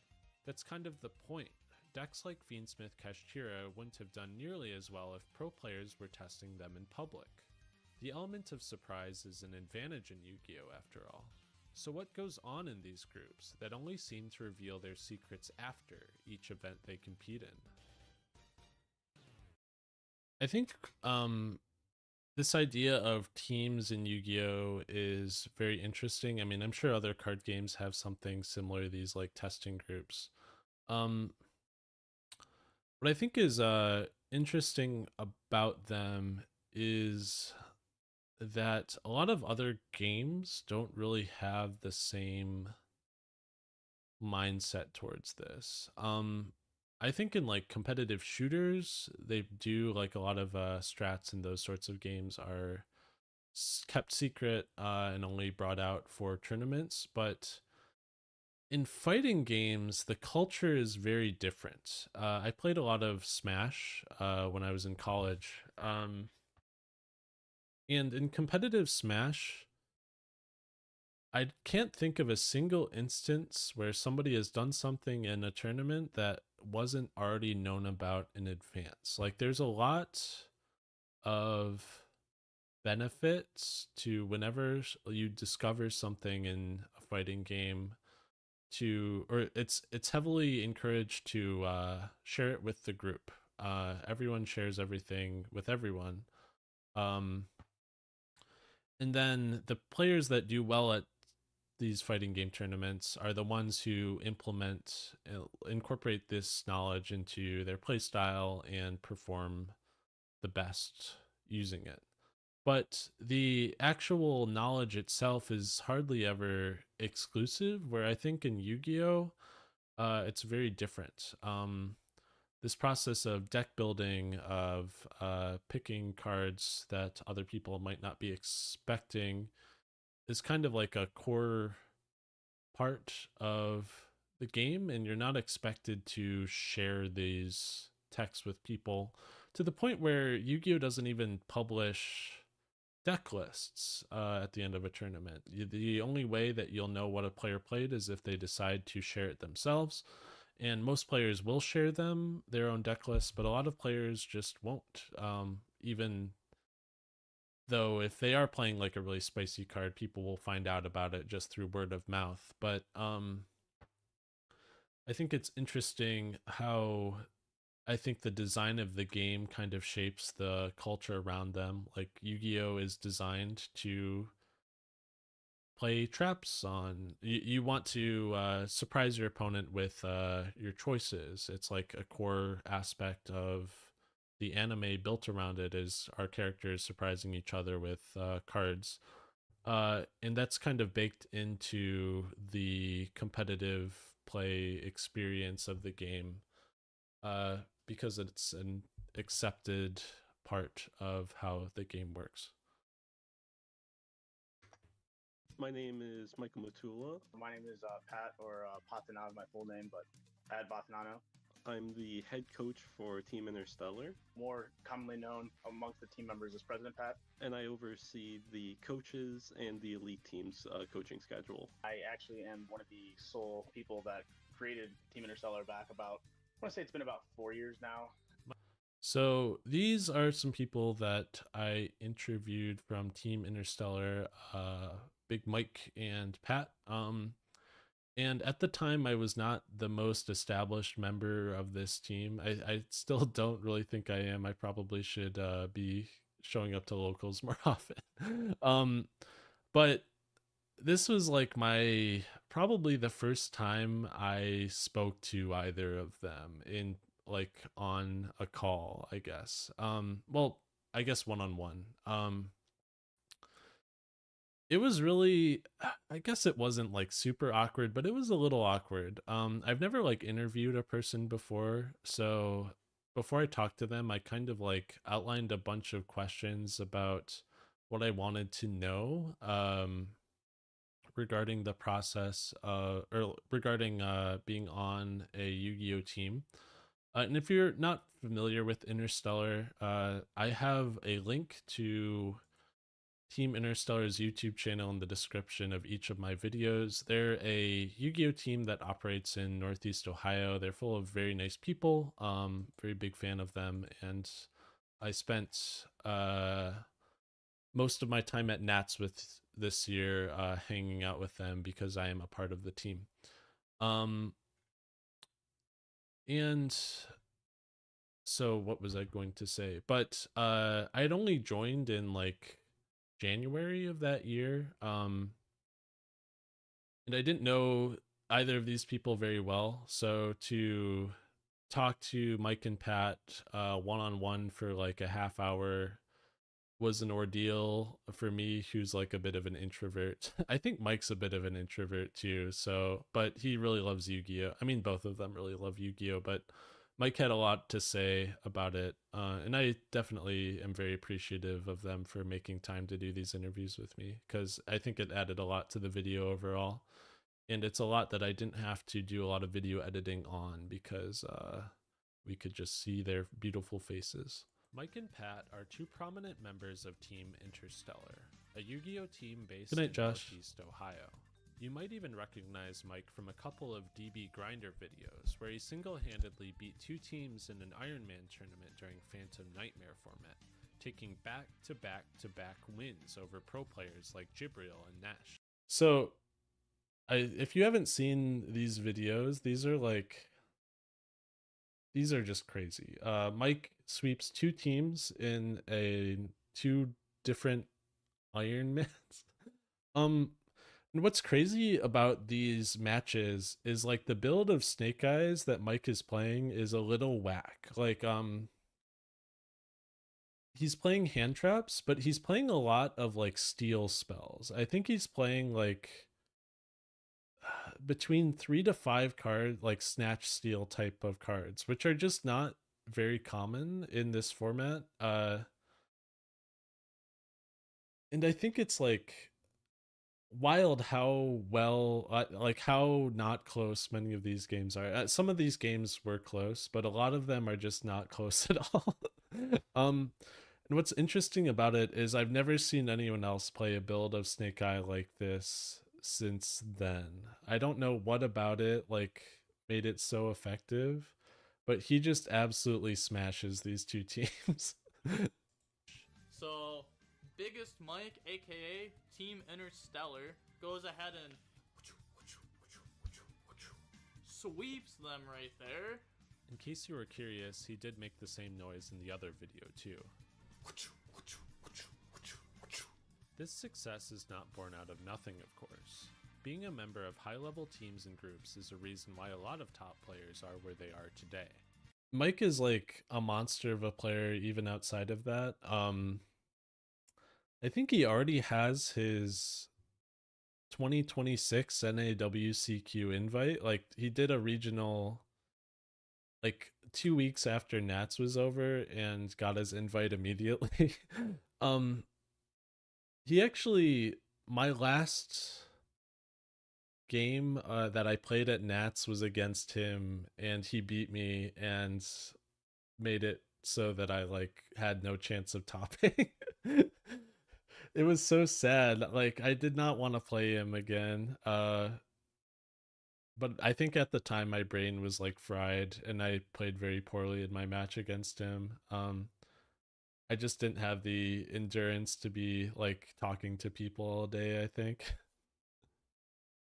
It has definitely made massive improvements on my performance as a player.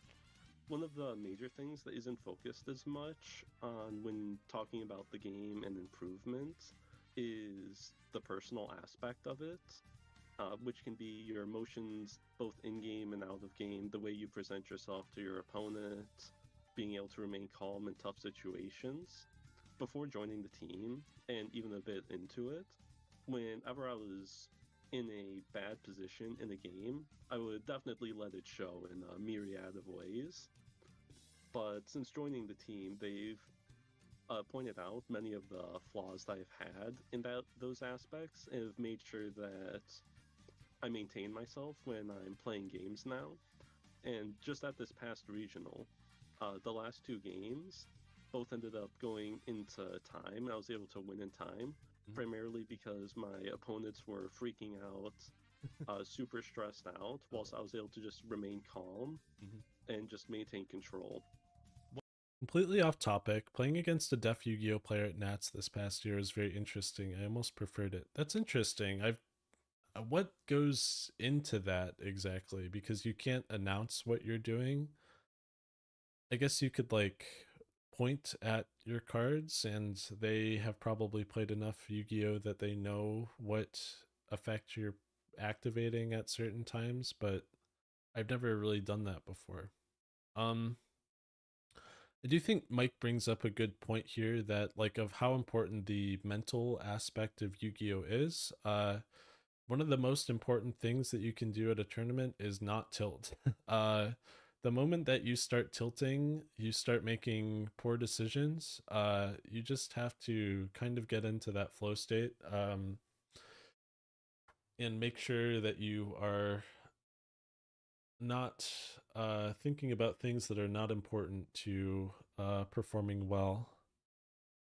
They had a specifically designed custom playmat and common hand gestures to communicate. That's interesting. I would be very curious about seeing what is involved with that, to be honest. One of the victories Mike is describing was his round 8 win over Jeff Jones at February's Columbus Regional, mere days after Jeff got to the semifinals at YCS Orlando. He seems to have dropped quick draw plans for Malice these days, in case you were wondering. Mike went on to finish 3rd at the regional, securing a mat for his trouble. However, since he was on Team Interstellar, his achievements weren't just his to celebrate. At the last regional, one of our members, Julius. Shout out Battleface TV. Thank you, Julius. Thanks, Julius. I think I've heard people say thanks, Julius, to him no less than 20 times. He heard that Mike had gotten 3rd place and finished the tournament. There's like 300 and some people there. And he got 3rd place, and I mean, I heard Julius scream like a little schoolgirl almost because he was so excited. And I thought that Julius had got his invite. Come to find out, he didn't get his invite. He actually did not win that last round, but he was so excited for Mike. That's like our mojo that I want to keep going, and the type of motto that I want to have is like the next man up type of deal. In a lot of ways, Juju is like, or Julius, who we're talking about here, he's like a success story. I think last year he was like continuously clowned on for his mindset towards the game. Despite the fact that he was like practicing more than anyone else on the team. Not last year, I guess earlier this year when I joined. He actually got day 2 at Nats. He was like 1 game away from getting top cut at Nats, which is just wild to think about. He was playing Live Twin with Fiendsmith. It was like a very undersided for deck at Nats. It was like widely thought to be a deck that wasn't very good going into the tournament. But it performed very well. I think it had like a relatively poor Malice matchup, but he did not play against many Malice opponents that day. But he had a very cool head on his shoulders. He played really well. I think he lost a game due to having like a Yu-Gi-Oh card in his deck box or something. Like he got checked on it. That wasn't part of his main or side or extra deck. Turtle Qwerty the Traveler, happy anniversary. Thank you very much. It's been an excellent year. I've really enjoyed this first year of Yu-Gi tubing. Team Interstellar is like any group of friends. They hang out in Discord, go out to eat together, and jump at the chance to help each other. The team is very diverse, and they care quite a bit for each other as people. If you're a member of the team, This sense of camaraderie can give you something to celebrate at tournaments when it isn't your day, but it can also be a powerful motivator to work at upping your game for the sake of your friends. As long as we're winning, someone on the team is winning, it's almost like we're all winning. The camaraderie part of it is the real benefit to being a part of a team, because if it's done properly and the team is actually wholesome like that, I think that is far and beyond the most important part, because I've seen that reflect, tons on a lot of the guys that are on the squad now, where some of them weren't even able to get their invite, until this season, and now they're like shooting at top 8s. It's crazy to see how much just a little bit of confidence that you instill in somebody, how far it can take them. It might. Did you miss the DC video commentary? You sure did, Judo, unfortunately. I am sorry to say. But I will say, I think I have your VODs downloaded from your WCQ run. I like grabbed all your Twitch VODs before they expired. I would like to use them to film a follow-up to that video at some point in the future, before probably to be released when another Duelist Cup is about to happen. Did we get to the conclusion that the DC is based in fun? Oh, that's a good question that I will probably plead the fifth on the answer to. I don't know. I feel like you make it seem fun, which is a very impressive skill that you have. So make sure that you appreciate that about yourself. It's very unique, I would say. If you want to, there's also a VOD from the Synchro Cup this weekend. How did you do in the Synchro Cup? I watched some of it, but I didn't follow it through to the end. I saw you playing some Mermail.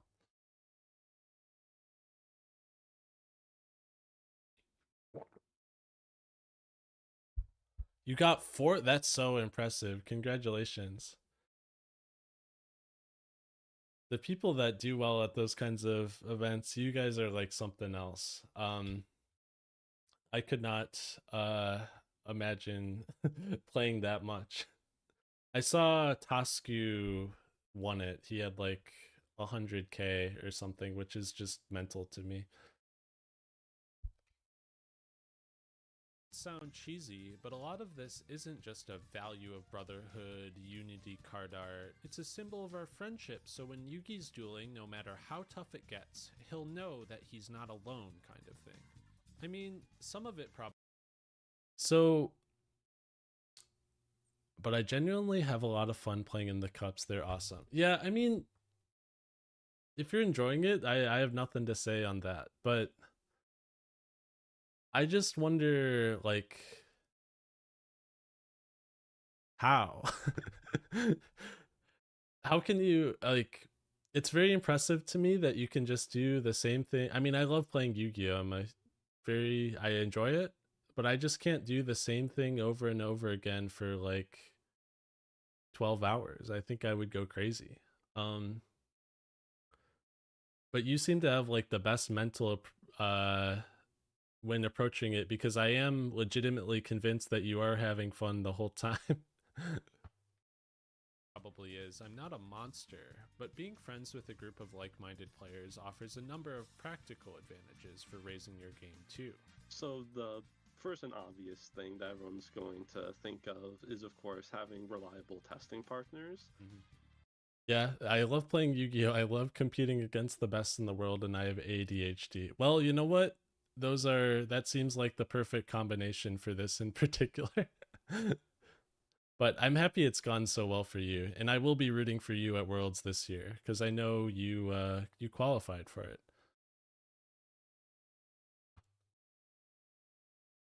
Even though we have platforms like Dueling Book, Omega, all of those, it's not always guaranteed that you're going to be able to find good players on those teams, or people playing the decks that you want to test against on the ladder or something. It can't be understated how nice it is to be able to face a good player on a strategy of your choice whenever you want while testing. For that testing to be useful, however, you have to have something to test.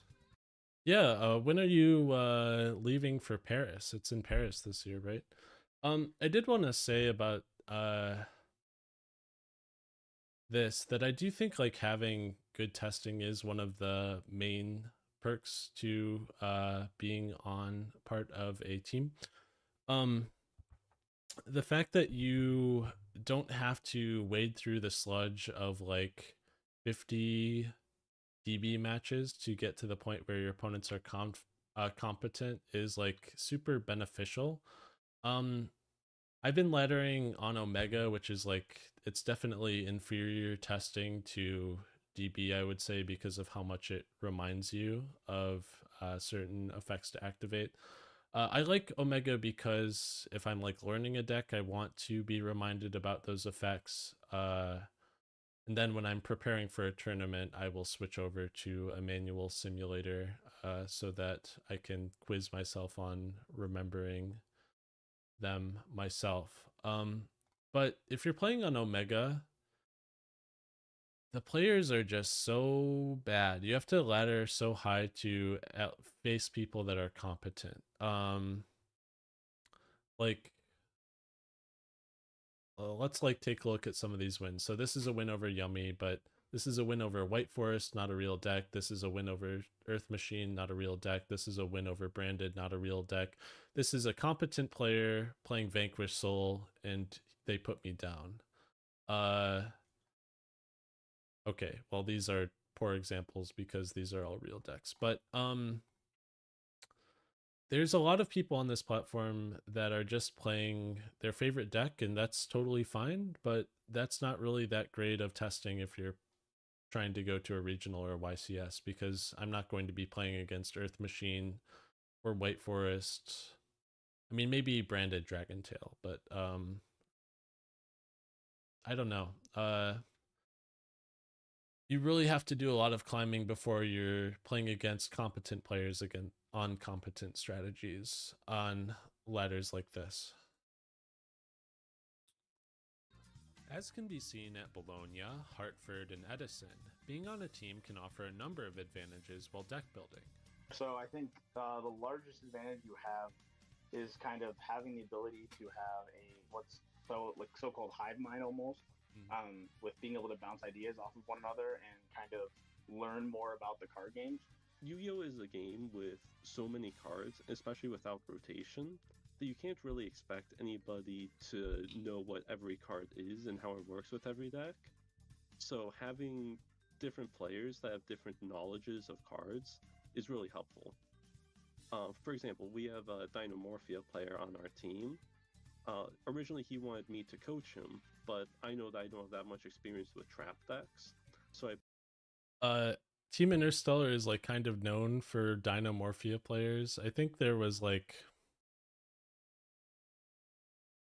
I think the team has had multiple people top like regionals playing Dynamorphia for some reason. I guess it's like a relatively fast deck, so you can end games quickly before time is called, even though you're paying half your life points to activate all the traps. But it's like funny that that's one of the things that the team is known for, to the point where when people are playing in Iron Mans, they'll be asked if they're on Dynamorphia before the game starts. I put him onto one of our other teammates and coaches, Mario, who has much more experience playing decks like Labyrinth, who would know what all of these good like generic trap cards are that he could test. Mario, he's also super talented. I think he made day 2 at Nats as well. Having access to the knowledge of other good players, this so-called hive mind, is a huge boon when deciding your list going into an event. Just listen to Nico Schliekomp's description of the birth of Fiendsmith Kashtira. Every word he says just drips of it. Probably in the beginning, like I was on some Unchained Cope.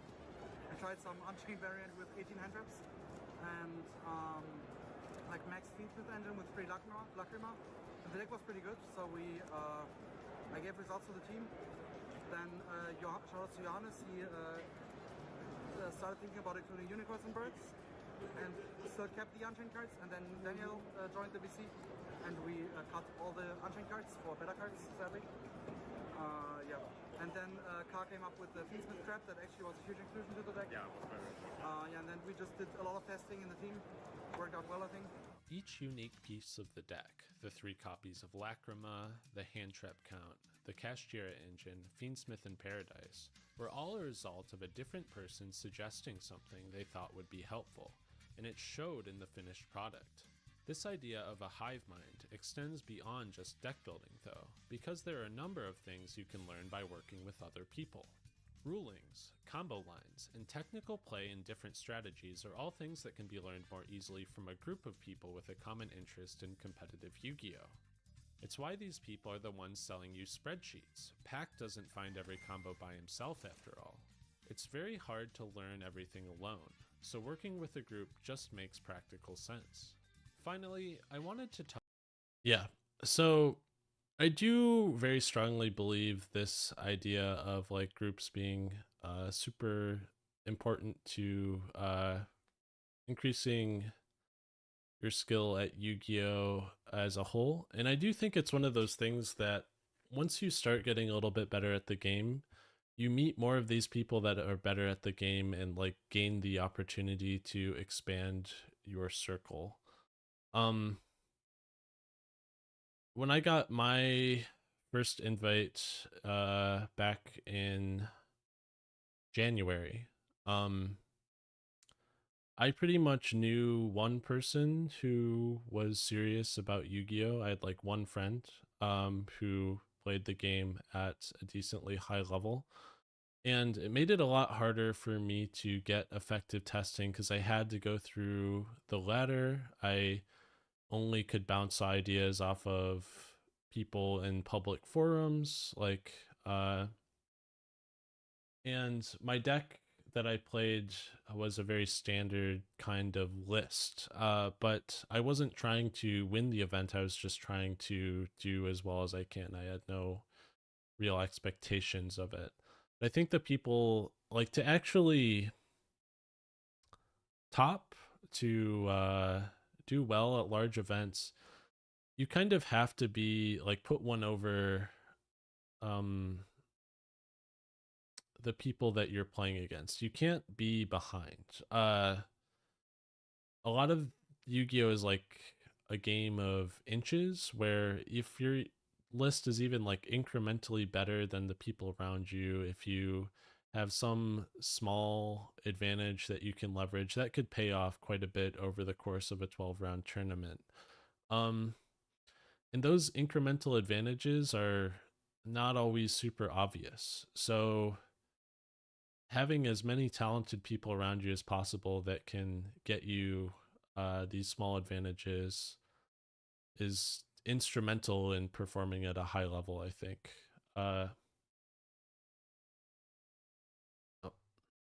Touch on how important these teams and groups are to the local scene for Yu-Gi-Oh!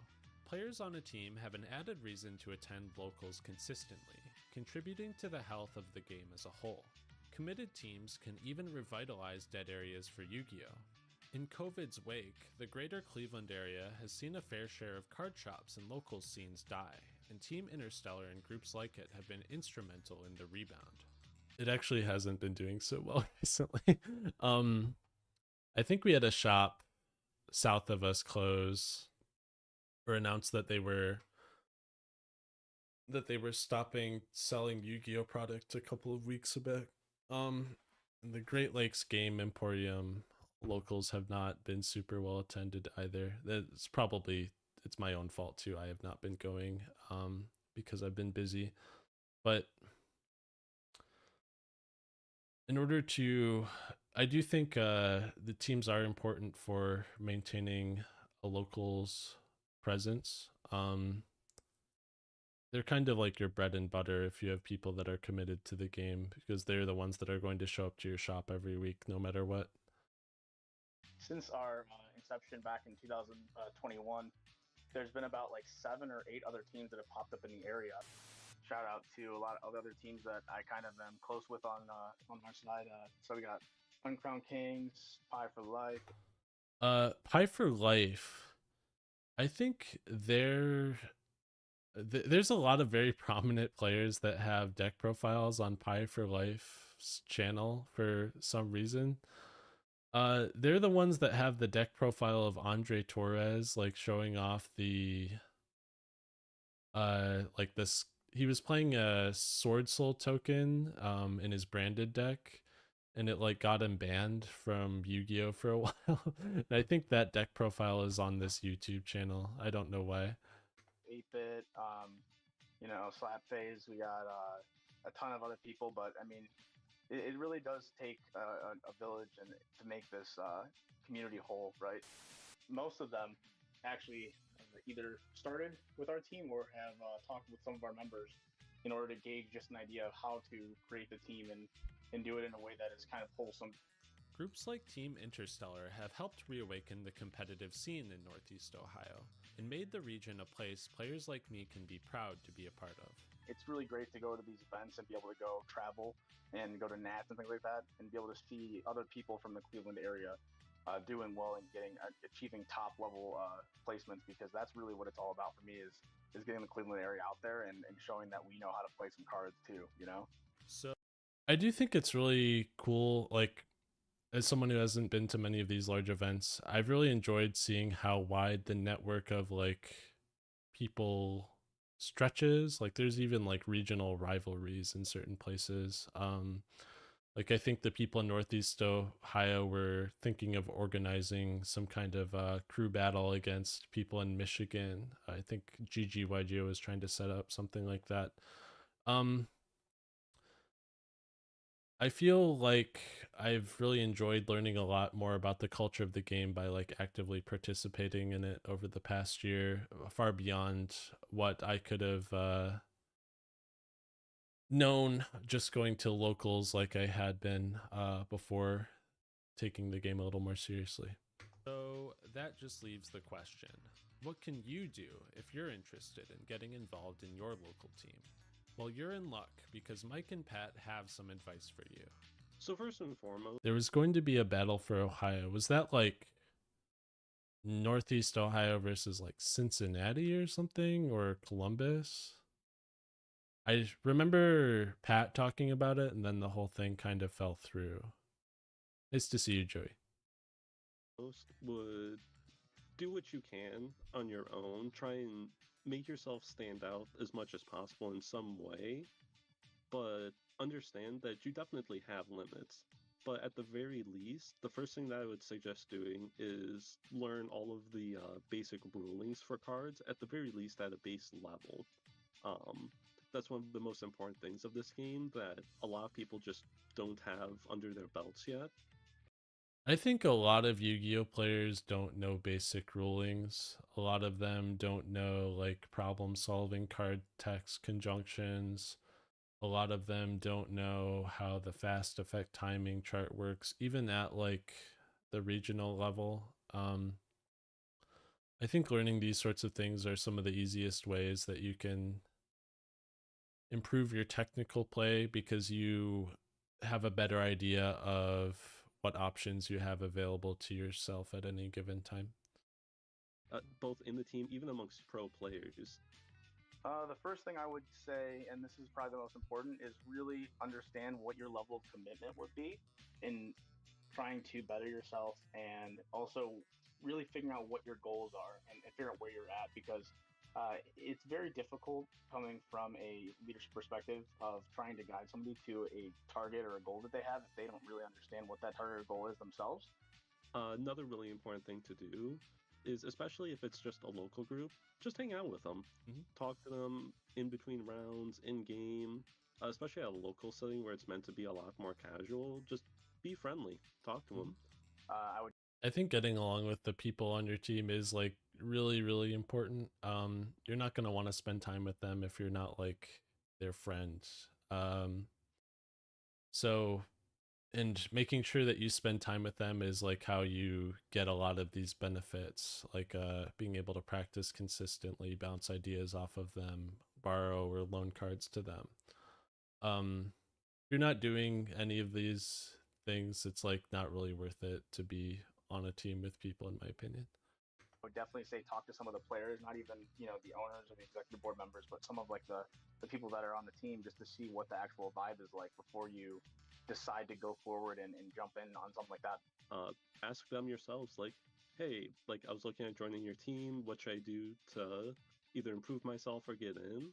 One of the things that a lot of people look at in evaluating whether or not you should probably be on their team or not is what level of a person you are, not just in-game but also out-of-game.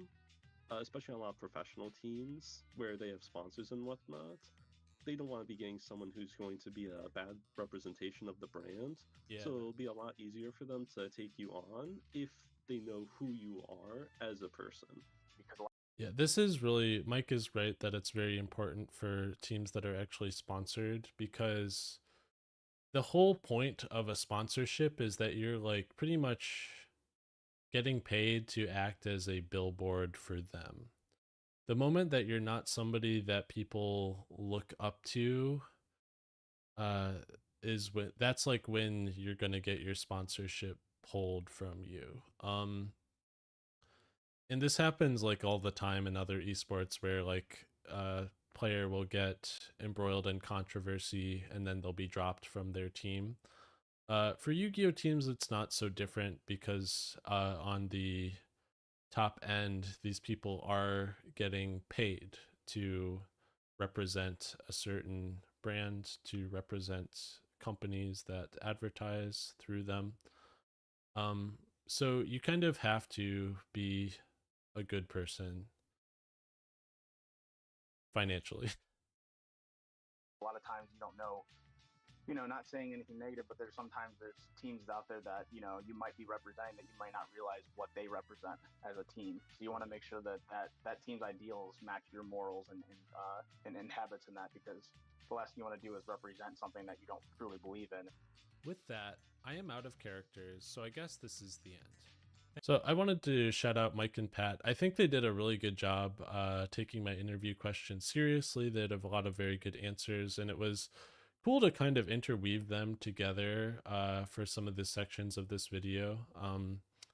It was a little weird to lay this video out because I had like all my interview questions and their answers to them, and I kind of had to, instead of write what I wanted to write, I had to arrange what I had recorded already into a coherent project.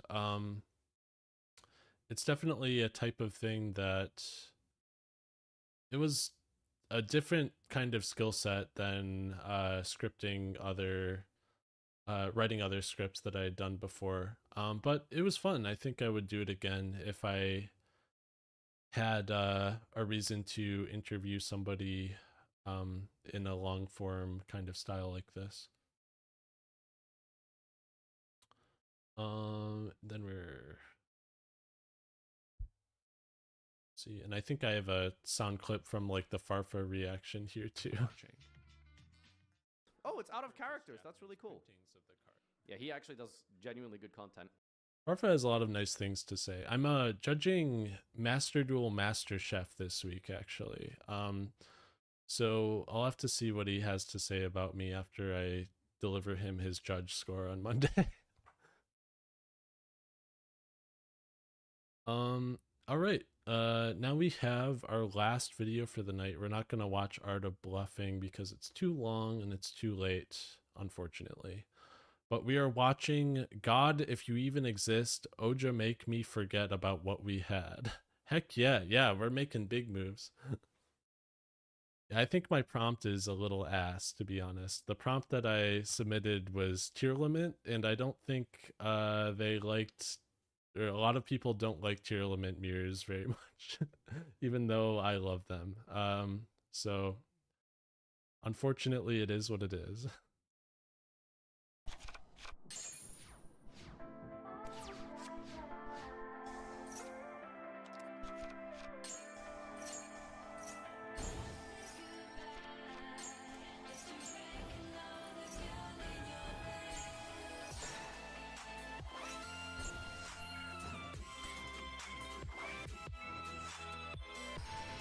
All right, so this video. This is very different from any other video that I posted on my channel. It's because it was posted on April Fool's Day.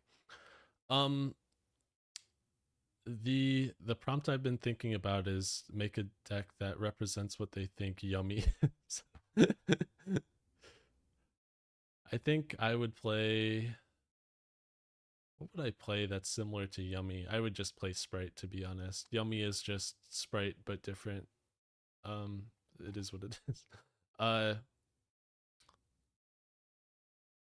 Yeah, I wasn't playing like a fool. So some context around this. Back in, I think, starting in 2023, I was playing Progression with like some friends of mine. Using the YuGiOh Pro Deck pack opener and YuGiOh Omega, and we like had returned to it after like a hiatus to play the 5Ds formats, like these synchro formats. And I love Ojama. I think there was a deck that topped, I want to say it topped a regional back in like 2013 or something. And it was playing the Ojamas, it was playing Big March of Animals to OTK, Ojama Delta Hurricane, and like an XC package for when you're not trying to OTK. And I played the shit out of this deck on Dueling Network. I think it was the only well-built deck, quote unquote, that I ever played on Dueling Network was Ojama OTK. It's a very simple deck to make or play. You just have to get all of your combo pieces in hand, summon Ojama Red, activate Big March of Animals, activate Delta Hurricane. Probably the reverse order to that in OTK. And so while I was playing this, I knew that I wanted to make a YouTube video about it for April Fools, so I had to like actively tell my friends not to scoop as they were getting OTK'd for the video later. And this video is like, the editing in it is all right. What I really wanted was like, some people have entire channels dedicated to like Valorant montages that are incredibly well edited. And I wanted to try a bunch of techniques from those montages, but I kind of like ran out of time. A lot of the people who make those kinds of videos that are very good at it has spent thousands of hours like learning Premiere Pro and After Effects and all these very fancy techniques that I'm not able to do. So this is kind of my like Walmart brand version of it. And I think it came out all right. I was pretty proud of what I made, despite the fact it wasn't like completely what I had in mind at the end of the day.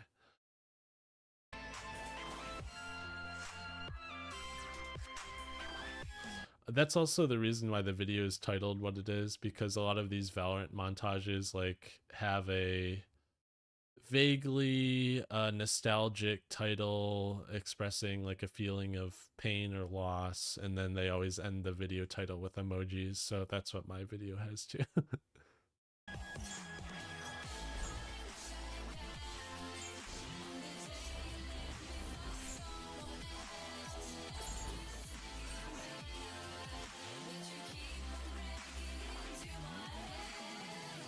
This is like my favorite cut in the whole video. It has like green dust on in it. Like, why is the design for green dust on so similar to Ojama green? It's like, I think he's only there for a couple of frames.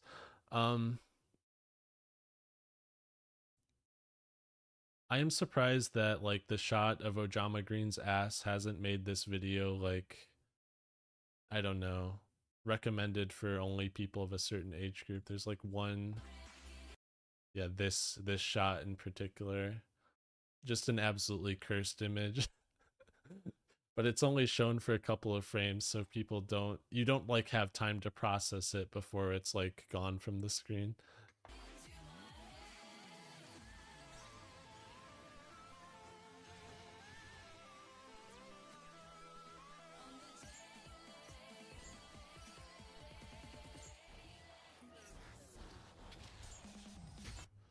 So we have the Valorant clip in the background. So this is a clip. This is like the only cool thing I've ever done in Valorant ever. I've played a lot of shooters over the years. My group of friends, or I have a group of friends that lives near me, and they're all interested in shooting games. So I played my fair share of Valorant when it came out, and then for a couple years after. This is a clip from 2022 where I got like a 1v5 ace. It's the only time I've ever gotten a 1v5 ace. In Valorant, you're never really supposed to be able to get a 1v5 ace. You can only really do it if your opponents play very, very poorly. What they're supposed to do is they're supposed to group up and they're supposed to attack me together. And if they attack me together, I can't possibly win. If they all fight me one at a time, then there is a chance that I could just win the coin flip against each person and beat them and win the round because of that. But it doesn't mean that it doesn't feel fantastic to get a 1v5 ace. I would highly recommend it. If there's just nothing else like it in any other shooting game that I've played that feels this good. What I wanted to do if I had more time was I wanted to do some like masking around the gun in these clips so that it like goes over the game of Yu-Gi-Oh, but this is kind of my like half-baked solution that just requires a bit of like chroma keying instead of actual time intensive editing. I think it still looks all right. It's so funny to watch the Delta Hurricane activate when the op gets shot. It's just very satisfying.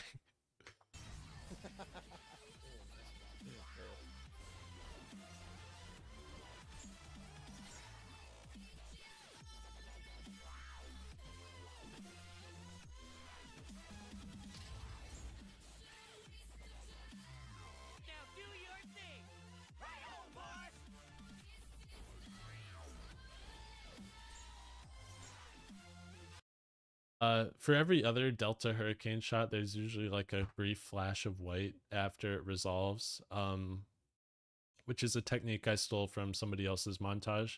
And I didn't include it here, and I probably should have because it just looks weird to me without it.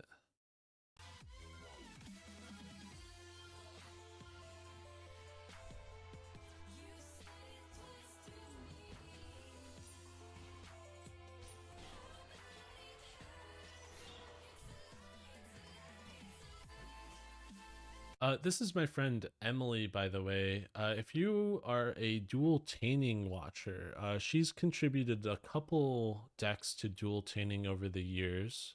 I mean, I guess it's just over the year. I think the last one that she did was like a deck that can activate every effect of the spell dual taining. It was like 5 different combos in one, and you could like, her like gimmick was she asked MBT to pick which effect he wanted to see resolved, and she did it. But she's very talented at that sort of thing. And she's a very good friend of mine, and I'm very happy to know her.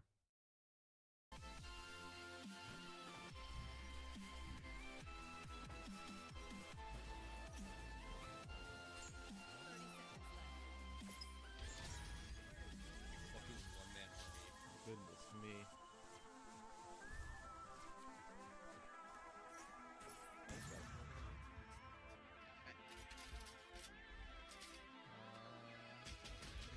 So this is like the most spaghetti thing I've ever seen. So this person, this Jet that I'm playing against, I'm like going from A to B to plant the bomb.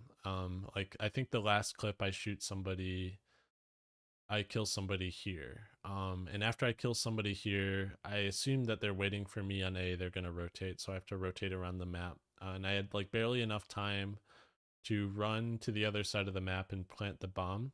But this gamer here, she's waiting for me like right here in the map. And you can see her in the previous cut. Let me see. Yeah, this like op shot, this shot here, that's the jet missing me on the way in. And this must feel awful because I'm like, here, I make the bomb plant in time, and she absolutely just beefs her pistol shots at me to like win the round. It's like, I can't imagine being this person, having 3 people stared over your shoulder, and she just whiffs it all. It must feel like the worst thing ever. But I think this match cut is super cool because like the gun that I'm using is like it's like an AK,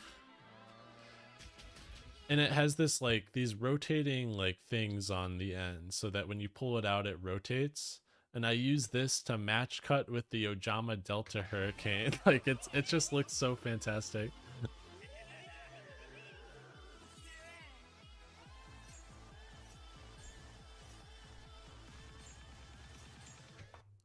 So yeah, this is me about to kill the jet.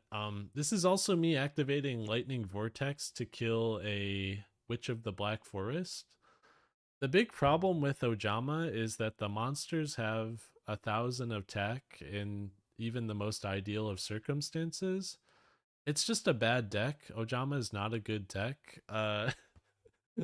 So in order to do any damage at all, sometimes you have to Lightning Vortex a Witch of the Black Forest. I don't know what to say. It's like, this is such a bad play. I definitely should not have done this. But it makes for a very funny cut here because it's such a bad play and I should not have done this. And then the jet gets like one tapped. It's poetic. It's beautiful even. But yeah, I pop the Witch of the Black Forest, and then Chris searches fucking Dark Arm Dragon, and I'm screwed.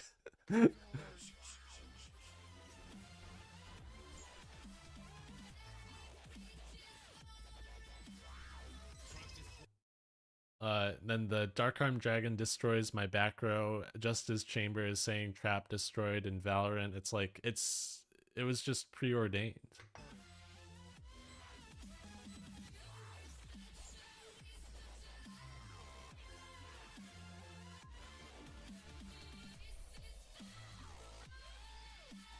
And you know, I definitely win this game. I definitely am the victor. I mean, looking at my hand, there's no contest that I'd be able to come out on top in this situation.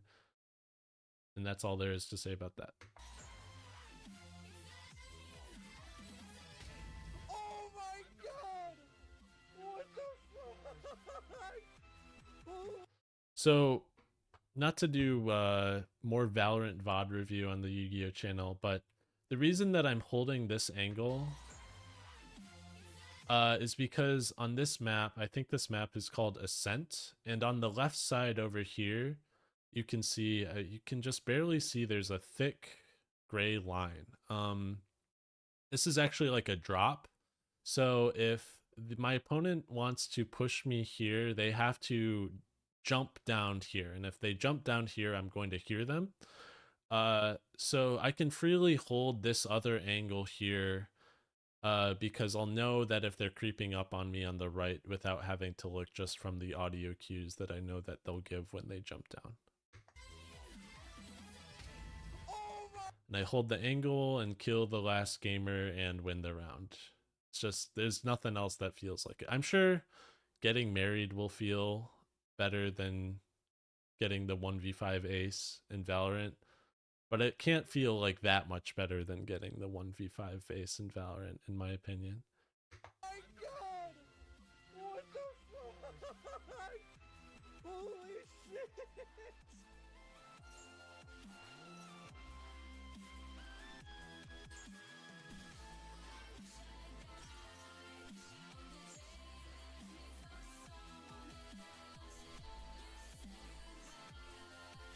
All right, and this is like the most impressive clip of the whole thing. The Blackwing board, 3 back row Stardust Dragon. Let's see what an Ojama hand with. Oh man, it's a 10 card Ojama hand. All right, you probably should be able to break this board with 10 cards, but it still feels good. No, Ojamake actually triggers off of the Lightning Storm discard. I mean, of course it does, but it's a nice synergy here.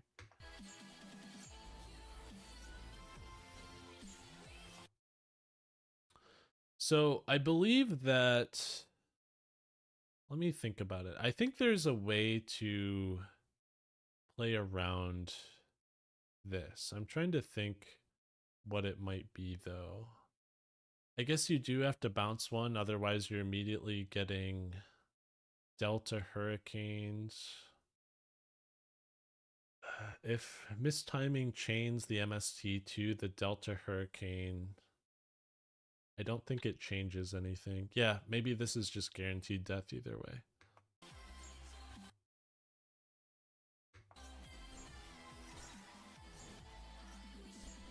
But yeah, like the second Ojama country to get the last bit of damage on board. Like if I don't have a second one here, it doesn't kill because you need enough monsters for big march of animals. I think it's each one gets plus 200 per other beast on the field.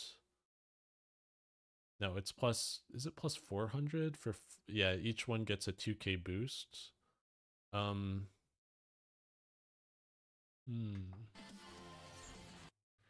No, it is just plus 200 for each other beast on the field. So if there's only 4 beasts on the field and they're getting boosted by 800 each, you're still missing 800 off of lethal. So having the second Ojama country is crucial here.